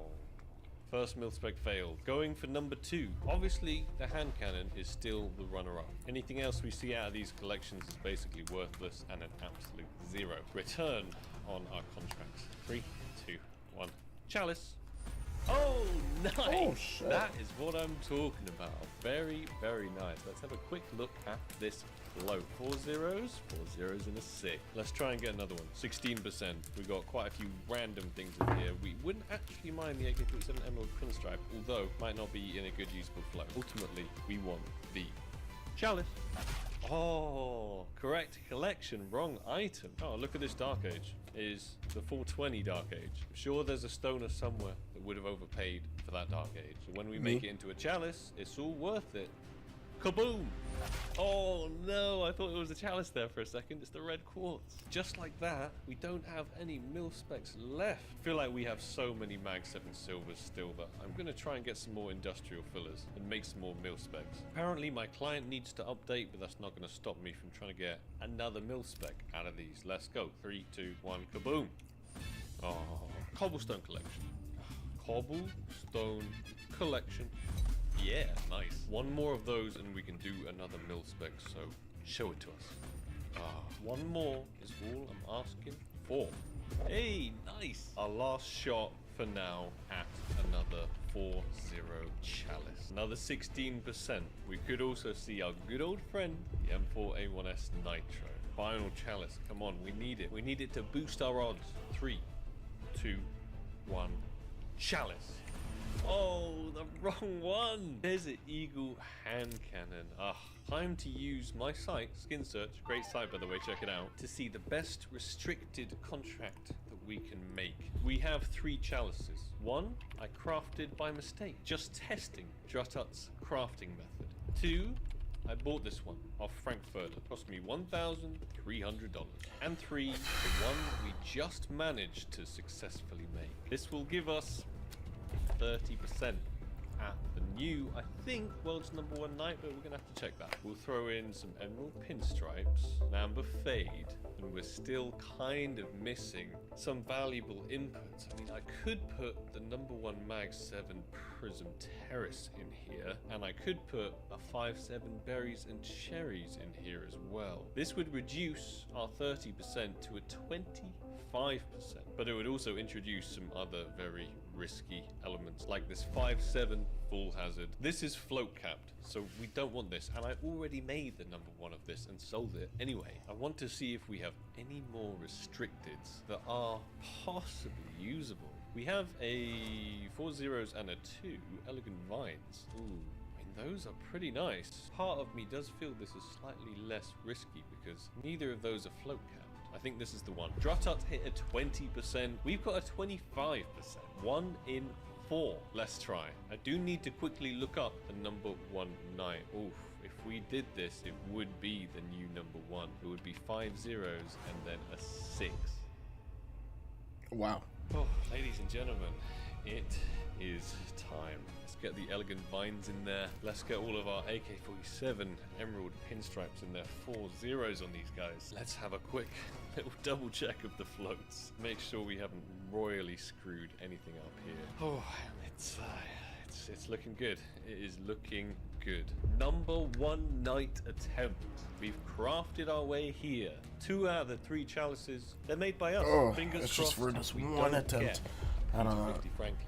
We don't get an R8 Amber Fade. Hopefully, we do not get Target Acquired or the Blue Phosphor. Really, that's the runner-up, I'd say, Blue Phosphor. Hopefully, we don't hit anything from the Mirage collection, although it might possibly be a new number 1. I need to check if we hit it. But ultimately, this is what we're here for. The number 1 night. Drotut taught us This is kinda method. crazy, though. Let's steal it from him and try and beat what he's already done. 25%. Let's try this. Number 1 night in the entire world, ladies and gentlemen. Let's count it down. 3, 2. 2. Oh, he's gonna take his time with it, eh? Uno. Number 1 night. I don't think he got it. Oh! Oh no! Oh. Bank! Honestly, I don't think it's really hard to craft the night. Just time consuming. Well, it is. It is hard, Jota. I couldn't hit a 25% when you hit 20%. Maybe, I don't know if we try this again or not. I might just have to roll with the 10% for the Dragon Lore. This one's expensive and it's pretty gutting when it doesn't work. Thank you all so much for watching. If you're enjoying watching my journey to try and craft the number 1 Dragon Lore in existence for the final time ever, to be honest. I've said this so many times that I'm not doing it again. I'm really not doing it again this time. This will be the last. It's been a long journey, but we're getting there. We're getting to the end. Slap that like button if I've got your...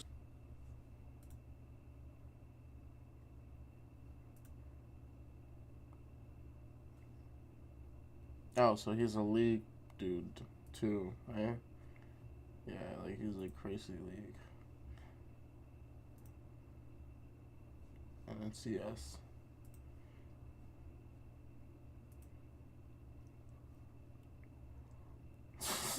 My God, with Dante's. Oh, no, that one's rough. Last time it was Overpass, this time it's going to be falling down to Inferno. And Maui, we know that Vitality are going to be starting on the CT side. Na'Vi chose to start on the T side. So if you're Na'Vi, what are you potentially looking at coming from this Vitality defense? There's 2 game plans that seem like they can be effective versus Vitality. But yesterday, one of those game plans did not work out for Cloud9.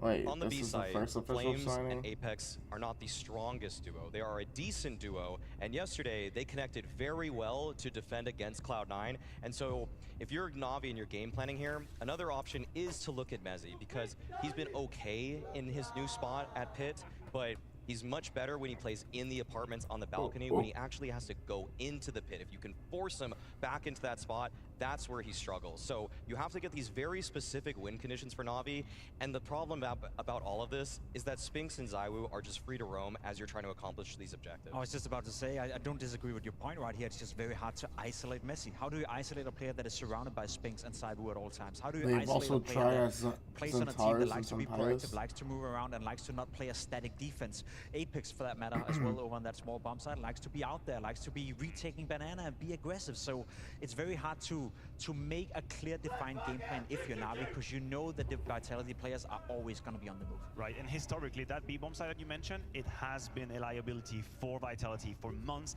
and different rosters even. And there's been really an improvement that's twofold for Vitality. One, I feel like the protocols, when they're being aggressive, are much more optimized than before. It's not just Apex sending to death. I feel like they've done a whole lot of legwork in improving, upgrading the nets that they use. That's step 1. Step 2 is the movement within the rounds when they cannot be aggressive, because that's a puzzle that's not a lot of teams have solved on Inferno. How do you actually play a mid-round 5v5? It's very hard to handle on the CT side.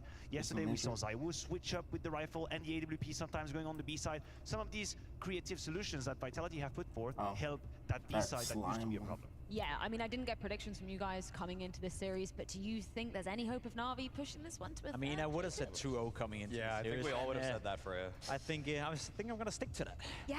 Yeah, I'm cool with the floppeting 2-0. from you. Simple Hindsight is 2-0. always 20/20. There's It's not very really easy much that you decision. can take I'm from the cool with series. the 2-0. I'm fine with that. Well, it's sounding like we're going to see Vitality heading to yet another grand final. But At least Inferno not from does that one. lay I'm in front of hoping them. a lot Obviously, more their from map that pick coming too. into this series. So Launders, Scrawny, are we going to a third? Listen, Freya, I think that one falls into the hands of Na'Vi, but they sure as hell have to give us a better performance than what we got back on Anubis. And I'm willing to give them, you know, a bit of a break in terms of the economic game, right? Constantly reset throughout that map.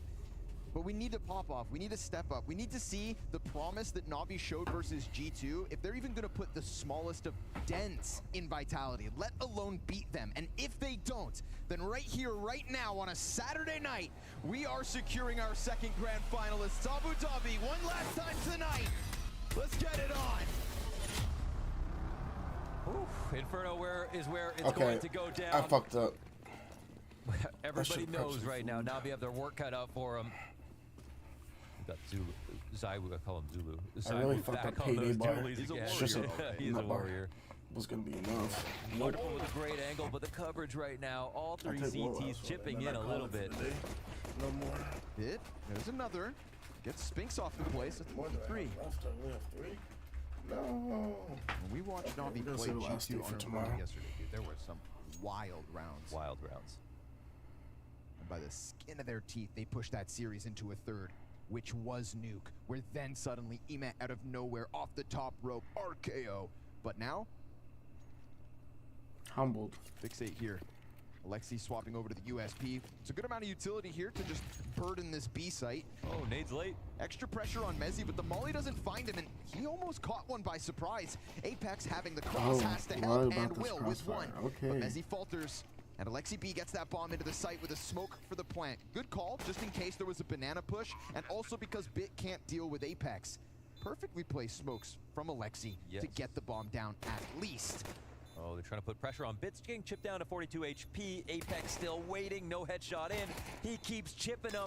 Ooh, they're chasing, and Zaiwu, he's gonna tap the bomb. 10-second stick, Zaiwu's Beretta's come up again, and now they're in the hands of Alexi. Apex on the Yes! Alexi B, the double Let's headshot go, to close it out Alexi. for Na'Vi. Oh, charged it with the hot swap. That was beautiful into the dualies for Zaiwu. We know those are special dualies when Zaiwu buys them. Looks like they're working anyone's hands now. Very nice 1v2. Saves the day here for Alexi with the bomb plan as well, which means, like, you know, no matter what happened, that was good that they broke into the site after how this round started off. Oh wow, what a good game. Give him bonus points, man. He grabbed those dualies out of midair before they even touched the ground. Yeah, that was. What the hell? Yeah, that was that's their Clint Eastwood play of the day. Gave him a spin. Gave Vitality a crack upside the head. Now they're coming into a 3 bracket However, situation. talk about Oh, cracked JL. upside the head. Unfortunate. Saw this back on Anubis. And a I don't think pistol they can round win. win He meant clears nothing it, but they because don't you get started it. to peek and pry into Pistols SMGs. And this is a frantic Alexi B. The bomb has to go back. no. Can't go for this trade. They got to give up B and 2 kills. 5v3 now. But they give up car. So we're gonna go back and dissect it now. I don't know if they can survive another heartbreak. Another reset round. Yeah, what do pistols matter? Happened in the first round of Anubis. God, the Apex Deagle headshots. He's having himself a hell of a series. Just a testament to how good he's gotten, man. They see a sliver of him. Flames drops the smoke. And the T's trying to get him out from Bit! Wow. Nice headshots coming out of him and Ema, the Insane. of Na'Vi. Insane. Reopening the round with the B hit and the plant that comes with it. Now you've got Zaiwu with a smoke, and you've got Mezzi with a smoke, and Spinks as well. So the retake utility here Spinks is could gonna be work able out to come quite up. nicely. Car. But it's a nice angle. I from think he's Ema gonna as be well worried to about just that car keep these CTs hesitation, at but he's bay. gonna be able to pick up a weapon from that. Utility as At well least for an upgrade Na'Vi, off of the so MP9. they can I bounce think they have flash with the here. low there. Players on this, they're gonna smoke the doorway. This could Yeah, just right allow hand. for them to push the cross. I think there was a good low on And Bit's Alexi gonna B. get drawn forward. The round is very much in Na'Vi's hands, but it's going to come down to what they lose on the exits. And as they move towards that MP9, Okay, good Bit will stuff. open an avenue of escape. It's a fadeaway shot from Wonderful. And now he's dead. Yeah, bomb's going to catch him, right? Surely. Oh, maybe he gets away. 39 HP. I still the don't bomb know. is deadly these days. Oh, he survives. He survives. Okay, never mind. That was a close call, but actually disaster averted, and Spinks gets no damage with his MP9. Little snapshot. Wow, this is so nice, you know, from the remaining players of Navi to get into the site after all that goes down again. I feel like JL is the best guy to compete against because every time you kill him with a nice shot like that, it's like he's happy for you. Yeah. He understands that was a beautiful Just one the from fact that Apex. somebody won on Earth just makes JL smile from ear to ear. So Navi will indeed move forward with an easy rebuy. But there are still some dangerous elements of this Vitality round 3. Just the fact with how sharp they've been. Oh, JL's gonna get his revenge real quick. Yeah. That's the T's own molly to slow them down, so they're not able to just completely envelop this bomb site. I see ZywOo with a Kevlar and Deagle, dude. I start to get a little nervous. But he misses. JL will take his second. There is a CT pushing backside. Flamesy, a little bit of damage, but JL, it's a triple kill. I feel like he's feeling better now. From 0-3 to 3-3. And a conversion wide open now for Navi. Yeah, now the bomb goes back to the side of the map. The Spinks was, well, not spotted, but he got a Deagle kill through the smoke.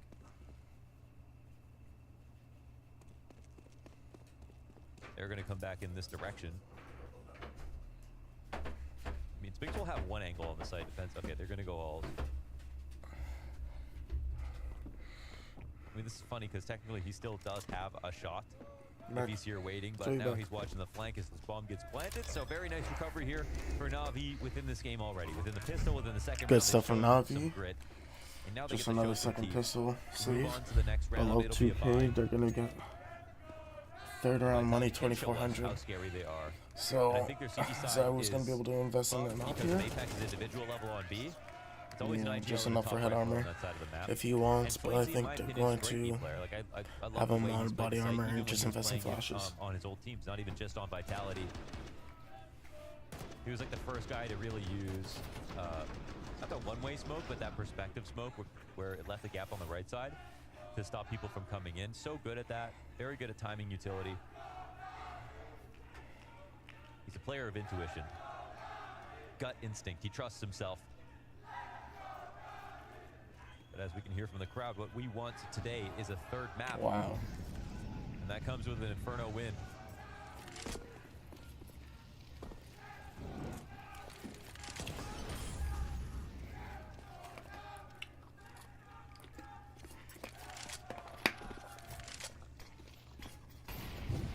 Chance in Abu Dhabi. I'm gonna just let that one cook. I'm gonna enjoy this. Of course, it comes off of the back of an actual back and forth here, so Navi's starting to get a few rounds on the board. They feel a little more alive than they did back on Anubis. He's game on. Find a good time. Oh! Yeah, that's beautiful. Flames is not ready for that. Right ahead of the smoke grenades, and neither is Apex. Wow. Beautiful chance for Navi to just crank that dial, and the timing works out wonderfully. They did not think that Alexi was going to be in front of the car smoke. When it went down, that molly extinguishing as well, they thought, okay, actually, they were setting up a coffin splash maybe for Flames to go and peek it. But Alexi was one step ahead. They're willing to be aggressive. They're willing to be aggressive in chaotic moments. They're willing to go off the strat in a lot of the Navi rounds. And I think that that's something that's also cool from Alexi's perspective as somebody who's been known to have full control of the way that rounds go. He also, even back in the day when he was playing with OG, that was really good, actually, though. That was just kind of unfortunate that Flamesy doesn't get the one there. They kind of line up so that at least he would be able to do a little bit more damage, but you see what kind of damage he was able to do. Apex wasn't able to get anything. That nade was way too deep. Dropped wonderful 9 HP. I think he was the only one that was really affected by that nade. And he's just caught out of time. You know, really good, just unorthodox, not unorthodox timing, but timing in which Vitality wasn't prepared for that push. And I think Navi's defaults have always been superb. Even when Electronic was calling, their defaults were very strong. They didn't win all of the rounds, but the rounds that they did looked so good, so thorough on T side. Feels like Blade has standards. Holy shit. Yeah, that's the energy. And for Xtaz, we never talk about Xtaz, man. I mean, he's a these guys been through it. Yeah. He has had such a rough time coming out of TSM into Vitality. It's a second lease on life. Yeah. That spot is not going to open up unless, you know, Zonic decides to move, and he decided to move. So this is the one team you expect to see Xtaz be able to call for sure, and he immediately gets it. I saw him in the elevator talking to Apex, and I said, isn't it great that you can understand your coach again? Because they were speaking French. Yeah. And what do you say?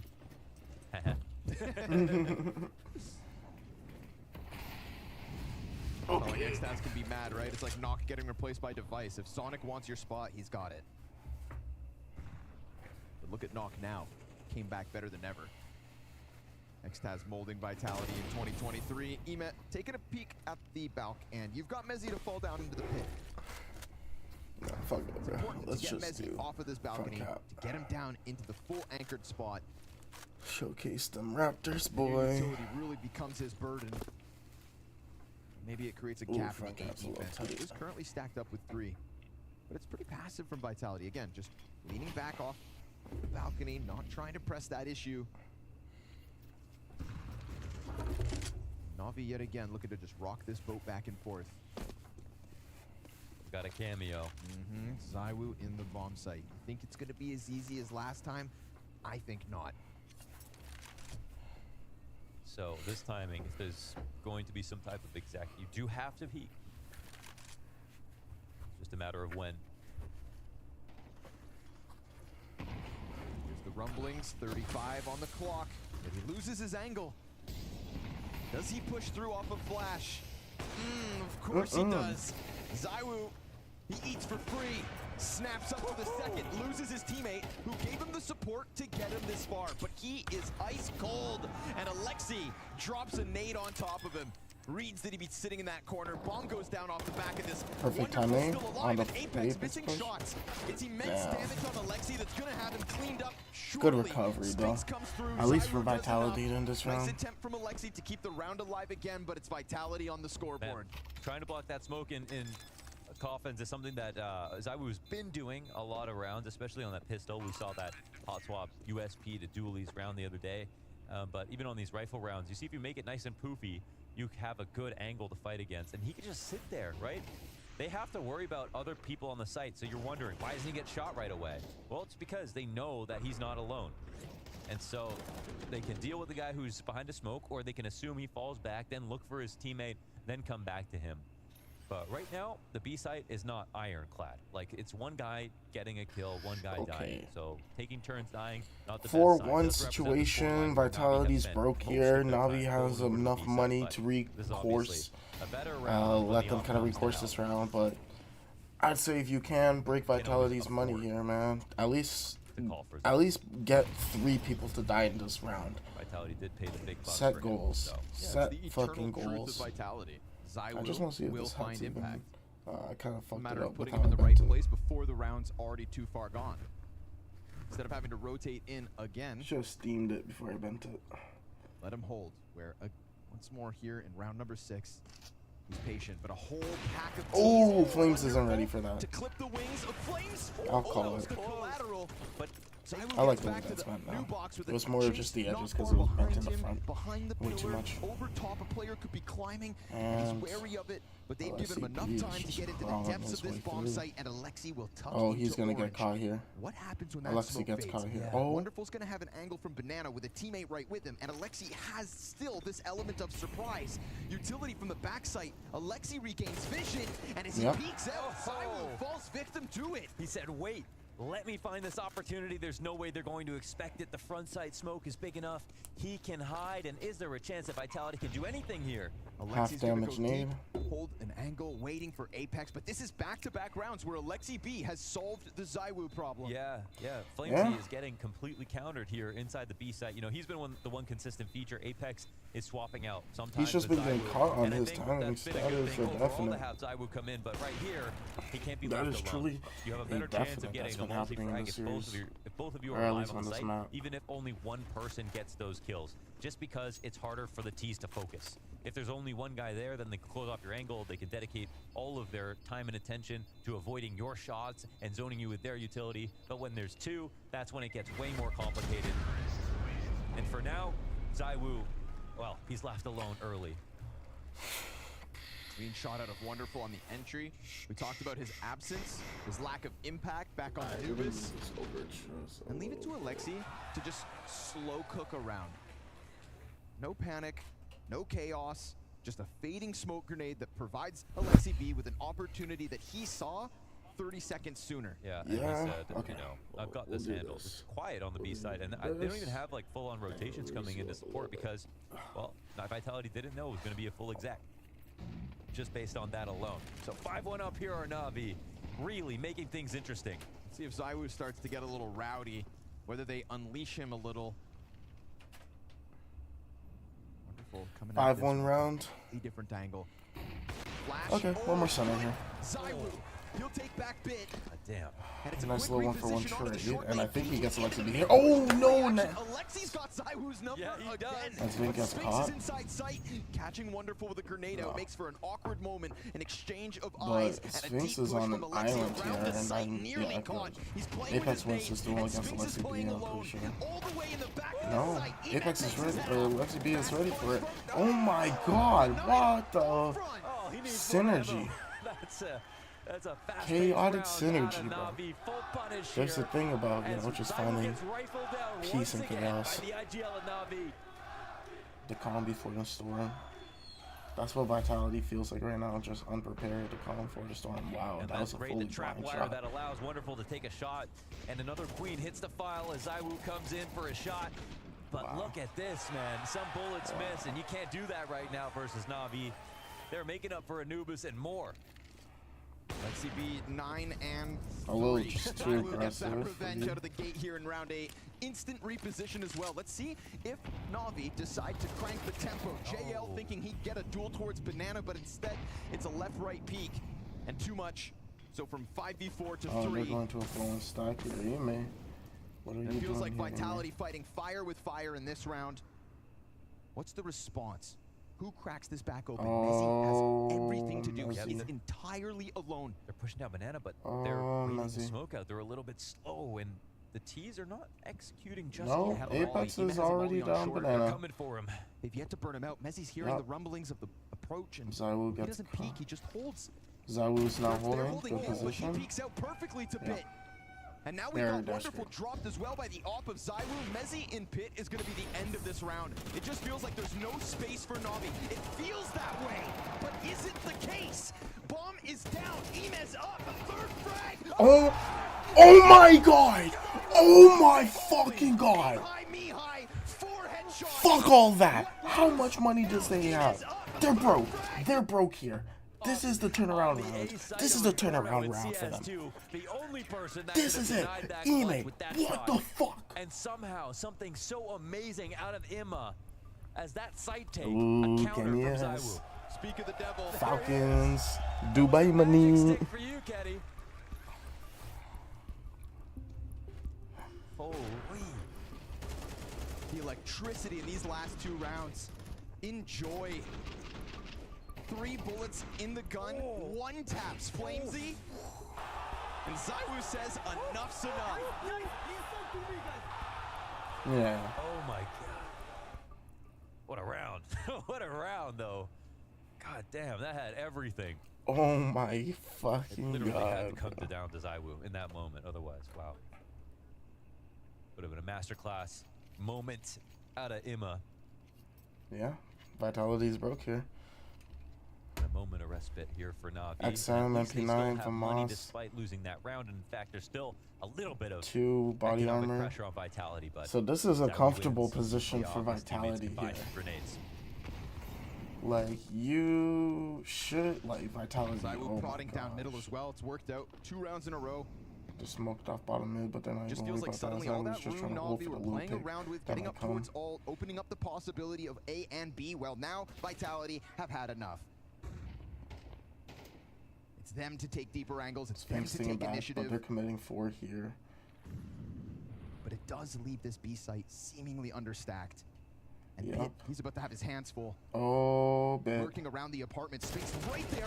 Oh, my God, okay. almost the second. One Messi for one, barely that's able to fine. bring it That's back with the CTs shotty. are gonna take that, yeah.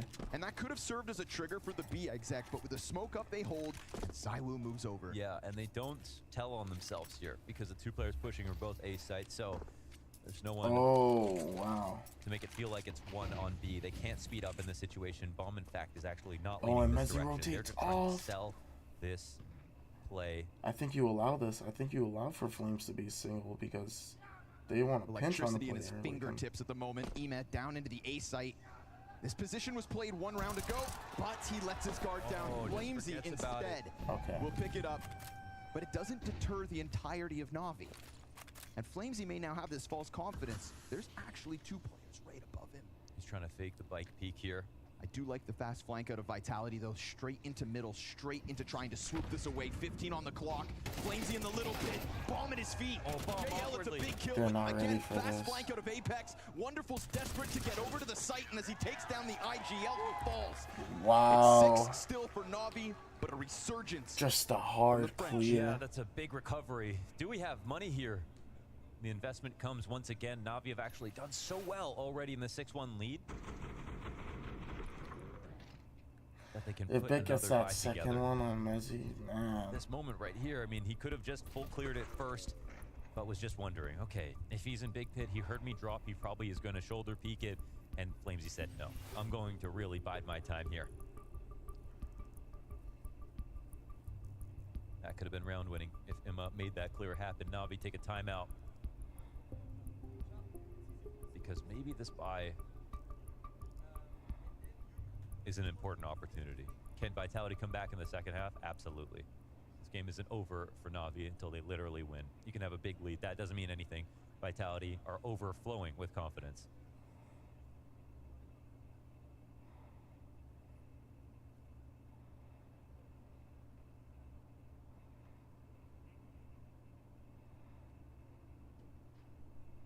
In a row to get it going back. They're still broke. They're still broke. Getting out of control, but Vitality have dug deep to find that answer. And just kept Team playing Pakistan aggressive, versus too. Team India. I feel like there has some. There's some more. Oh. Beautiful Spinks, nice flash. They Oh. Flamesy, double kill made simple. The utility there, the support for Flamesy to shine. You're gonna get a fast answer out of Na'Vi as Bit goes towards the top of middle, but making such sound, yeah, Spinks on high alert. Already having rotated from top banana. This is a very fluid back and forth from Vitality. Yeah, they thought he would be pulled back. It felt super aggressive from Bit, but they had to take some kind of risk. They were down 3v5. Felt like with Spinks and Flames going down banana, there could have been an opening on A. Not the case. Spinks draws the line in the sand and nobody able to get an opening on A. That's disgusting. Doesn't move in that position. Just a perfect. And now the game is within 2. It started 6-1, and then ZywOo hit that shot, and Vitality are now at 4. This is tough. It almost pains me to say that because of the round that Emma almost put up right before. Almost. Nice moves from Spinks here. No hesitation in that support over towards the A play. Reading that Vitality needed to get something ahead of Na'Vi's aggro. Missed run boost. It's actually a miracle that ZywOo even has more kills than deaths right now. He's died twice to Alexi head on. He just got rifled down by Bit as well. He's actually had a bad time with this op in his hand. He's losing a Aside lot from of Matt duels. getting a few opening kills or He trades really here and just there. hasn't. Yeah, he's And gotten that some one good entries, but that's just been more of like. It's always got to have an impactful half. I'm not even sure what you would want to call it. Just like EMS solo AK. early Definitely aggression, enough but grenades with for Na'Vi to piece no together some form kind of of an like exec, but first, because I think of assistance. the aggression coming out of It was Vitality just- in the last 3 or 4 rounds, it's just aggression, makes sense but that Na'Vi just take a step one-offs. Alexi allowing for them to show face. Flames shows the fallback. A lot of trust in Flames here. With the 4-1 setup, I see Messi coming back, but damn, great Not opportunity. only getting the kill, but just telling him. I'm telling you, man. Okay, they're here. Every time somebody dies on Na'Vi in such a weird way, it's always JL. Luckily, his character can take it. Crossfire set up here for the B play, but no vision yet. another smoke comes down. Again, utility, it's decent, right? Ema, you could go ahead, smoke CT or Coffin. Flashbangs as well, streamlined over the bomb site. There's going to be pressure here for Flames. Sometimes trying to block the attack has actually not done anything here. They've been able to pop through, get the entries. Apex on the molly. Ooh! Oh my god. Apex. I mean, clean as can be from Apex and Flames off the backside. It's a full Okay, house they on have the max B site. money here. How much money Clean does as can be Vitality from got here? Apex and Flames off the backside. Vitality's It's a in the full house on the 7K, B so they're site. gonna have about a But 2-round the original rebound defenders put that it they're up. gonna be able to get with It's this. Flames getting better as the half is And rolled that's on. expecting Definitely like they lose found his just footing now 10 and, guys or like between him all and Apex at least both they lose contributing with at the no same kills, time. right? Make no money. Can't be mad. Just so much respect. Just can't be mad. All right. Well, last round of the half, a full buy up. Oh for wow, both never teams. mind. Vitality 6-1 down to Just enough money 6-5. for last. I didn't even realize scoreboard. 6-5. response. Fuck. And it's a response, I think, that comes off of them playing like the better team, getting up in their faces, prying down towards alt mid, knocking Na'Vi down a peg. JL gets brutalized again by another HE. Poor guy just can't get a fair duel. But he will not be deterred. He got a ZywOo, of course. How was it so calm, man? Like he was lifting a crane. That was simple. So he picked JL out of the sky. Naded him first down halfway. 2 players for Messi to deal with, though. One here. Looking for a timing. And He gets spaces over both. on Arch. Messi, clean first headshot. Bit decides to tuck But you're back fine in. with the one-on-one trade because they don't have He anything. does have a fight here versus They're already Spence. down At a one. disadvantage, though. Low And health, nice they nade over the top from slowly Apex. digest Short it. peek. Okay, I Will might go back to reopen this bomb 1080p site because slightly, I'm but just a letting lost teammate from Alexi means it's all him, and it's So they started off it's really not a good, Vitality but post 5 there has straight. just been a bit of a slow pace towards that second half. I feel like they just went for that like random aggression, and when Alexi B pushed out mid, JL was dead immediately in cat or at car, and it was a 3-on-5 situation. I don't remember which round that was. I think that was round 10. That was just like a turning point because they needed to disrupt the economy of Vitality, and they just didn't. They were allowing them to slowly build money back up, win a few rounds here and there. So it's something, yeah. That's something. Oh, I wake up, you cry, so I almost give it a 7. That's crazy. Okay, I don't know what to watch. What else to watch? What's his name? Fish Puncher, boy. Would you do this? Mr. Fish Puncher. 12K. I don't want to bully too much, but Fish Puncher is not a name for 12K. So this guy has very good pre-aim. Yeah. And he's not walking into every angle, he's peeking them. Okay, but he has cool Corsair placement. You see how he moves? Yep. It's Xantares. Insta one tap. Wow. Okay. Oh, Okay. it's like ZywOo. Probably like 22 maybe? Yeah, let's say 22. But look, because this is good, 2 shots, and then the third guy is just a mess. Why is he running like a Yeah, but look at his last guy as well. Look at the reactions as well. Yeah, he doesn't react. He to doesn't the enemy. react, look. Yeah. The enemy just stands in the middle of nowhere as well. Yeah, I'm going with you. So I'm gonna come 20, and if it's 14, I'm a genius. But I believe in 20. This guy's 14,000. Okay. Well, then he shouldn't be there. Yeah. Yep. Genius, man. Oh, oh. No. Okay, that's like 6K. I don't know. It can. I don't know. His name is Yes. PSP1G. I don't know. Like this is just movement. I think. Yeah. He didn't really show anything that really like shows you that he's a good player. Has to be pretty low. You think so? 17, I think. I think 17 is a. Just Not freestyle. even. I'd say like 12, bro. Yeah, They're just here for fun. I would give him 15. Yeah. 14K It's again. random, I guess, and like in this clip because it's just movement. Okay. Not bad. Nice angle his teammate takes. I have my opinion, so I'm just gonna keep talking about, bro. Jumping in apps for no But reason. I'm not gonna state it for this shit, bro. It's not too bad, I think. This is hard. Like his movement Guess is the not so rating accurate in the sense that was how he picks I feel like up. guess the He guess the gets good CSGO rank, whatever that game was a all lot over the better place. than what this 17K. is. Let's just say 15. Yeah, 15. Oh, well, that's close. How is it 14K for the same You gave the same rank all 3 clips, and that just showcases, right? It just showcases how stupid it is that you can have a player who's a KZ god, movement god, a dude who is above average and is able to get and have relatively plain movement, but you know, fundamentally sound movement, and another guy who was just able to get a few kills. India versus Pakistan.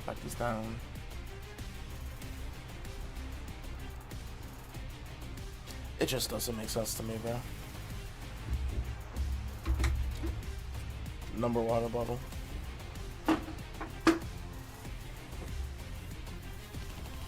We're good. We're good. The draft edition. Don't miss out. A moment in that first half where Na'Vi thought they were coming off of that whooping on Anubis with a bounce back. But 5 rounds to close out the half, we see this resurgence from Vitality. We see a stepping forth of ZywOo because he always gets his. And now suddenly split down the middle as we get Vitality taking to the T side. Second semifinal here for the Blast World Finals. And we've got FaZe waiting in the wings. Who is their challenger? 3 of the biggest brands in Counter-Strike waiting to go head-to-head. Anything's gonna be good. Anything. Oh, I don't have my HLTV thing signed in. Okay.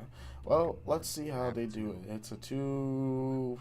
It's like a 3-2 setup, but they're not really putting any pressure, not beyond brackets here, but they're going, what, 2 apps, and it seems like they're about to commit 3 mid here. To get the 3 scoreline brackets. tied up. But Ema inside this A site. Let's see if he's got it in him. Oh, Flames. Are you gonna look at him first? Kinda nasty. Flamesy drops down from Balk. He's got a player right with him. I don't think Big gets more than 2 here. I don't think he gets 2 sectioning here. off these duels. The flash was fantastic. He's still somehow Yeah, alive. When ZywOo can ZywOo see gets you, both. he'll kill you. It's a double off the P2. As soon as he can see, he will kill. Their winning ways won't stop. Oh, they just had That's ice skates on. unfortunate.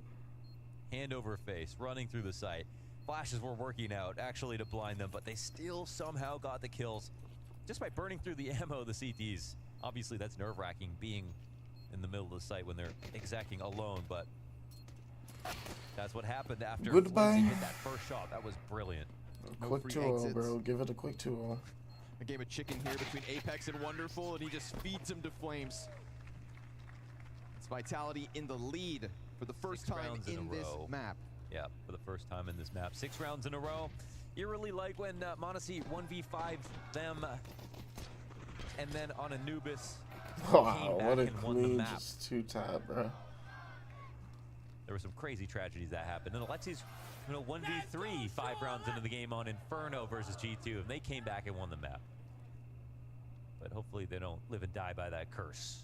We just need to see the ace up the sleeve for Na'Vi. We got to see some just world-class potential, right? Alexi doing his damnedest as the top frag, and you see the glimpses of brilliance, but there's just no consistency from the depths of Na'Vi right now, right? We were praising this trio, Wonderful, Ema, Bit.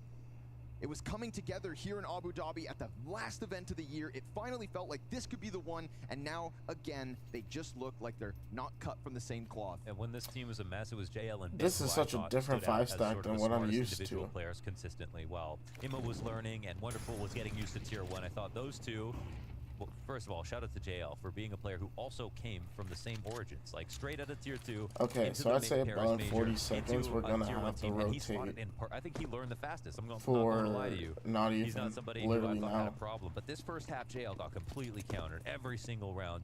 Naded down on Banana, never got a chance to play. Apex looking for some money and some freebies. Nah, no ace for him. It is wild when you look at the individuals of Na'Vi. When you think about Flames, man, that was such a nice little flicker. It's incredible. JL, major top 8, Wonderful, major, well, even further. But we're talking major championship stages for the 3 players there. Bit, obviously, straight in with Alexi. They're supposed to be at the top. Yeah. And yet it's the frequency of those results, right? It's a singular high peak. The number of LAN events for Ema and for JL is nearly non-existent. Yeah. We're talking about stage games. No, there was far and few There's between going to be a despite their burnout success. for The big win was Vitality, knowing but that when it my came to a question stage is, that it's they just would like, deliver, right? That's the big win about taking Imma, is that if you develop him How- in Tier 1, even if Blade saw that he was a little rough because around the edges, energy he saw that in a big and game, he's not going to feel the pressure. That's a huge thing to know about the somebody span in which that this you can't team has predict like for been some of the able to young players. dominate, So they've there just was been something getting younger and younger. Pressure out of It's the not gate like here they've been in round maintaining 15. with We got a Magix, ton who's of been utility towards grinding top for banana. almost for like 5-6 years. Walk away with Ina on 40 health. Talk about since 2018, bro. Like this man's been grinding since 2017, 2018, since the start of that Vitality era. Deservedly so. I mean, even though they've made a roster So, move more recently, still 4 out You of switch 5, them out, and still you're getting the 2 team new of the year, pieces that still are best nice and player in the fresh. world You at have the moment. Apex, Like, who's no who's surprises gonna that this is slowly going to be start to a get more tough tired, challenge. but I don't see that hunger getting any So let's see any if Navi point can dig deep away enough. They at do the have a moment. bye coming into this. Like I feel like he's only just found to get himself more hungry Just off the mark. He knows and the desire to opportunity win. He had, but hey, that's Flamesy down. Now you to have 19 health. Messi, a nice bridge boy who wants to bring something for the, you know, back to the home, good old home country. But they also tuck in. You'll see a glimpse of the one further back. He's got teammates right with him. He's got the bomb on his shoulders. But he's going to put himself in Alexi's crosshair. Player over the top, more pressure. CT peek from Wonderful is big. And Spinks is on his own on the other side of the map. He'll pick up Bit. Flames and Spinks alive with barely any health. Oh, a shot apiece, and they go down. They've got to fall back, and as time ticks, No the kit. retake Ime's not right in any hits at the position, bro. current moment, but also still separated And CT, they just smoked off time church late. continues to go. A deep T-smoke that was meant for Coffin, and it lands perfectly on Wonderful. It forces him out. Flamesy using utility to just You get have this nothing. one over the line by the looks of things. Oh man, he had to hit that shot. It had to be on the head, and it had to be with the AK. So it slides by. You've got players back sight. Vitality, Man. no problem. They'll take damage on the approach. They nearly lose Flamesy on Banana, but JL missing that kill allows for him to help Spinks in a post plant that Vitality pick up. Yeah, Man. yeah, winning in the side. I mean, that's everybody. They needed every little bit from Spinks and Flamesy right there. I was thinking it's so nice that Wonderful came in perfectly for this trade and to take out Apex as he rotated in. This made it feel like this was Navi's round to lose, but we see the power of actually taking the site itself, how valuable that is. It feels like even harder to take it back in CS2. Now worse for wear as Vitality sit on the brink of double digits. Can Emet do it alone? Full belt of utility and an M4. I mean, we saw a glimpse of his greatness back on that A site. And yet, no cigar. Pack of players on the approach, MAC-10 in hand. Bit, he didn't pull that smoke. He's just hanging on to the 5-7, looking for the headshot, looking to carve one off, but it's not gonna happen. Flamesy faster and Wonderful, well, he'll use the deep swiftly enough, but now that it's empty, the MAC-10 can't be drawn out quick. And Wow. Emet, that M4 could catch them off guard, but a double peek from Boiler gets the job done, if not just barely. A Deagle from downtown. All those fights are worth it. You got to Just try won't something, catch him. man. I know why Bit tried to let him in. Like, he felt like, okay, we can rotate into the A site. Let's fight. He was so early to use utility previously, but they did need to take some kind of risk. So, credit to them. It was a worthwhile effort, but still, that's Navi on 9 looking for 10. That's 9 rounds in a row. Excuse me, I should say 9 rounds in a row, looking for 10 rounds in a row. Next round, it's become more than desperate. Substantial damage every step of the way there. Substantial. Flamesy had an excellent recovery in this game. Substantial He was damage. just in the beginning. It was 2 and 6 when this game started. Had that fresh in my memory. 16 and 10 now, coming into CT side. Flamesy, a player that back in the OG days we'd say, you know, could show greatness in the first few days, get on the stage and just be a shell of himself. When he got added to Vitality, they came fresh off of the major Zaoom, trophy. man. It felt like he had to He immediately be giving these swim. boys confidence. There was so much pressure on both him and Mezzi at the times that they replaced their former teammates. I mean, Flamesy came in to replace Dupree.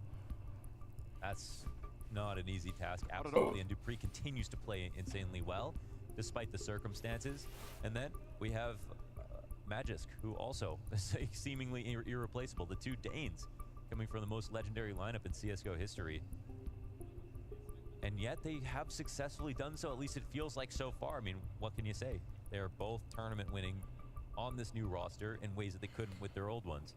What tournaments did Fnatic win? What tournaments Apex. did OG That's win? all Apex though. They're seeing that success now, and that's not because they got carried, as well, for Mezzi maybe a little bit, but wow. It's also because they're not spoiling rounds. When you look at a map on T side and you see Mezzi in certain positions, it's not he's not breaking apart the fabric of what is holding that together. The defaults look good. They're playing smart CS, and when it comes to positions like B side on Inferno, to make that comeback, it demands a Flamesy to be a great B player, and he is. ZywOo not going to be bogged down by the op here. Ooh, they're close. He knows it. JL, you better be careful. He's not ready for this, but he does have a teammate. ZywOo. Oh, but Ime's not ready. What are you guys doing? Covering that, JL had to reload. Disjointedness in the CTs, and it leaves Vitality in a 5 versus 3 with eyes set on B. And Alexi has to throw the smoke. That's 3 known on the B site. Jesus. They're willing to wait this out. Man. I don't think Wonderful's going to do Speaks anything. up to his usual I think antics. he's just going to have to hold this. ZywOo just like a panther. They're going to just be crossfire. Knowing he's going to. He's not going to rotate until at least 55. Throwing a grenade, you know, when JL is reloading in that spot, he has to be covering him. Alexi's got to do something massive He's from just this gonna solo stand it. coffin hold, but the smoke's ahead of him. Even further utility is Alexi. His gut twists. As yet again, he has hit the brick wall that is top 4. Yeah, so they're just going to go and see Seemingly. it. Bomb That's all down, it no is. retake viable here. You better hope Wonderful and Bit can hang on to those guns. And it's one thing to come out swinging on map 2 after getting swamped back on Anubis, but for you to lose all of that momentum and post nothing in response, this to me has shades of versus Ents, where they almost threw that game too, right? And they countered the B players, you know, in the first half. ZywOo and Flamesy were both players that started slowly. I feel like they would know that they're Now going they're to go both at the top of the board here for Vitality. You can only hold them back for so long. Ooh. Looking to keep all 3 of these guns, could bode well. So far, so good. And just enough to break the economy. Alexi B is going to have 2. No, the op. Oh my god. Oh boy. Woo. Last second, Flamesy clears the big green. Wow, on the last frame it had to be a headshot, and it was. This is it. You catch one. 2-0. Reload and the second throwing It's a nade. simple That's 2-0. the other thing. I mean, JL's just spammed an entire magazine, and Ema has a nade out. Yes, exactly. It can't be both. You can use your mag if you have a teammate with you. JL, think about it like this. Would JL have spammed that mag if you didn't have a teammate behind him? No Absolutely not. So if you're not pressing the advantage of being behind him with a gun out, then you might as well just hide. Look at the top of your screens. 10 rounds straight from Vitality. Wow. 10. Absolutely world class in the face of Navi's challenge. Wow. Looking to close this game on fire in convincing fashion to remind FaZe. Oh, the nade missed. Or the challenge. No, that was meant to be.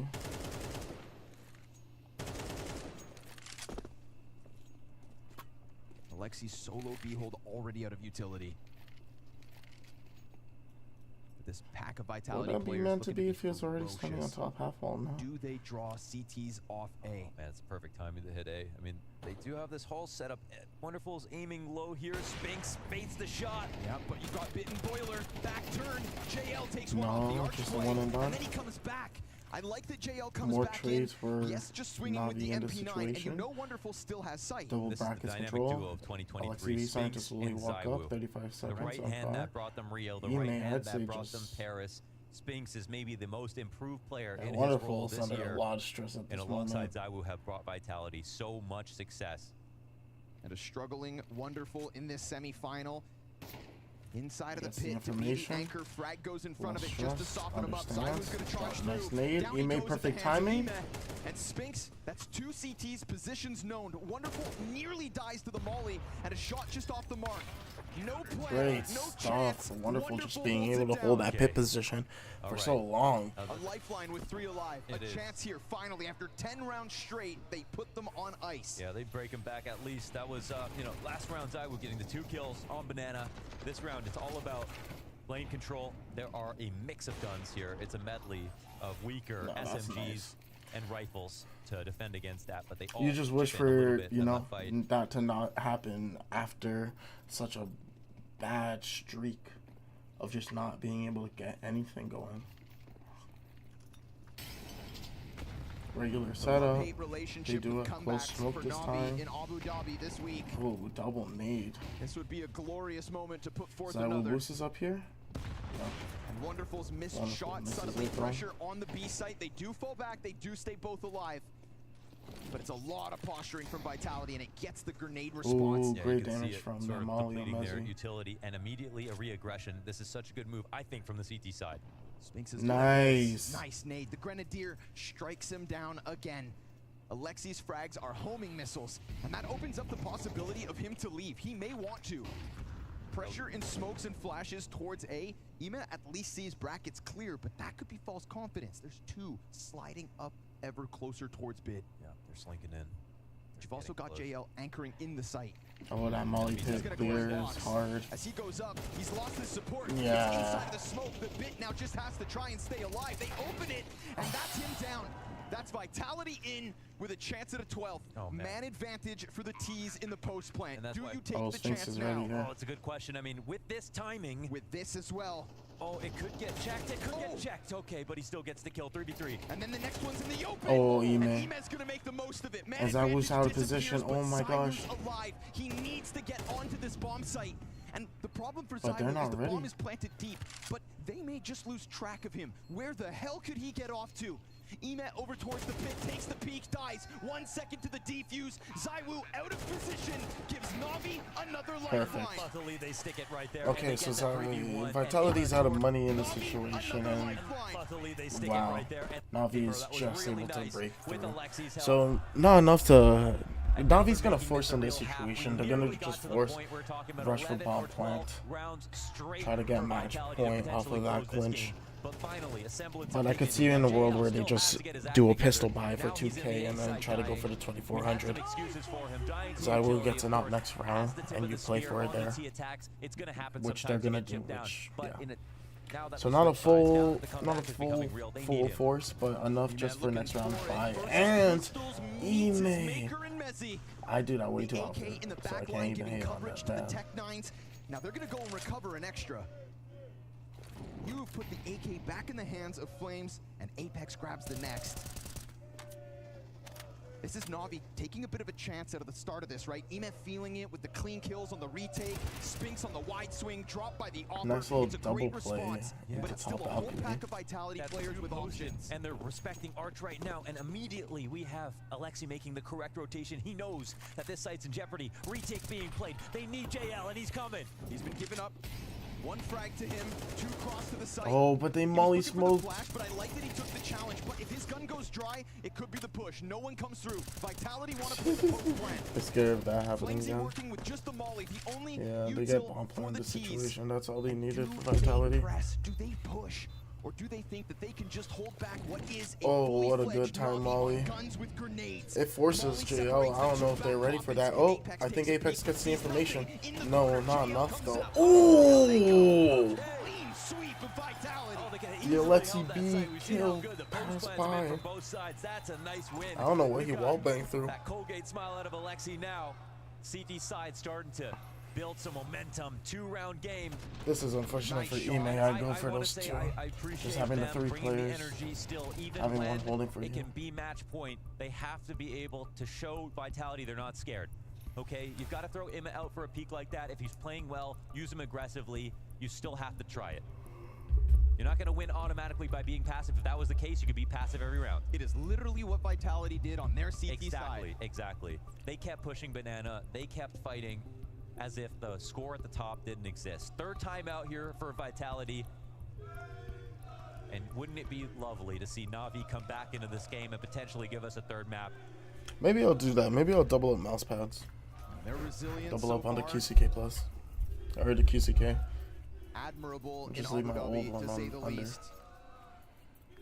But give it some extra height. Not every day you see Alexi getting out-naded. 3 in a row to respond to that massive streak of 10. Better late than never. Yeah. 16 damage. Vitality made. had some offshore money. They've got a I lot don't know left if Wonderful over, and gets the another shot full here. strength buy. If Na'Vi make this They're comeback, just it'll be gonna on hold full and merit. commit They are down. going through every penny in the piggy bank at the moment. Alexi B's just The gonna apartments hold for the control wide being push. put out for Double Na'Vi. peeking So on far, the both CT sides. side's been great. We They're saw just Bit holding buddying the up, back and line Ime from and Boiler that JL's just one ready round. for this rotate. Doubled up towards balcony again in this Is one. Wonderful still They holding it? dismantle it right moments The before false the peak on T's peak. CT side is so... It's so fickle. Sometimes it gives you a lot, sometimes it costs you the map. Ime with a chance to shine here. He's going to get boosted up. Great positioning, just in time. Flash comes over. Ime's able to Oh answer. my Bit gosh. down beneath him. It's a killer piece and a chance to fall back. Yeah, but but the they're T's push. Spinks is in the pit. He's Oh, going straight no. into the Yes! It's a beautiful response as the quick trade And Bit Alexi gets B him with a back perfect into the trade site and pushes opportunity. all the pressure to Mezzi. Wow. key frag from Not Alexi. He Alexi B. took It was out Bit who Zywoo got the somewhere. trade, but Alexi B in the arch side nearly just to won get that late situation. or just to get They that get comfortable side. into cold. Bit Covered secures up. his fallback. Mezzi's going to give himself the flash to work with, and now Perfect he knows information, you Bit know just where to fired off a align. shot. It's a warning as to what's to come. Mezzi gets the first. Smokes keep them back. There's no way. 25 health for Mezzi, and both CTs on top of each other with no vision to this site. If he secures 12th off this, then that carry back in Copenhagen means nothing. He hears it. One drops, he's aware, he's on presence and sharp. As he peeks wide, he gets the goal! A taste of the full English! A 1v3 from Mezzi for map points! Oh, eat it up, all that black pudding, That's baby. amazing. That's amazing. That's a round to remember for Mezzi. Highest rated player for Vitality coming into the semifinals.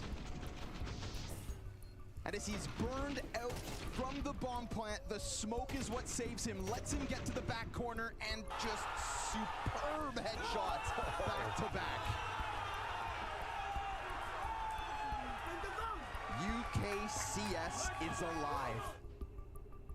Nothing says more about a player than a clutch on a stage in this circumstance.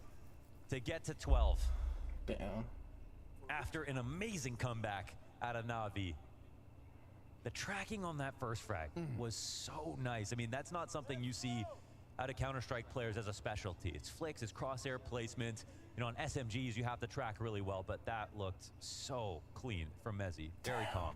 Damn. That was a nice little two-piece that he was able to The get, audio though. cues that set him up so wonderfully. The shot out of Bit, those 2 bullets from the corner, then the drop off of the boost. Because they boost, it's high alert Mezzi on the corner. So Na'Vi's comeback suddenly in jeopardy, but it's only 3 rounds. That's what they've got to tell themselves, and they still can't play scared. Oh, Those opening JL moves time. proactively that got them this close. So they're gonna flip it off entirely. Have Alexi B on the towards the arch side hold. Ime was kind of that B rotate off But of it the really is in JL anchor. response to those rounds that Vitality have now just played. Just even 10-15 seconds later, we saw it in Apartments last round. Deep smoke control. They're allowing this though. 1 minute. I mean, Na'Vi only has a smoke, triple flash, 3 kills to get and him Molly. to 10. They're kind of screwed here. They really have to just maintain the crossfire for a dry peak, and Vitality is just allowing it. Here, without a smoke, I should say, to try to defend. They're playing aggressively. They need to try to make something happen on low util. They can prep with bracket control. If the T's don't want to take it, they can retake Yeah, mid Alexi this B way. drops the smoke. Alexi's Necessary. rotations have always been correct in terms of where the T's might want to go. But do they have the artillery to stop this? Do they have the weaponry? 28 seconds. Barely. Nope. They got a nade that could soften him up. Oh! That's good amounts of damage on the front runner. It's a desperate move here from Alexi, but through smoke, does he press? JL fires a couple shots. We've got Vitality in the bomb site, and JL's down with nothing. It's a 5v3 for Vitality with just enough time to plant. Oh, it's just the reinforcements now. 3v5, retake into the B site. Can you do it, Navi? Their hands are tied. This is for your tournament. Nowhere to run, nowhere to hide, GG's. and no other events this year to get any other taste of revenge. They need 5 frags on the approach, and the flash is great. It was 3 players blind, but it's only 1 kill out from Ema, and the pressure on CT's too much. Bit pinned in, and Vitality to the grand finals. FaZe Vitality. The kind of finals that, you know, I'm not saying I'm called. I'm not saying I called it. I'm just saying I predicted it. I didn't call it. I predicted it. I couldn't guarantee it. But what I could guarantee is I predicted it.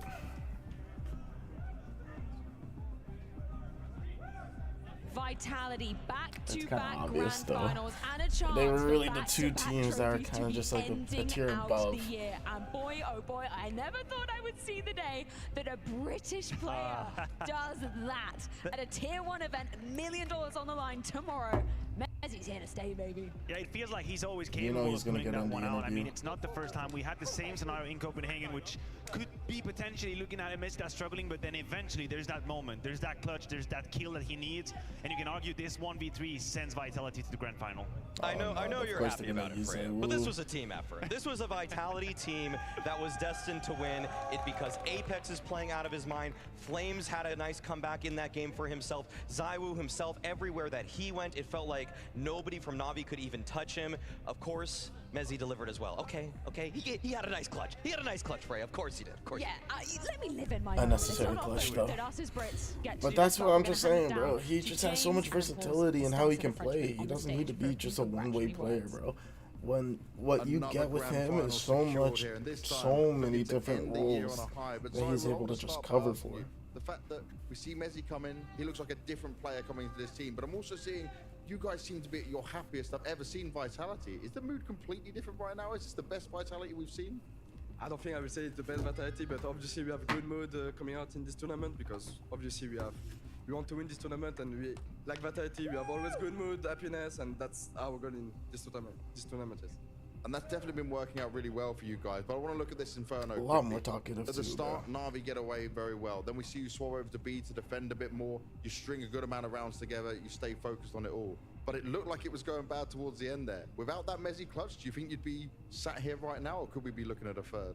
Yeah, with this Messi clutch helped us a lot to combat and win this game because yeah, we could feel not the pressure, but it was a bit shaky at the end. But obviously we managed to have good mood, good mentality at the end. Shaky is and, one way to put without it. this clutch, Them I'm not saying motherfuckers could have come we're back. not gonna win this game, but obviously it helped us to win. Yes. It would be a little bit harder, that's for sure. But talking about it getting harder, you're going now into a grand final against FaZe. Now, FaZe have just gone through a change, right? We see Frozen come in, but do you feel like they're ready for you? Do you think this is going to be the epic grand final we're expecting, or do you feel like you're the favorites? Yeah, maybe, but obviously it's gonna be a great game to play against them because yeah, it looks really sick, and even us, we like to play against them, so obviously it's gonna be a great final, and yeah, we're gonna enjoy like every time. And how important is it you for the lift the trophy at the end How again? good and is end it the for year on a Kenny high? is to be a He's gonna be part of Dubai man, and also seeing the French win a lot. So yeah, while he's eating his popcorn. We want to finish this year with the final trophy. I like it. Confident. Let's see if it happens on the server. Thank you very much, Mr. Zayu. And guys, Etihad Arena, give it up for Zayu and Vitality. Great stuff all around. Great competition. Great series. That is it for me though. Because Zayu I and don't Co play with some their eyes CS and I can't firmly stream it, locked upon that unfortunately. crown, and we could not ask for a more But, poetic end to 2023. We're talking about the top You 2 really ranked couldn't. teams in the world. We're talking about, look at this live stream. We already got it set up for tomorrow. No, they're gonna set it up later this evening. Anyways, yeah, bro. I mean, what you gonna say? What you gonna do? It's the fucking Vitality FaZe grand final that's coming for you. No, it's too tilted. It's too tilted one side. Anyways, that's it for me. Easy. I'll be back tomorrow for that even earlier 9 a.m. stream. Probably go. It's a best of 3, easy money. So that'll probably be a noon matchup, because they're gonna take at least like a solid half hour to an hour for them to start this one up. I don't think 9 o'clock it's actually gonna start, but we'll see. Oof. Sunpice and Madden are out. Hold on. What's happening here? Saw joins Heroic as coach. What? Wow, this like happened a day ago. Wait, what happened a day ago? This announced an hour ago, and the departure was announced 13 minutes ago. Holy shit. So, yeah. They believe in nerds. I see why. Goodbye, Senpais. You are not worth it. They believe in Diha. You know what? Out of the core, that... Yeah. I could see why. Madden was a solid piece for them, and I think he's going to be able to find a new home very quickly. Senpais is going to be able to find a new home. I just think there's just so many offers out in the market right now that it's like he's probably going to go back to a Spanish organization, or at least something that's within the Spanish speaking region. But internationally, I think it's going to take some time for him to find a, like, not even just a tier 1 team, but like a strong team that has good aspirations for winning, that is going to need an opera like him. There's definitely players or teams that are looking for him, but I mean, as we're heading into Rostermania, or the end of Rostermania, a lot of teams kind of settle up. You don't really have a lot more space, but the future is always yet to be unheld, so we don't know. I mean, fuck, bro. Shiro joins Jame and Jame becomes a rifler. Fuck it, I'm in for that kind of content. You know? I really couldn't tell you where he would want to go. You would want to keep Knock here.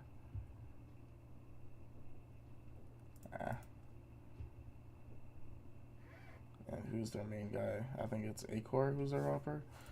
Gamer Legion could be another option. Yeah, there's just a lot of top tier teams are just able to field out their opera right now. Ooh, Heroic would be hilarious, but I don't think they're gonna do that. Dupree's gone, and you do need an opera. I think you do keep Siphon. Siphon's a major pickup for you guys. Allow him to get into that tier 1 circuit. Yeah, I don't know where a guy like Senpais goes. Madden, I feel like that rifling position, what's he on entries? Is he a bit more? I can't even tell you what kind of position he plays. Okay, player, 50% headshot rate. 0.7, 0.14 assists per round, so he's usually like the main fragger, like second guy fragger. Saved by teammates, 0.9, saved teammates, 0.9. Yeah. I think it's just going to be another one player. Like, these are going to be 2 players that are going to be lost in the circuit for a while. Might find some teams in their respective countries, or like respective regions, but probably not going to be finding an international option for at least a decent international option for at least a good amount of time. And Shiro is set to move to Spirit and replace of who? How old is he again? 22, 26. Magic's is 20, bro. It always surprises me how young their team is. Oh, wait, but who are they replacing? Arfrost. Oh, Arfrost, yeah. Okay. Yeah, that would make sense, but it's also like you're still going to be a solid tier 2 option. You know? They're ranked 12th, and they're probably going to be ranked a lot higher, but, you know, are they going to get money for any of these upcoming positions and events? Like, all they really have is a CCT, and this is the global finals online, an online event.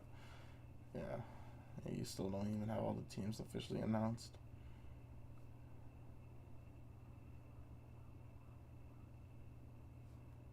Yeah, so definitely worth the pickup, but I mean, like everybody was predicting, it's just not going to lead to anything. This whole current situation, like team situation, there's a lot of people that are like highly skilled, highly valuable that can be used on some of these teams, but right now spots are filled, and even if there isn't second push for WrestleMania, how many teams are really looking to shake things up again? You know, we went through the CSGO shuffle, into the CS2 shuffle, into like the settling of the CS2 shuffle, which, you know, now we're kind of getting like, this is the settling of it. We're starting to see some teams that are like looking like they know what they're gonna be for the next bit in the future. But yeah, this has been a weird week, a weird end year, you know, like summer into now, realistically. Like, this whole year has been fucked, but I can ramble on all day. I'm off. They're gonna be on tomorrow. The stream still going on. Situations we don't react properly. Yeah, okay, so they're just doing final interviews.